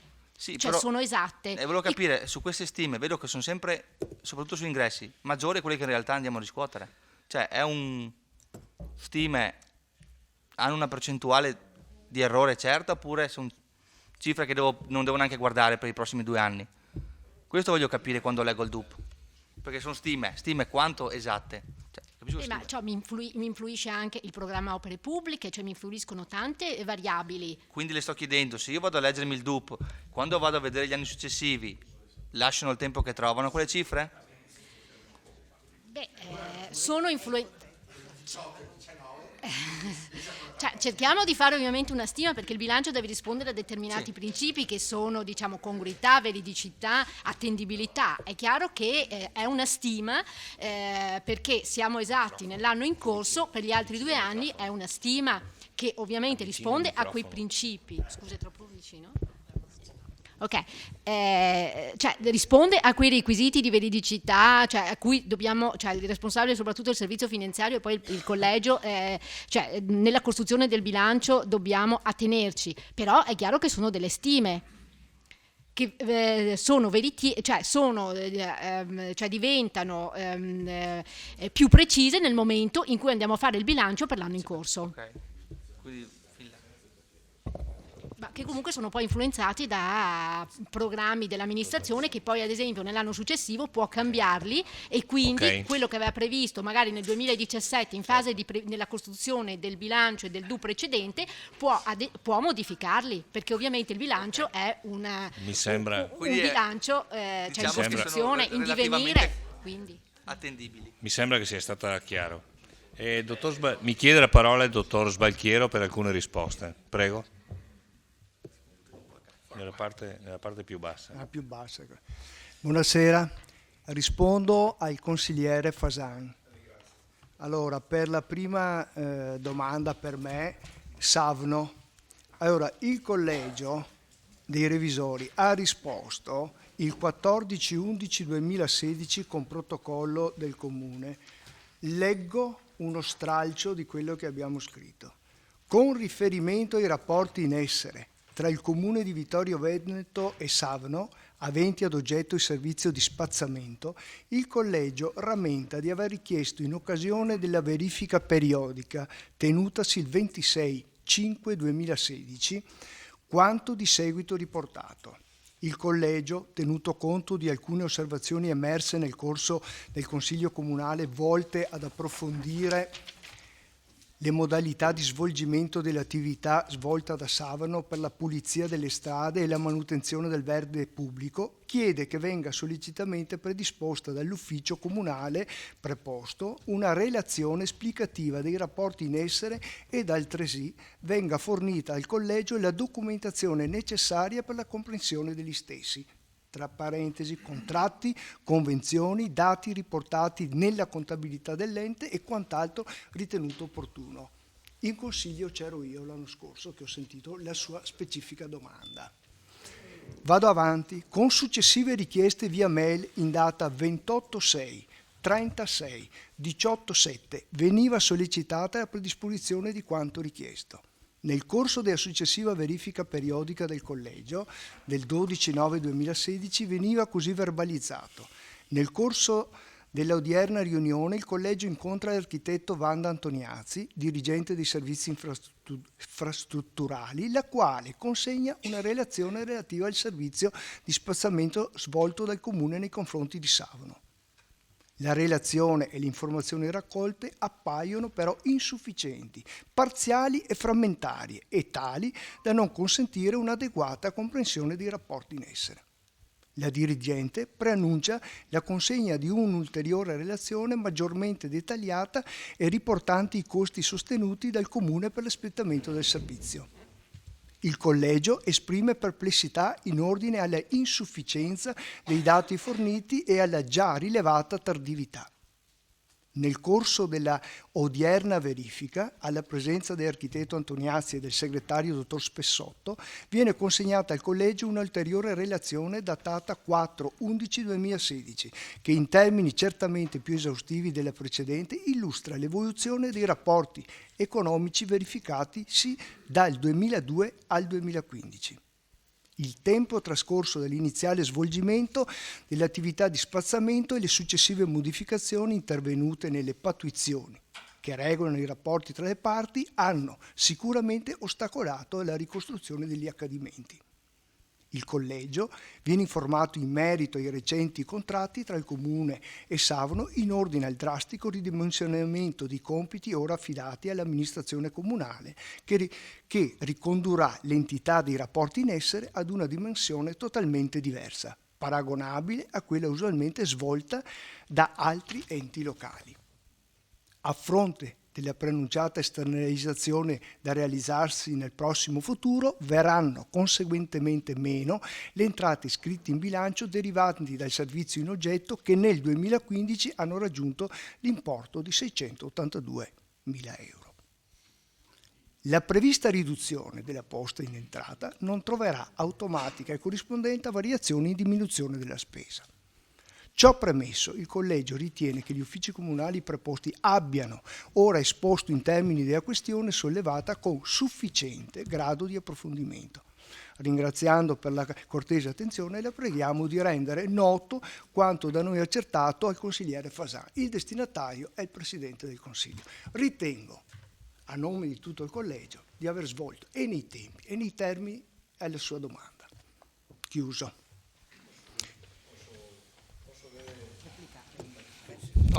Grazie, no, un attimo, andiamo con ordine, se ci sono altre risposte. No, sì. Lei mi ha fatto la seconda domanda. La seconda domanda riguarda sulla regolarità di una tantum. Lo dice la parola, una tantum. Allora, per quel che mi consta, e sono qua dall'anno scorso, questa è la prima una tantum. Perché mi è stato riferito dai controlli che abbiamo fatto che sul punto, su questo dell'Enel, che un'altra una tantum era stata ipotizzata, qui poi passo la parola del 2015, che poi è stata corretta a livello del rendiconto. Morale della favola, questo mi consta che sia la prima e peraltro a quello che mi consta a norma di legge è possibile farlo.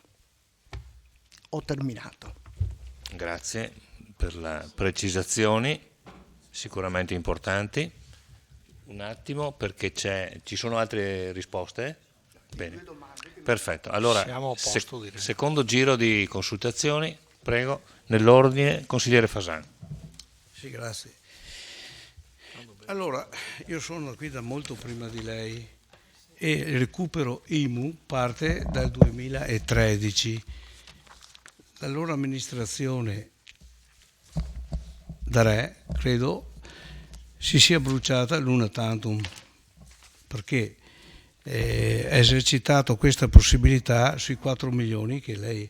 Pertanto se, a mio parere, poi lei può anche confutare le mie quello che credo io, non è che tutti gli anni prendiamo 1 milione e una tantum possiamo applicare la funzione una tantum tutti gli anni. Il finanziamento di 6 milioni, una tantum si può applicare. Non ogni anno applicare l'una tantum, ma questo lo dico perché è giusto che sia rispettata la norma, altrimenti qui tutti i consiglieri possono passare per dei pivelli. Chiedo scusa. Sì, questo qua. Poi, riguardo la Samno, lei ha letto quella relazione che io non mi sono permesso di leggere perché la dottoressa Antoniazzi si assume delle responsabilità che non sono sue, perché lei è una mera esecutrice di ordini. Pertanto non è che gli uffici si siano avvalsi della facoltà di non rispondere per 5 volte e alla fine hanno detto che hanno fatto 2 fatture per complessivi 680.000 e io non so nemmeno oggi dove sono andato a finire i soldi. D'altra parte, chiedo scusa, questa storia è cominciata ancora nel 2015, pensi un po', e avevo fatto una richiesta di accesso agli atti al segretario Spessotto. Richiesta accesso agli atti su utilizzo introiti del service versati a Samlo Comunicazione. Egregio consigliere, in risposta alla sua richiesta del 26/5/2015, 2 anni fa, informo che gli introiti del service di spazzamento versati a Samlo al bilancio comunale tecnicamente non costituiscono un'entrata con vincolo di destinazione e pertanto contribuiscono a finanziare in modo indifferenziato le spese correnti del bilancio comunale. Gli uffici mi hanno riferito che questa modalità è in atto da diversi anni, anche con le amministrazioni precedenti. È un'entrata di scopo o è un'entrata che va a coprire i buchi di bilancio? Le entrate SAVNO vengono date dalla stesura di una fattura. No, questo è scritto qua. E sono 680.000. La domanda è, sono tutte destinate allo spazzamento e al service oppure, anche perché negli ultimi 3 anni sono dimezzati gli addetti, sono passati da 12 a 5 e si utilizzano dei socialmente utili che, da quanto che mi costa, non hanno spese per il comune. Allora come si fa a inventarsi quella cifra e dove vengono spesi quei soldi? Basta, una domanda semplice, non è mica provocatoria sapere dove vanno i soldi. Grazie. Consigliere Carneros. Sì, volevo dire al mio collega Fasan che amministrare è difficile ed è davvero così singolare, sarebbe opportuno anche che non ci fosse il microfono, ma Savno è una questione, è stata detta, 2002. E tutti sappiamo, o almeno chi ha memoria storica, i pivellini che vanno e vengono, no, ma il reduce e il superstite Fasan, credo lo sappia. Io ho qualche barlume di ricordo, ed ero all'opposizione allora, perché era tutto in atto nel 2002, se si ricorda, quando alla nascita di Savno cosa doveva succedere? Se lo ricorda? No, me lo ricordo io, ero all'opposizione, ti ti alza sempre la mano, adesso alziamo la mano noi, all'epoca te la ti alza sempre la mano, tutto doveva transitare in Savno, compreso che cosa? Tutto il personale. Ma tu sai, sei un amministratore, come il comune sia un Moloch, come la burocrazia ci intorta quando vuole, e ha intortato voi, e vi ha intortato talmente bene che adesso le rogne le arriva 20 anni dopo. Sta cosa che tu enfatizzi tanto di sto Savno, no, non è questo che bastava rispondere, bisogna es modus in rebus quando si è amministrato, perché all'epoca non si è voluto fare per non scontentare nessuno, e allora la vostra amministrazione in qualche modo scapicollà. Minoranza, beh, forza. No, certo che l'ho fatto, l'ho detto, figurati, ma ti ho detto prima che alzassi sempre la mano, tu adesso dici a noi. All'epoca l'hai fatto tu. Sì, vai, ma tu fai le domande prima di andare a vedere le cose.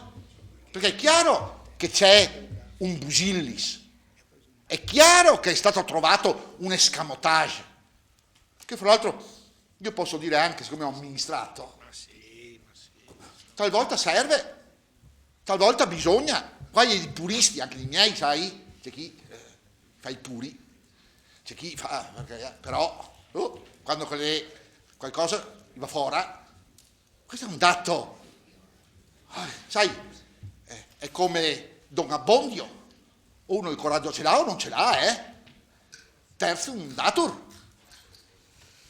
però che tu scavi e scavi, ti rendi conto che stai mettendo la croce e no, ma non è questione di nascondere cosa fatta capo A, siccome presumo che sia stata fatta in buona fede con funzionari che hanno trovato il meccanismo per legittimare la cosa, per questo è il dato, e credo tu ti renda conto che così è avvenuto. E dal 2002 a quando? Al 2013 Mucci non esisteva anche allora, Sav, no? No, tra la maggioranza, appunto. No, ma ti rendi conto che è così? No, timing purtroppo.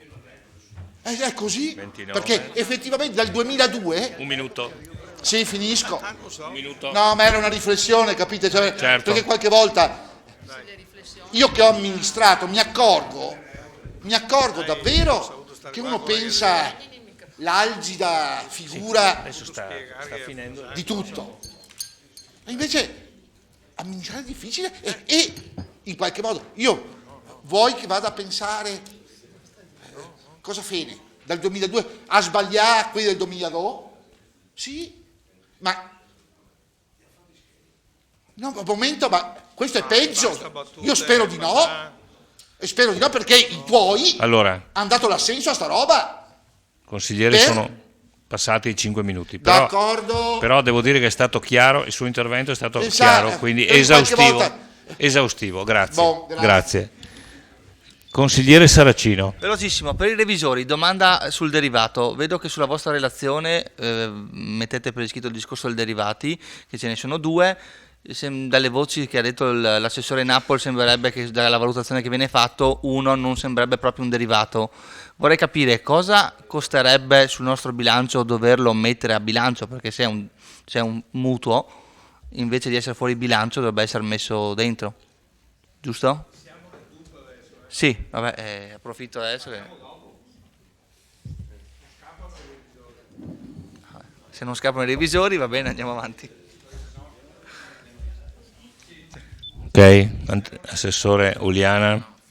No? La risposta sui È finito il cannoni. giro. Il secondo giro è finito. Assessore, prego.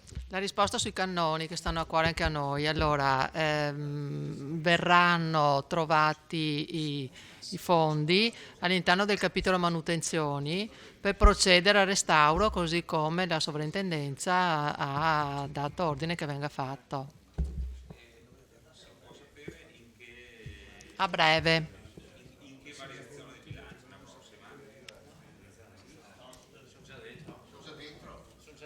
Sono già dentro. Bene, allora, dichiarazione di voto. Se non ci sono dichiarazioni metto in votazione. Naturalmente prima l'emendamento. C'è una dichiarazione di voto di consigliere Fasan? Prego. L'emendamento votiamo prima. Sì, lei si è favorevole prenotato all'emendamento di Dus. Allora permetta un attimo, prima metto in votazione giustamente l'emendamento che il consigliere Dus ha spiegato testè. Favorevoli? Metto in votazione l'emendamento del consigliere Dus. Favorevoli? Unanimità. 15 presenti. 15 presenti. Allora, dichiarazione di voto. Fasan?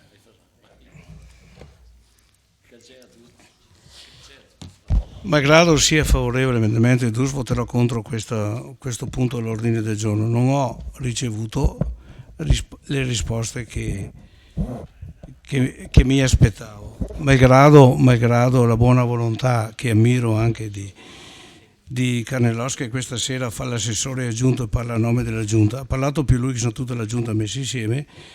È la verità, hai anche sforato varie volte, ti abbiamo concesso anche quella. Dai, vabbè, voterò sicuramente contro, però ecco, diciamo così, se Carnellos mi dice moia, mica moia, e se no vado avanti.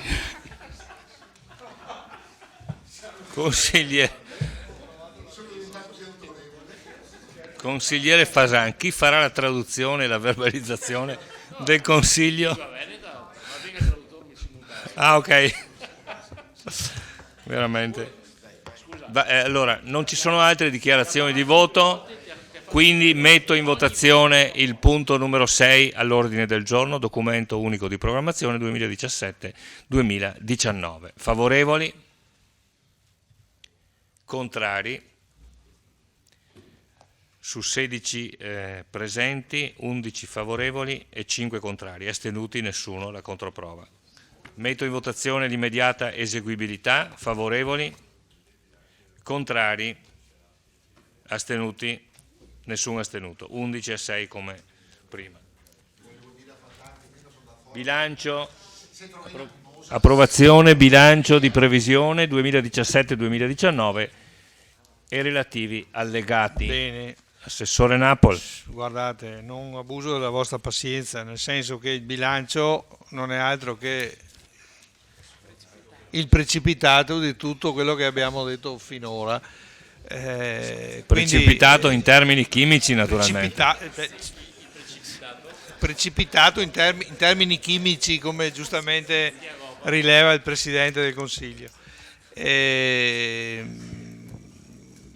Diciamo che per sommi capi, ecco, bravo, no, nel senso che gli elementi principali li abbiamo già delineati, no?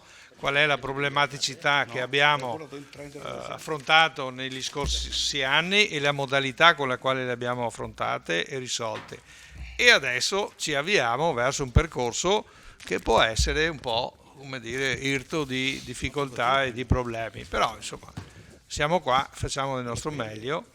I documenti che voi avete, lo ripeto ancora, sono esaustivi in ogni loro parte, in particolare la relazione del Collegio dei Revisori, che è estremamente dettagliata in tutti gli aspetti che riguardano il bilancio, e poi la nota integrativa al bilancio, che è una, diciamo, spiegazione, no? Una semplificazione che ci accompagna nella lettura di questi documenti, perché come dire, la lettura del bilancio di previsione, insomma, è un insieme di tabelle abbastanza aride da guardare. Sì.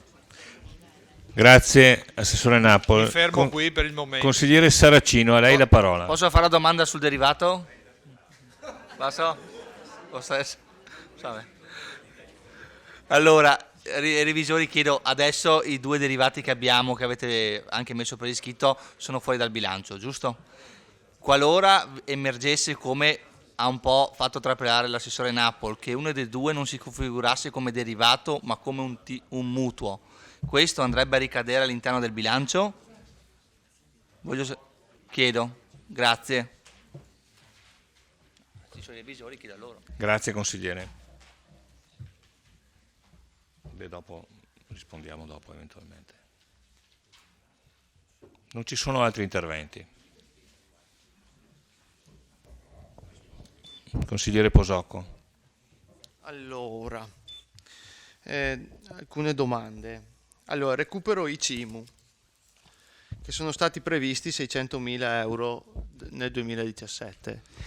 Questa previsione è già, non mi ricordo perché non mi ricordo in bilancio quale sia stata la risposta, diciamo, sui 600.000 euro sono già stati tolti il famoso 40% di percentuale non incassata, che potrebbe non essere incassata, e se non incasso questi 600.000 euro li devo togliere da qualche altra parte. Poi mi spiegate questo discorso qui. Ho visto, e mi dispiace, e secondo me è anche abbastanza grave, che l'intero ammontare degli oneri di urbanizzazione il prossimo anno, nel 2017, vanno interamente a finanziare le spese correnti. Totalmente gli oneri urbanistici vanno, i 350.000 euro vanno a finanziare interamente, che mi sembra, ho trovato una tabella e è il 100% del primo anno del 2017. Prima mi sembra nel 2016 era il 70%, non mi ricordo, ho visto la tabella, adesso non l'ho in testa. No, non è come negli altri anni, assessore. Il 2015 era il 70%, quando c'era la giunta d'arresto senz'altro non erano queste cifre, era molto meno.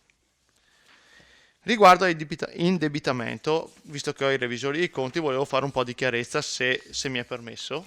E mi dite, io ho capito una cosa, vorrei capire, cioè vorrei delle conferme.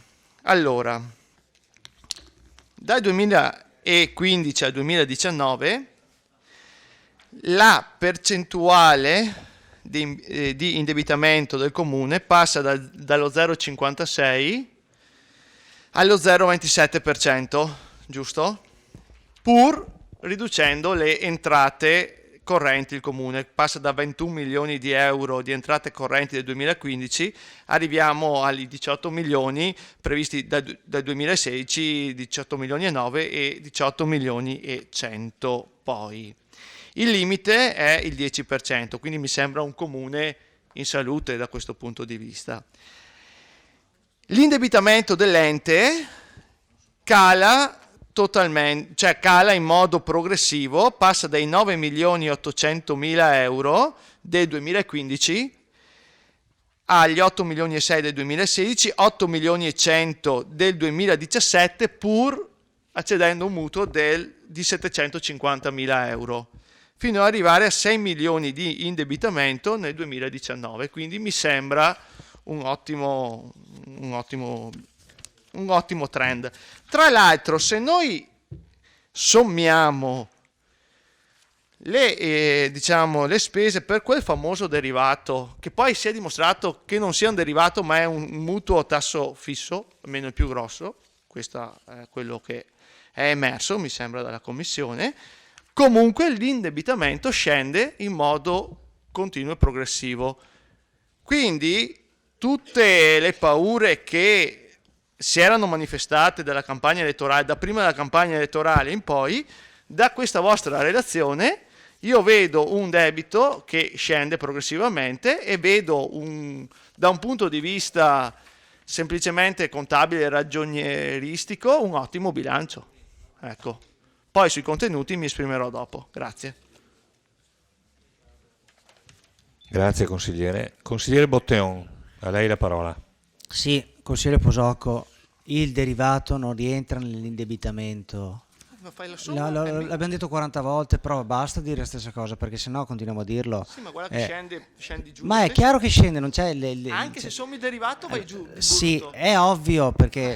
no, è ovvio, però quello che non scende è l'uscita finanziaria. No, l'uscita finanziaria no, perché c'è il derivato che compensa, la diminuzione di interessi viene compensata dal derivato che aumenta.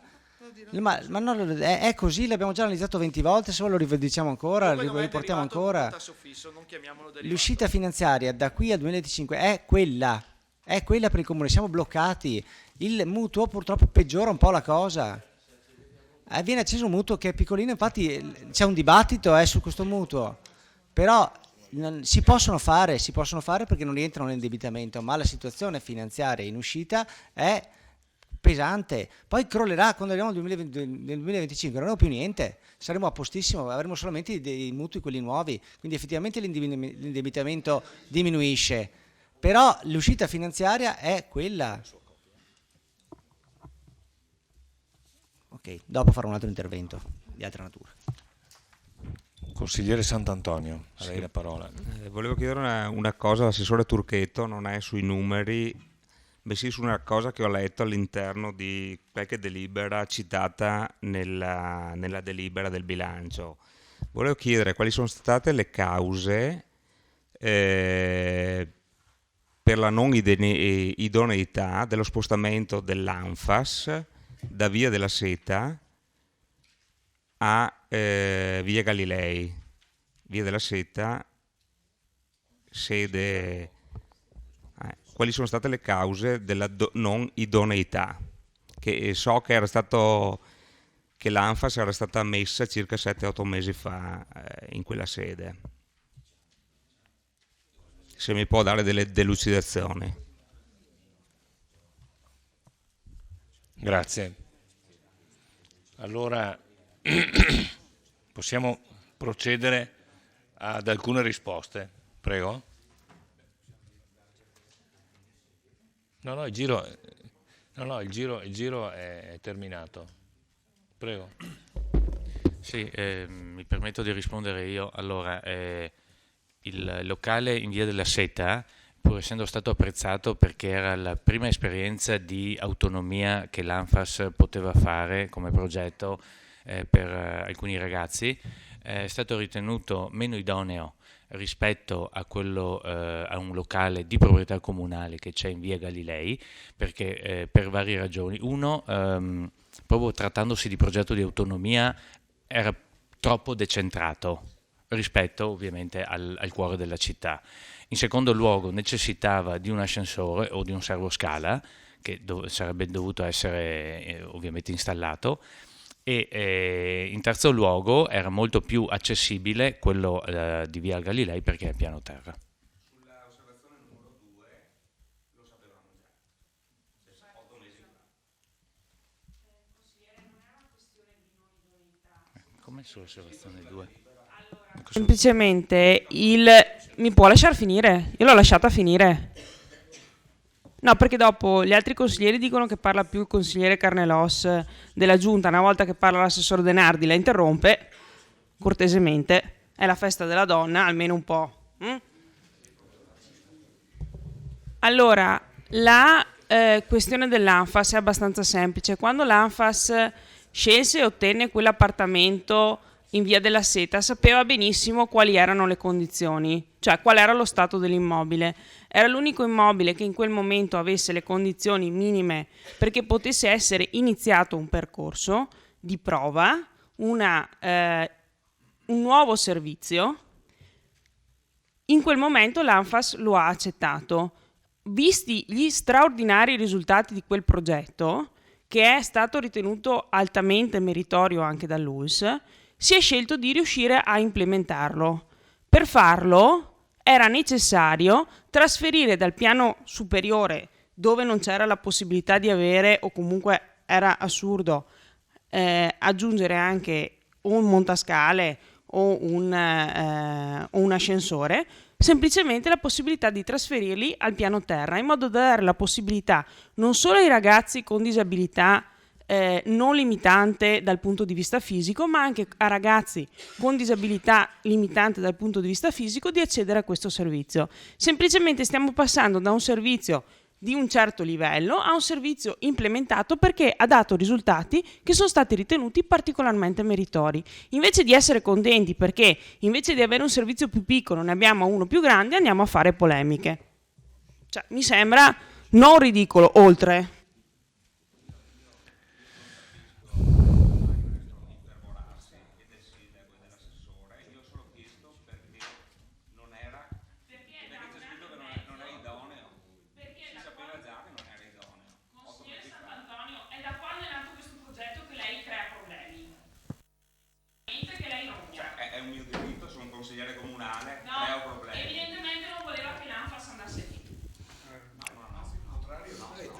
Allora,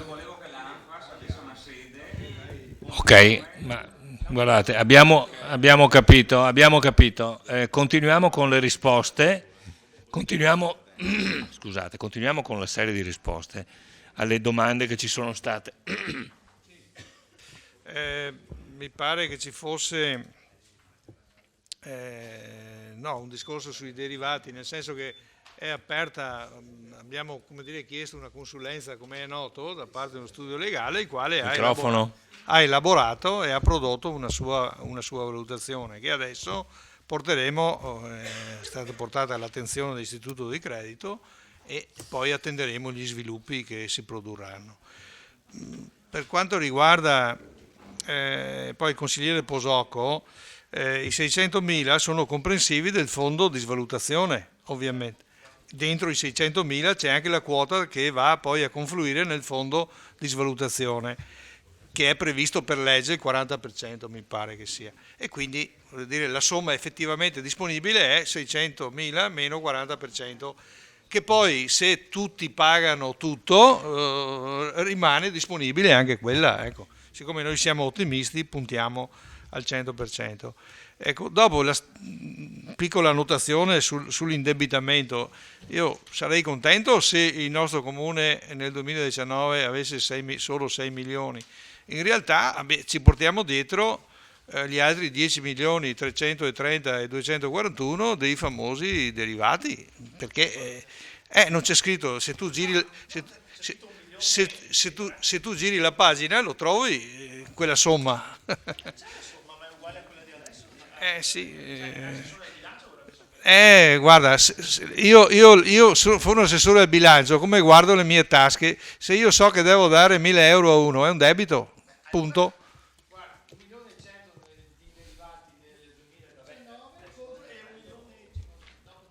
Bon, allora, ci sono altre risposte tecniche? Ci sono altre risposte? No. Secondo giro di interventi.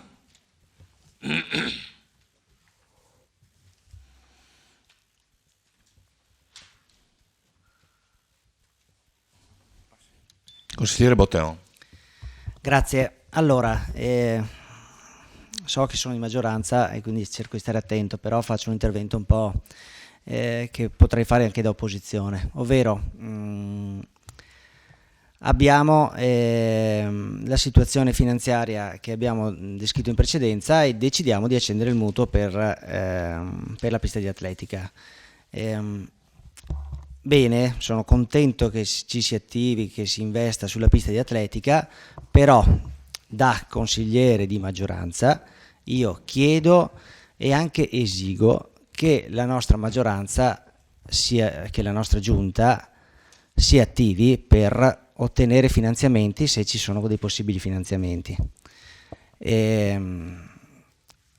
Con una ricerca ho visto che sono previsti per quest'anno. E quindi vorrei una qualche presa di posizione, una promessa che ci si attivi per ottenere questi finanziamenti.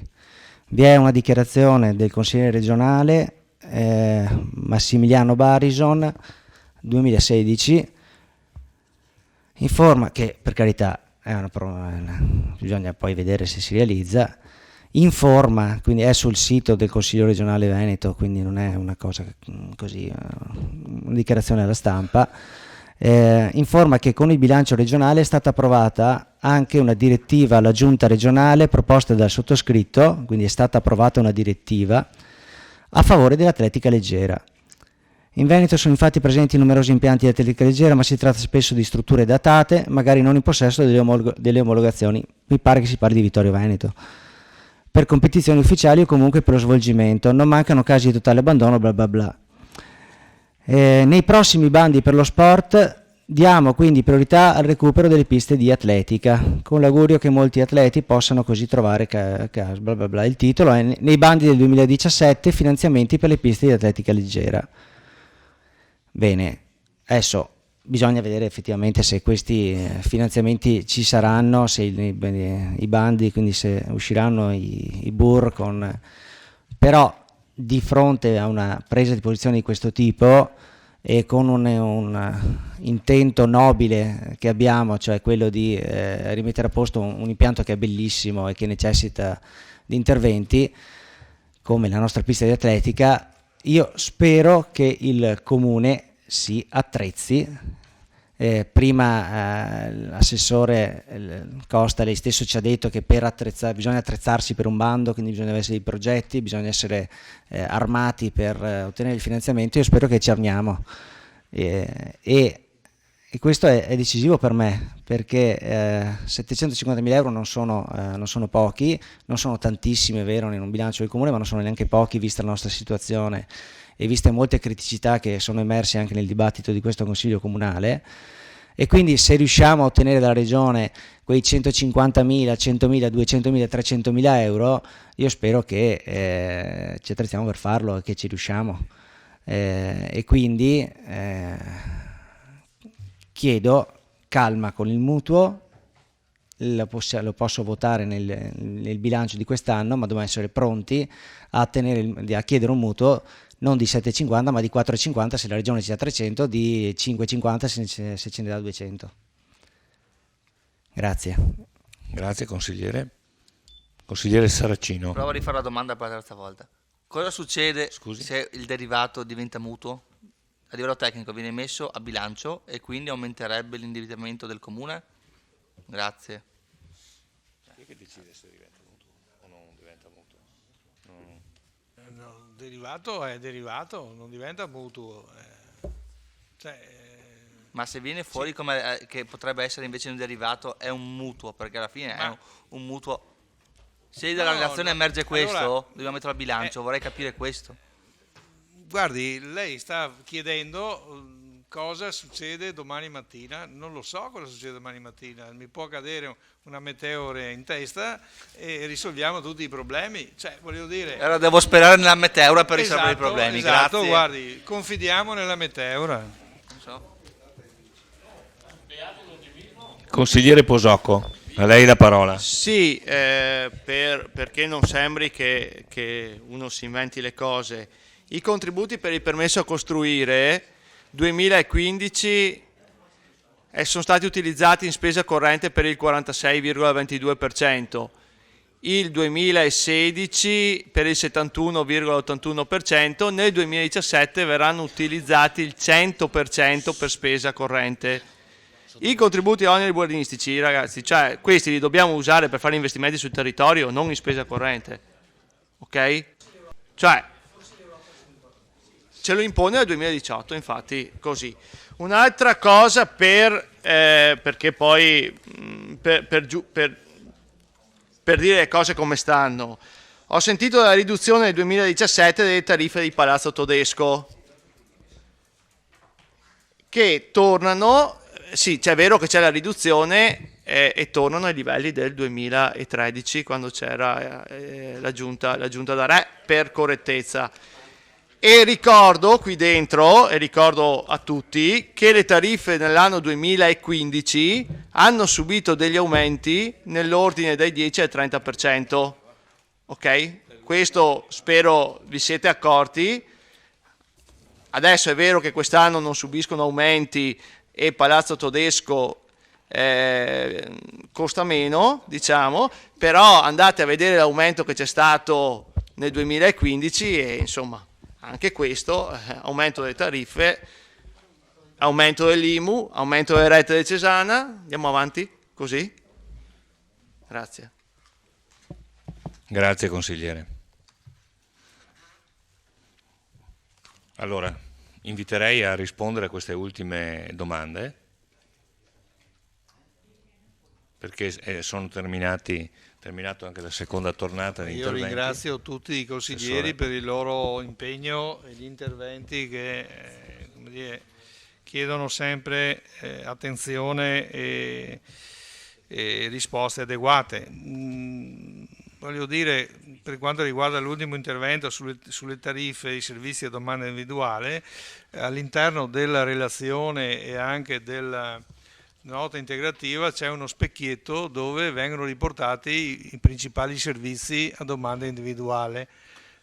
Basta guardare la differenza fra le entrate e i costi e si capisce quali sono i problemi che abbiamo davanti. Ecco, quindi qua siamo tutti sulla stessa barca, cioè voglio dire, non è che no, possiamo fare magie.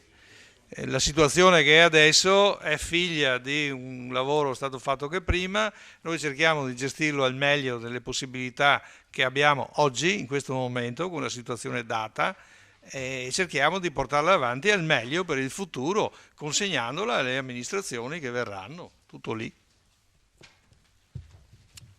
Grazie Assessore. Dichiarazioni di voto. Anzi, prima delle dichiarazioni di voto, a dire la verità, chiedo, così per correttezza, al consigliere Posocco, il suo emendamento di prima, che era già stato considerato, sì, lei è d'accordo che non lo mettiamo più in votazione, perché era già stato votato prima? Ok, sì, insomma per scrupolo gliel'ho chiesto. Ok, quindi se ci sono dichiarazioni di voto, altrimenti procediamo alla votazione. Consigliere Fasano. Vado? Allora, sì.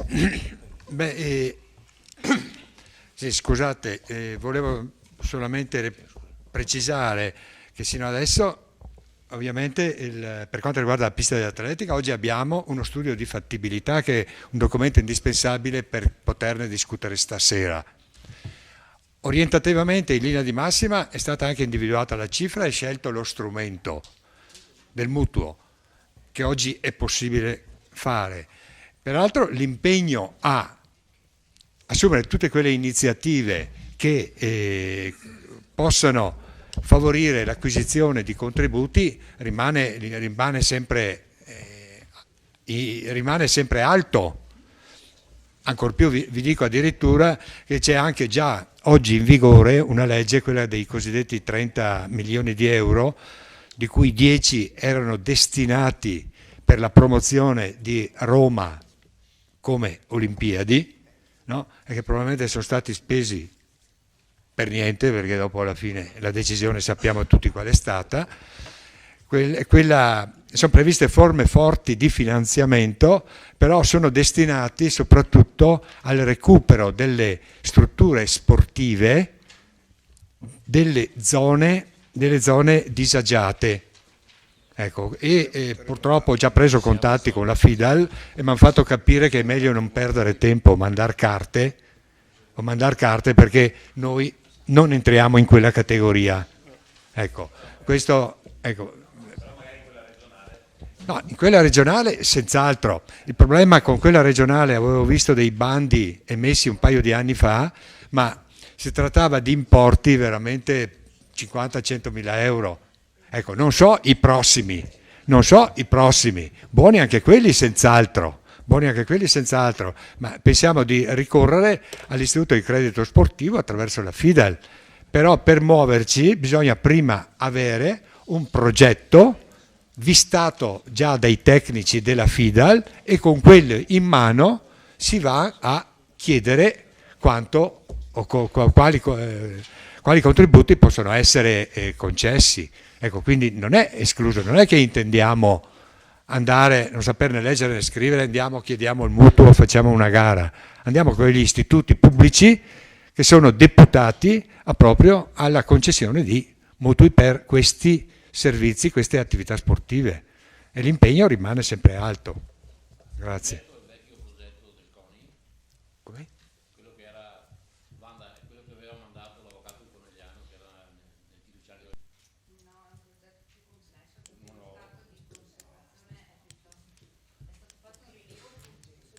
Sì, prego.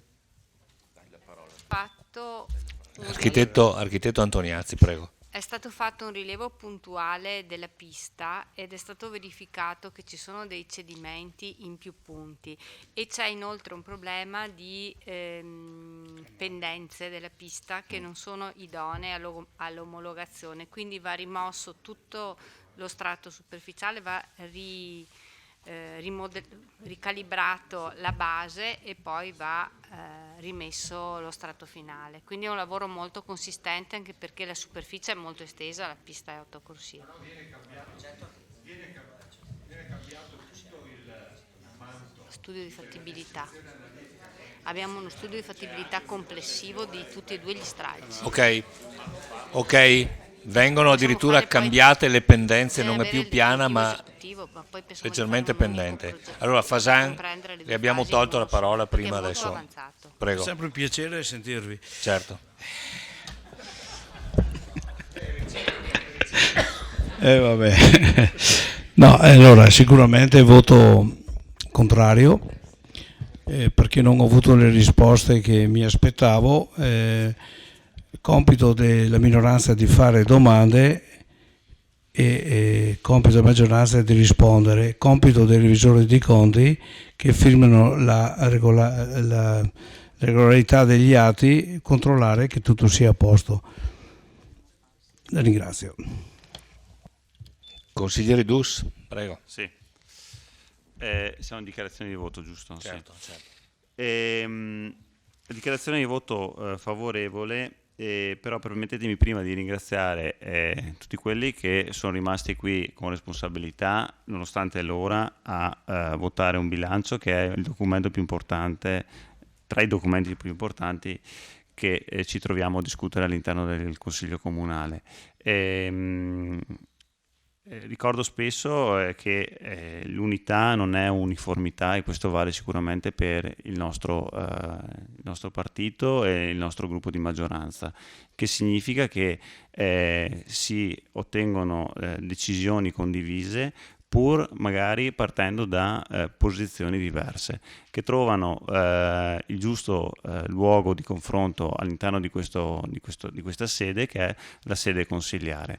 Credo che siano state avanzate numerose proposte da questo gruppo consiliare all'amministrazione nella sede adeguata e sono certo che l'amministrazione, come ha già risposto in alcuni casi, saprà cogliere i suggerimenti che gli sono stati forniti. Grazie. Grazie consigliere. Consigliere Botteon. Grazie, se mi permette, anche se non sono capogruppo, quindi sarò brevissimo, quindi do il voto favorevole, però che sia chiaro quello che penso, che noi dobbiamo andare a concorrere a prendere questo probabile bando regionale e quindi se bisogna farlo in due fasi, facciamolo in due fasi, fase progetto e poi fase realizzazione dell'opera, perché se per prendere per il finanziamento abbiamo bisogno del progetto, dobbiamo dividere in due fasi. Grazie. Grazie. Consigliere Posocco.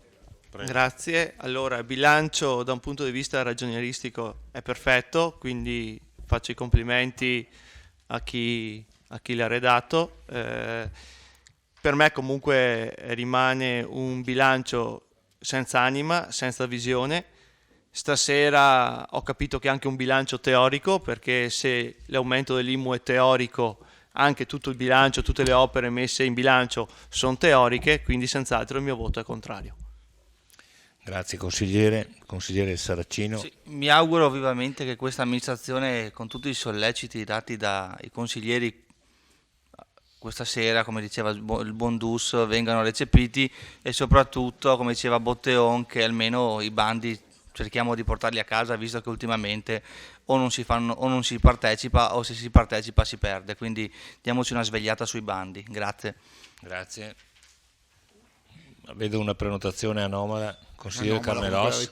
Anomala come quella di prima, e volevo evidenziare come la maggioranza del gruppo del Partito Democratico, come ha detto il capogruppo, ha la fiducia nell'amministrazione e sono convinto, e la maggior parte di noi è convinto, che anche nel passato sono stati cercati i bandi, ma se si pensa che i vari enti distribuiscano a pioggia soldi, oppure che i bandi sia un dato certo che si vincano, è un dato evidente.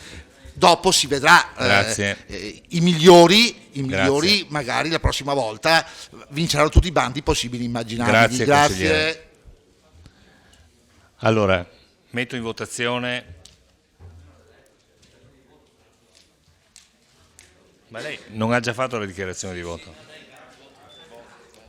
Ha parlato anche chi non dovrebbe parlare di dichiarazione di voto. Saracino non ha sentito quello che ho detto. Metto in votazione il bilancio di previsione 2017-2019 con relativi Contrario. allegati. Siamo presenti 16 consiglieri. Favorevoli? Contrari? Astenuti? 11 favorevoli, 5 contrari. Metto in votazione l'immediata eseguibilità. Favorevoli? Contrari?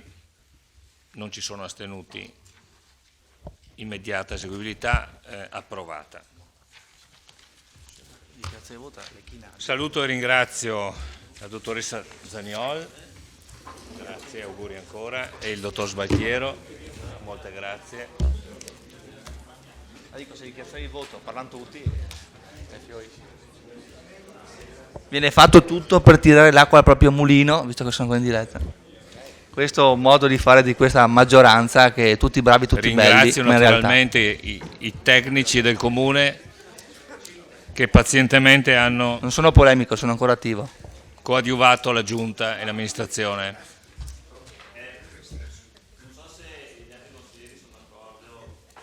Discutere, meglio rinviare, voi, no, non lo so, interrogazioni. No, io non ho problemi. Però, vai. Sì, vai a casa. Il capogruppo valuta di garantire il numero legale agli altri liberi. Sì, no, certo. Quanto serve di chiedeste? Allora, no, la generosità mi appartiene, per cui... Ciao.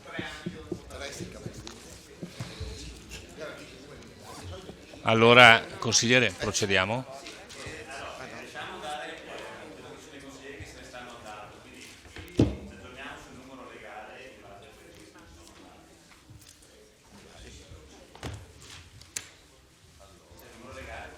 Sì, la maggioranza garantisce il numero legale, i capigruppo li bancano, in più i volonterosi. Quindi 1, 2, 3, 4, 5, 6, 7, 8, 9, 10, 11, 12, ok. Siamo in 12. Sì? Darsie. No, ci siamo. Siamo presenti 12 consiglieri. 4 e 4, 8 e 4, 12. Non servono gli scrutatori. Non servono gli scrutatori. Allora, la prima interrogazione è quella del consigliere Darè, al quale do la parola, naturalmente. Prego. Con la presente vorrei chiedere al sindaco di essere informato sul numero delle carte d'identità rilasciate dal comune ai richiedenti asilo arrivati a Vittorio Veneto ed ospiti presso la struttura del CEIS e della Caritas. Grazie. La risposta, consigliere Costa, assessore Costa. Ho avuto l'imprinting. Sbaglio sempre. Sì, grazie, buonasera. Allora, in riscontro all'interpellanza formulata dal consigliere signor Gian Antonio Darè in data 9 febbraio, si trasmette il prospetto numerico delle carte d'identità rilasciate da questa amministrazione ai richiedenti asilo, ospitati nelle strutture CEIS Caritas e mi sono permesso anche San Floriano, quest'ultima anche se non richiesta, giusto per avere un quadro completo. Dal totale complessivo risulta che alla data del 13 febbraio 2017 sono state rilasciate numero 309 carte d'identità su 319 ospiti transitati nelle strutture. Mi permetto di ricordare quanto previsto dal Ministero degli Interni, che dispone testualmente quanto segue. Ai sensi dell'articolo 6,7 del testo unico sull'immigrazione, la permanenza superiore a 3 mesi in un centro di accoglienza costituisce dimora abituale e pertanto legittima la richiesta di iscrizione anagrafica, il che pertanto non impedisce di ottenere l'iscrizione anagrafica anche prima di tale periodo. Questo è stato, ho rilevato poi che questo è stato anche, questa parte è stata anche richiamata da una sindaca o sindachessa, una sindaca della nostra provincia, la quale Consiglio Comunale, nel suo Consiglio Comunale del 28/12/2016, dice che anche l'ultima nota del Ministero ci dice che dobbiamo fare questa iscrizione anagrafica. Aggiungo una cosa, la ringrazio consigliere invece anche per avermi dato l'occasione di illustrare al Consiglio i dati demografici statistici del 2016. Dopo tanti anni gli indicatori demografici sono positivi. I residenti sono aumentati di 88 unità rispetto al 2015, attestandosi a 28.320. Le nascite passano da 175 nel 2015 alle 185 del 2016, mentre i decessi diminuiscono. Il saldo migratorio è positivo per 224 unità, sostenuto quasi esclusivamente dall'arrivo di residenti italiani. Anche i matrimoni sono in aumento da 91 a 105, poi leggendo anche questi numeri vi è un forte recupero di quelli concordatari che da 32 passano a 64 rispetto a quelli civili che sono poi invece diminuiti del 20%. Ecco, questa è la risposta, però dato che ho la parola volevo anche fare un'osservazione. Mi dispiace che per stigmatizzare un comportamento che non sia stato richiamato, cioè non può, ritengo io, che un consigliere si rivolga all'architetto Antoniazzi chiamandola o definendola mera esecutrice di ordini. Volevo ricordarle, consigliere, che l'architetto Antoniazzi è una dirigente da anni di questo comune. Sta parlando con me? No, con lei. È stata definita mera esecutrice di ordini. Rispondi nel merito, Chi l'ha definita sa, e quindi sa che è una dirigente, ha una sua professionalità, e quindi mi dispiace che non sia stato richiamato subito, ma io ritengo di fare questa osservazione perché la ritengo veramente inappropriata e poco rispettosa di una dirigente, e mi auguro anche che vada a formulare le proprie scuse. Grazie. Assessore Costa, grazie. E consigliere Darè, soddisfazione o meno alla risposta della non sono assolutamente soddisfatto, perché lei doveva rispondere nel merito. Se ha qualcosa con qualcuno lo richiama e fa nome e cognome, perché nella mia richiesta che ho fatto... No, consigliere Darè, non era riferito a lei. Non era riferito a lei. Era assente probabilmente. Non era riferito a lei, assolutamente. Chi ha usato questa espressione sa chi è, e quindi dopo mi auguro che vada... Comunque non sono soddisfatto della sua risposta, e aggiungo che il comune di Oderzo, che ha 500 passa residenti, ha fatto una carta d'identità solo a un profugo. Grazie.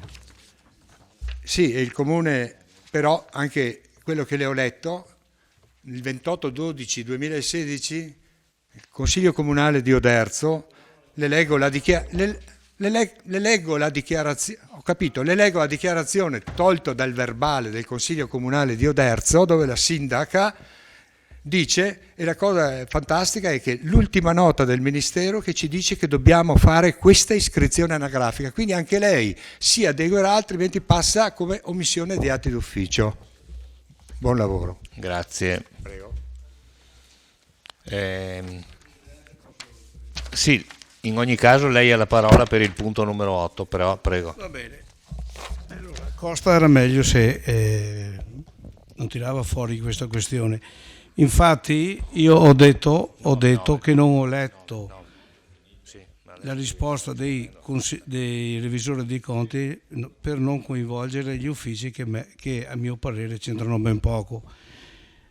Dire che l'architetto Antoniazzi, che conosco e apprezzo da almeno 18 anni, no, perché è da tanto tempo che carico queste e so come funziona. Se l'assessore dice il tu fai, lei non dà le carte, perché le ho ancora da sapere dove sono. Ora a questo punto voglio sapere dove sono i soldi, così dove vanno a finire i soldi li sanno, perché ci avevo messo una pietra sopra, no? Caro Costa, tu vuoi avere sempre ragione, allora chiederò un nuovo accesso agli atti, voglio sapere fino all'ultimo euro dove vanno i soldi. Bon. e sicuramente non volevo offendere la Wanda Antoniazzi, che la conosco molto prima di te e sicuramente l'apprezzo meglio di te. A dire che lei è una esecutrice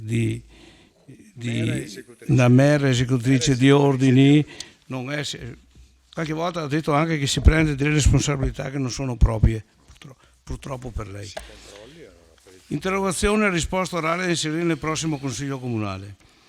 I media di questi giorni riportano con grande evidenza che il Comune di Conegliano, assieme ad altri comuni della provincia di Treviso, ha intentato una causa civile contro lo Stato per la decurtazione loro applicata dal Governo nella redistribuzione dell'IMU a favore del Fondo di riequilibrio e di solidarietà, risorse prevalenti ai comuni più virtuosi e rassegnate a favore degli altri comuni meno virtuosi. Lo so già che sapete la risposta, però se anche ascoltate la domanda fate finta di interessarvi. Dai. Confortata, comunque vedo Dusto attento, la cosa mi conforta.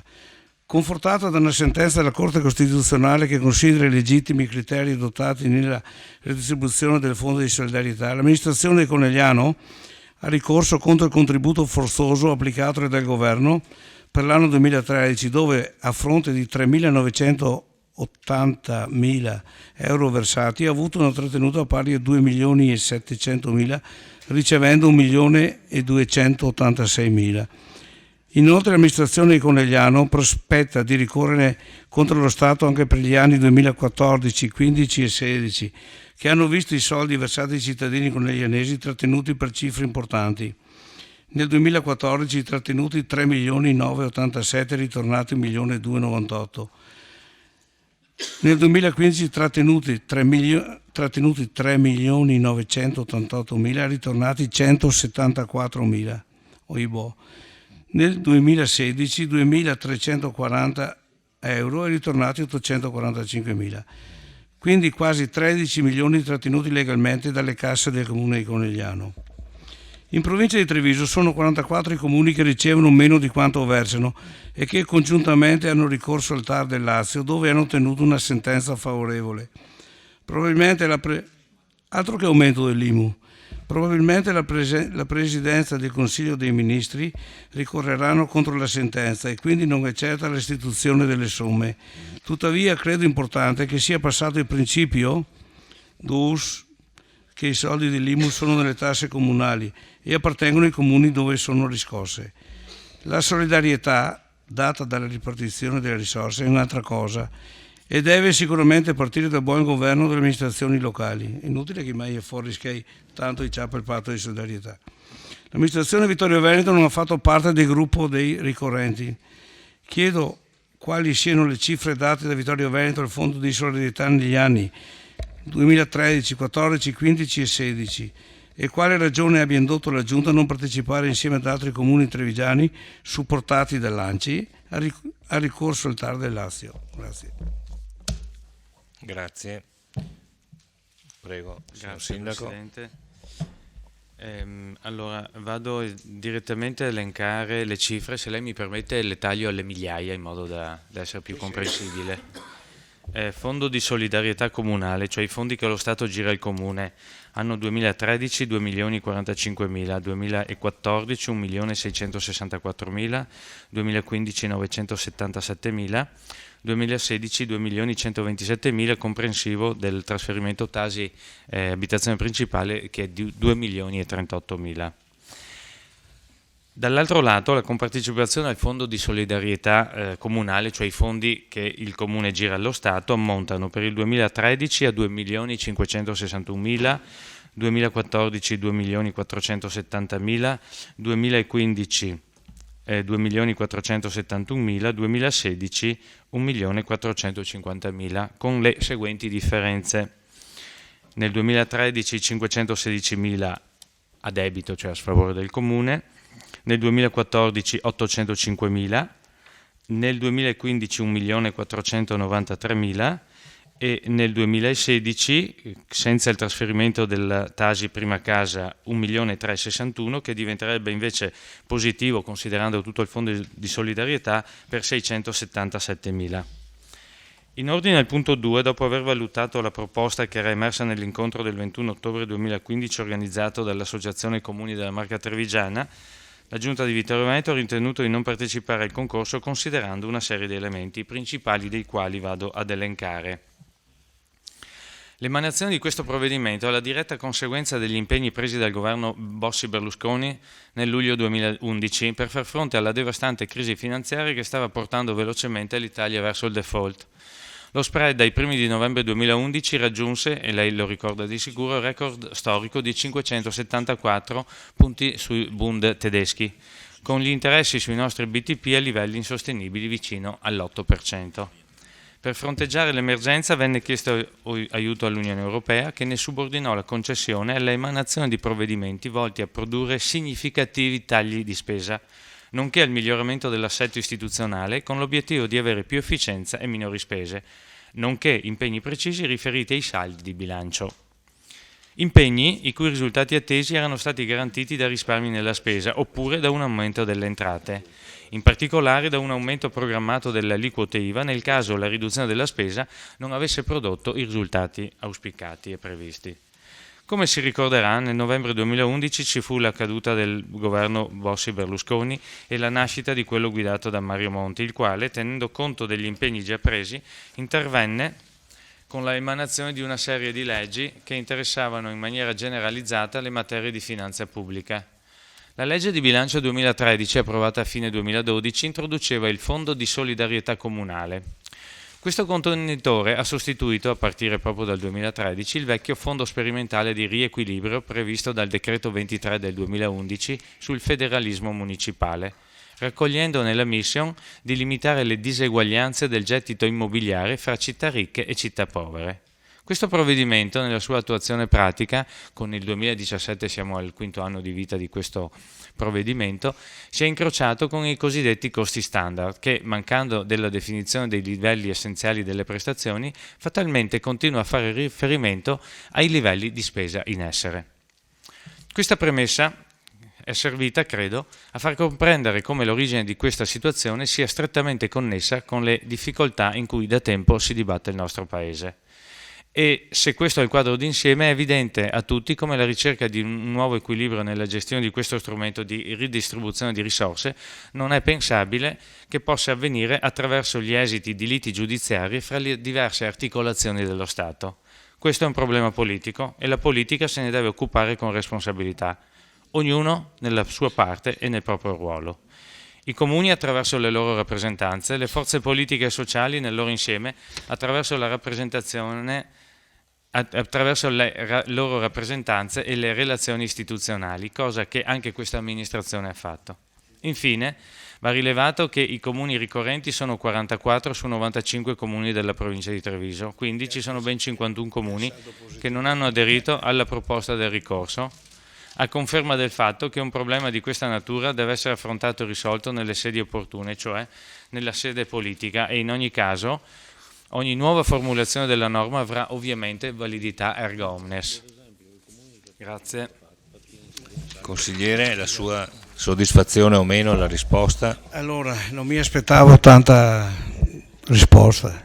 Avevo domandato solamente quanti soldi il Comune di Vittorio ha versato in questo fondo di solidarietà nei 5 anni, mi sembra che siano sui 5 milioni, perché è stato troppo veloce nell'esposizione delle cifre, non ho fatto tempo a vedere. Poi quello che lei ha detto mi fa pensare che comunque il prossimo anno domanderemo 1.200.000 euro in più di IMU ai cittadini vittoriesi, che magari recuperando un po' di soldi si poteva anche meno di domandare. Certo, è facile parlare qui scheide che altri, come si dice, no? Caro sindaco, io dico che il sindaco di Vittorio deve avere la massima attenzione al di là delle proprie convinzioni politiche per i soldi dei propri cittadini. Se c'è la possibilità di recuperare quei soldi andiamo fino in fondo. Che diamine, assolutamente sì, a favorevole a quello che dico io però, non quello che ha detto il sindaco. Va bene, la Grazie ringrazio. consigliere. Grazie. Devo premettere, prima di darle ancora la parola, che questo era il punto numero 10 all'ordine del giorno. Solo per ma chiarezza. nessuno lo sapeva. Punto numero 9, a lei la parola per l'illustrazione della Va bene, una cosa molto più facile che non complicherà la vita politica di nessuno. Nella pagina vittoriese del Gazzettino di mercoledì 15 febbraio compare un articolo titolo "Gli impianti di calore gelano il comune". L'assessore Napoli, mi dispiace di tirare sempre, ma l'assessore Napoli che stimo, così si esprime: con il cambio di gestione... Sì, no, con questo non è che fai che la te vinci domani mattina. Bon. Con il cambio di gestore delle manutenzioni, ora affidate alla BIM Nuove Energie, sono emerse grandi difficoltà dei nostri sistemi di calore, tanto da dover pianificare degli interventi di manutenzione straordinaria degli impianti delle scuole, così da garantire dei livelli migliori. Non è possibile scoprire solo lunedì mattina che la caldaia del sabato magari è in blocco, dice l'assessore. Dalle parole dell'assessore si può intendere che le caldaie, rompendosi magari proprio di sabato e quando le scuole sono chiuse, cercano di sabotare il buon governo di questa amministrazione, ma non credo sia così. Le caldaie possono andare in blocco in qualsiasi giorno della settimana. Questo succede quando viene meno una costante tensione e non viene attuata una manutenzione programmata delle stesse, cosa che credo si sia verificata da gennaio. Non vedo per quale altra ragione possa essere successo che la Crispi sia rimasta a freddo più di una volta in una settimana. Dice l'assessore: ci troviamo di fronte ad impianti di calore vetusti e con un livello di manutenzione non ottimale. Manutenzione non ottimale? Domanda. Negli ultimi 2 anni la ditta All System innumerevoli volte aveva portato a conoscenza dell'amministrazione, anche in forma cartacea, che si rendevano necessari degli interventi di manutenzione straordinaria, ricevendo sempre la stessa risposta: non ci sono soldi per intervenire. E deve anche pur essere vero che non ci sono soldi, dal momento che la ditta, avendo dovuto anticipare i soldi per comprare dei ricambi per far funzionare gli impianti, tuttora sta aspettando di essere rimborsata. Dice l'assessore: non erano previsti interventi, si dovranno per forza trovare le risorse necessarie. Non erano previsti interventi? Tale dichiarazione ci convince sempre di più che questa amministrazione non è pure in grado di programmare e sviluppare un piano degli interventi banale come una programmazione della manutenzione delle caldaie. Queste vanno cambiate costantemente se serve. Chiedo inoltre chiarimenti sulla nuova assegnazione della gestione del calore. La ditta All System, scaduto il contratto, ha avuto alla fine una proroga di 2 mesi, novembre e dicembre, per un importo di 8.078 euro, quindi circa 4.000 euro mensili, mentre la BIM ha avuto un'assegnazione diretta per 6 mesi, da gennaio a giugno, per una cifra che la delibera definisce economicamente vantaggiosa di 39.643 euro, pari a 6.600 mensili. Poche righe. È anche evidente che BIM ha potuto avere un'assegnazione diretta perché l'importo è inferiore a 40.000 euro. Rimango non del tutto convinto che l'assegnazione abbia tutti i crismi della regolarità. Si può facilmente vincere da un semplice calcolo che la nuova gestione del calore ha avuto invece un notevole rincaro per il comune pari al 55%. Chiedo per quale ragione non è stata fatta una gara per l'assegnazione dell'appalto di calore per almeno 1 anno, con l'invito a partecipare ad un minimo di 5 concorrenti, come stabilisce la norma. A mio parere sarebbe stato opportuno, dal punto di vista della conformità dell'applicazione della norma prevista, dare una proroga alla precedente gestione ed arrivare alla fine dell'anno scolastico, per fare un'assegnazione sicuramente più vantaggiosa per le casse del comune. Ricordo inoltre che la ditta All System, inserita nel contratto di gestione del calore, aveva anche la manutenzione delle casette dell'acqua.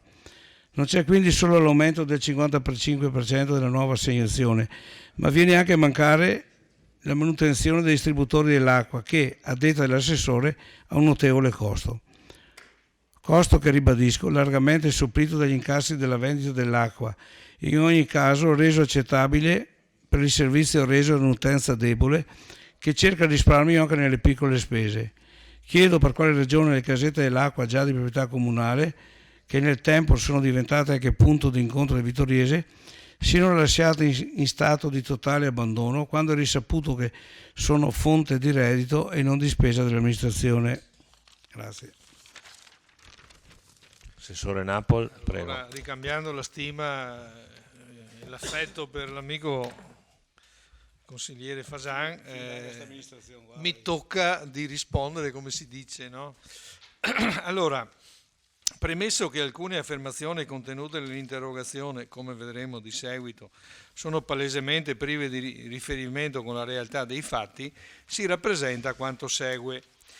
La situazione nella quale versano gli impianti comunali non può essere imputata al cambiamento di gestione intervenuto a gennaio 2017, quanto piuttosto alla necessità di un drastico cambio nel modello di gestione degli impianti termici, che questa amministrazione ha deciso di intraprendere proprio alla luce dei disservizi che si erano manifestati nel corso delle ultime 2 stagioni. Per comprendere meglio la situazione è d'obbligo ricordare che l'amministrazione precedente, nella quale lei ricopriva il ruolo di assessore, in data 25/7/2012 aveva bandito una gara per l'affidamento del servizio biennale di gestione e conduzione degli impianti termici, ponendo l'importo a base di gara di euro 192.200. Stimava quindi che per la gestione, perché per gestire correttamente gli impianti fosse necessaria una spesa annua almeno di 96.100 euro, oltre agli oneri per la sicurezza e l'IVA. La ditta Alsystem, citata nell'interrogazione, si è aggiudicata la gara con un ribasso del 48%, che sempre la passata amministrazione aveva ritenuto anormalmente basso. Il servizio di conduzione relativo al biennio 2012-2013 e 2013-2014 è stato comunque affidato sulla base dell'esito della gara alla ditta Alsystem per l'importo complessivo di euro 121.931,68, importo comprensivo di oneri per la sicurezza ed IVA, corrispondente ad euro 60.965,84 su base annua. Dalla stagione successiva e fino al 31/12/2016 il servizio è stato prorogato, sempre alla stessa ditta, sulla base della manifestata disponibilità di eseguirlo sulla base di un importo pari ad euro 48.470,60 annui, al netto di oneri della sicurezza ed IVA. Tale riduzione dell'importo di aggiudicazione, se da un lato ha consentito alla ditta di conservare la gestione del servizio, parimenti ha comportato per la stessa minori margini economici di intervento per mantenere in efficienza e manutentare periodicamente gli impianti con la necessaria frequenza. Nell'ottica di recuperare efficienza funzionale e procedere con una generalizzata verifica e messa a norma degli impianti, considerato che a termini di legge non sussistevano più i termini per una nuova proroga, l'amministrazione comunale ha deciso di affidare con la procedura in-house l'incarico di gestione dei nostri circa 80 impianti calore per un periodo di 6 mesi, dall'1/2017 al 30/6/2017, alla ditta BIM Piave Nuove Energie SRL, società a partecipazione pubblica specializzata nella gestione di impianti energetici, che già eroga il servizio di gestione e manutenzione per circa 50 enti territoriali. Il servizio assegnato permetterà a BIM Piave Nuove Energie, oltre che a procedere con una attenta valutazione degli interventi manutentori e di riqualificazione degli impianti, anche di predisporre la necessaria documentazione tecnica, di creare un database univoco con il riordino dei dati di schematizzazione. Questo lavoro consentirà l'inserimento dei nostri dati nel catasto regionale degli impianti, nonché di fare da terzo responsabile, mettendo a disposizione la necessaria consulenza tecnica per predisporre l'eventuale gara di affidamento del servizio alla scadenza dell'attuale incarico al 30/6/2017. L'obiettivo dell'amministrazione è di affidare un servizio di conduzione nei giusti equilibri tecnico-economici, con l'obiettivo di creare e mantenere le condizioni per avere una gestione/manutenzione efficiente ed efficace, anche in termini di risparmi nei consumi. Abbiamo infatti avuto modo di riscontrare, probabilmente in ragione dei minimi margini della ditta manutentrice, che alcuni impianti tecnologici recenti non sono stati attivati nella loro completa funzionalità, Si pensi, a titolo esemplificativo, alle pompe geotermiche nelle nuove scuole, oppure alle centraline di controllo delle temperature esterne, piuttosto che l'attivazione del sistema di telecontrollo. È altresì intenzione dell'amministrazione esternalizzare una serie di funzioni in passato svolte dal personale dipendente interno. 2 punti: ricevere le chiamate di emergenza e rintracciare la ditta, gestire la fornitura di combustibile, tenere la contabilità complessiva, impegnando e liquidando, oltre alle forniture e alla gestione, tutti gli interventi di straordinaria manutenzione. Bisogna infatti ancora ricordare, per la gestione del servizio dal 2012, è stato istituito l'ufficio politiche energetiche, a cui faceva capo un funzionario laureato che seguiva il servizio impegnando buona parte del proprio tempo. Solo un funzionario di quel tipo costa al Comune circa 47.000 euro l'anno, senza contare i collaboratori su cui poteva contare. I costi per l'amministrazione non sono mai stati evidenziati a livello gestionale, anche se a tutti gli effetti concorrevano a determinare poi il costo finale reale di gestione degli impianti di calore. Con la razionalizzazione e la riduzione del personale, questa pratica, che noi non riteniamo condivisibile, non risulta più proponibile e praticabile. La riorganizzazione dei servizi ha infatti comportato una redistribuzione delle risorse umane disponibili, cercando di valorizzarne la professionalità esistenti in altri ambiti dell'attività del Comune.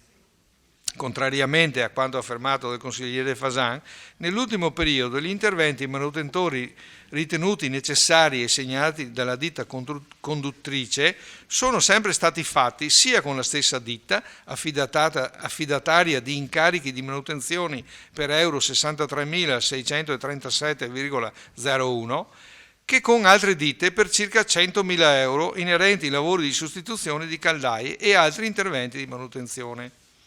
Alla ditta Alsystem inoltre sono state regolarmente liquidate le proprie spettanze per il servizio reso. Diversamente non avrebbe potuto essere, visti gli obblighi cui è tenuta la pubblica amministrazione nella gestione degli incarichi. Infine, è del tutto pretestuoso inserire nell'argomento della gestione degli impianti termici la questione delle casette dell'acqua.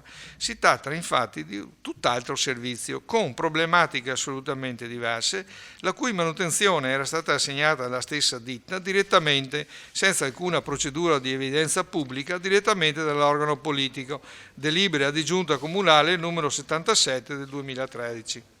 Si coglie però l'occasione per rimarcare come l'interrogazione si fondi su presupposti del tutto infondati. L'installazione delle 3 casette d'acqua è costata 60.000 euro. Così suddivisi: fornitura delle casette 13.300 euro più IVA cada una, totale 43.890. Lavori preparatori 11.319, asfaltature 1.210, consulenza grafica 605, stampa grafica 484, allacciamenti elettrici 1.097, compenso ex articolo 92 163 799,80, forniture panchine 592,90, totale 59.998,46. Il primo anno di esercizio, a fronte di un introito di euro 27.442, ci sono stati euro 21.265 di spese viva, senza tener conto delle spese del personale del Comune e dell'ammortamento dei costi, quindi teoricamente avremo un utile di 6.177 euro che poi non esiste. Nel 2015 gli introiti sono diminuiti euro 22.000 ad euro 22.369 e ci sono stati 23.976 euro di spese vive, e quindi si era già in perdita per 1.607 euro. I dati del 2016 sono solo relativi agli introiti, mentre non sono ancora state contabilizzate le spese. Si evidenzia ancora un notevole calo dell'utilizzo, risultano incassati euro 18.983, quindi ben 3.385 euro in meno rispetto all'anno 2015.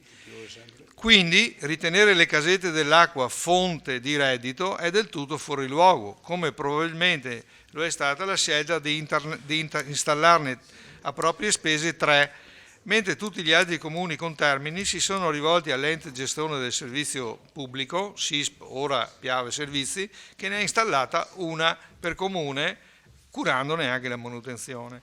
Del resto i dati relativi al consumo a livello comunale nell'anno di maggior utilizzo, il primo, sono di 2039 litri d'acqua al giorno e sono pari, se non inferiori, a quelli di altri comuni nei quali è stata installata una sola casetta. Per la cronaca mi pare che il servizio di manutenzione sia stato attivato per le casette e quindi dovrebbero ripartire con l'erogazione dell'acqua entro pochi giorni. E quindi questa è la situazione. Ringrazio l'assessore Consigliere, Napoli prego. per la lunga risposta. Chiedo solamente al Presidente come mai a me sono concessi 5 minuti e gli assessori 20 Perché minuti? i suoi 5 minuti sono per regolamento, ma non c'è scritto il tempo concesso agli assessori nella spiegazione. Mi par di assistere a una partita di calcio quando che mi scrive una paginetta che altro puoi fare un contropiede, 4 pagine. Chiedo scusa se l'accostamento non è pertinente. Il regolamento Comunque, è lo stesso. ringrazio per le informazioni che Certo. però le sapevo quasi tutte perché ho fatto anche l'assessore. Pertanto no, ma non mi ha detto, Però mi permetta Fasano. non mi ha detto che Silenzio un attimo, prego. non mi ha detto no, perché almeno ho letto sui giornali che il nuovo gestore si tiene tutte le monetine, tutti i soldi, mentre quando arriva l'assessore come minimo erano 6.000 euro l'anno per bilanciare il costo dell'acquisto. Solo per quello, solo perché i soldi dei pubblici, caro assessore, no, chi in perdita? Sì, ma mi 2 anni che sono da via e magari gli ultimi 2 anni a Pioveschi, Va che ne bene, so. allora, Però prima capisci I numeri sono numeri. Allora permettetemi di salutare e ringraziare i consiglieri e il pubblico che ci ha seguito da casa, i rappresentanti dei consigli di quartiere e auguri ancora a tutte le donne presenti. Buonanotte a tutti.